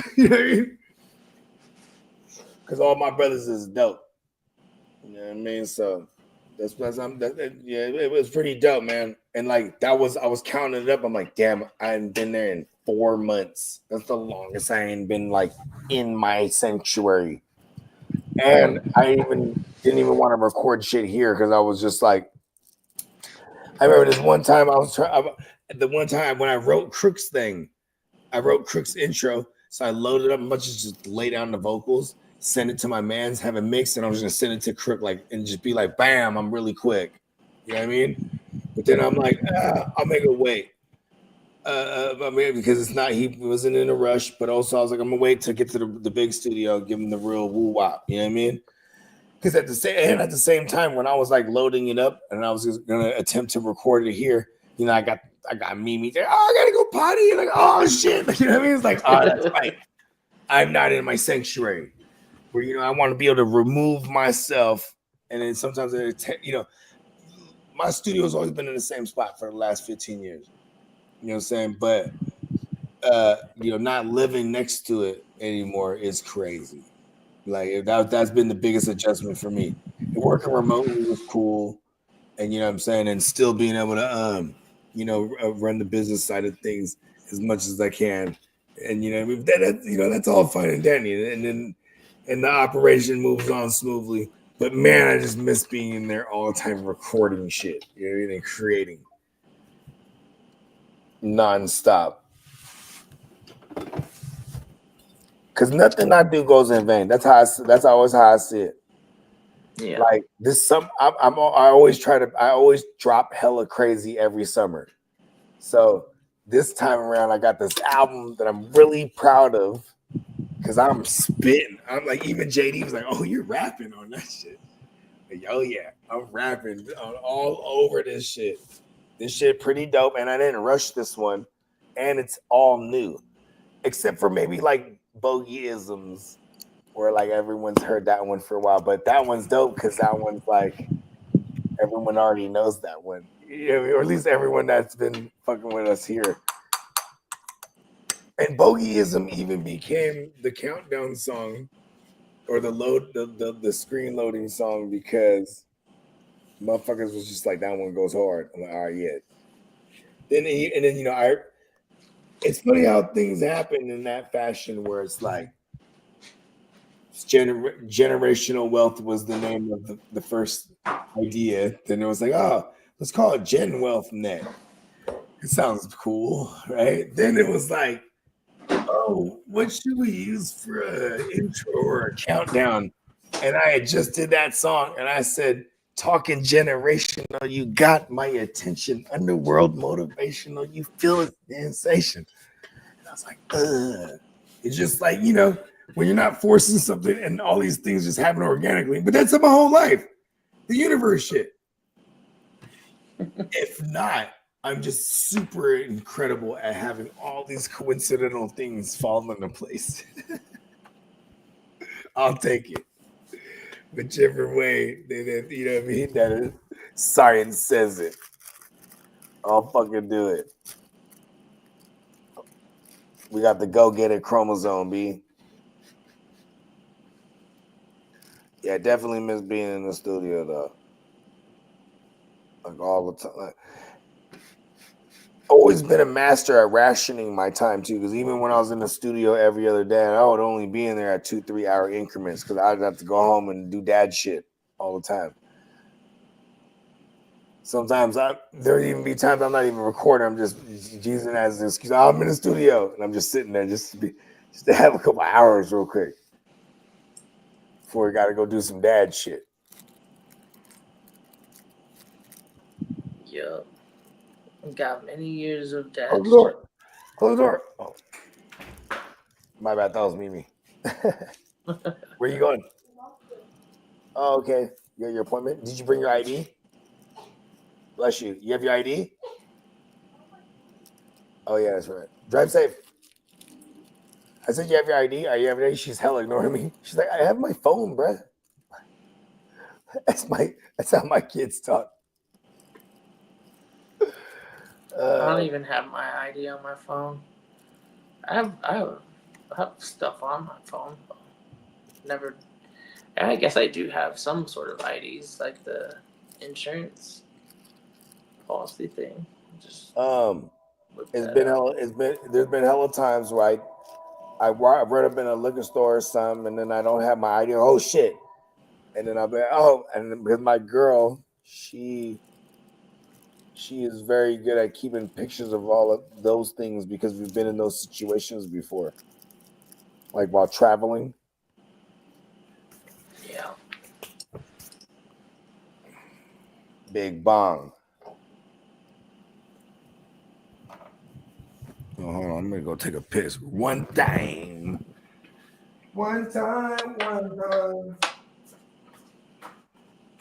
And we go hit him in the gun line.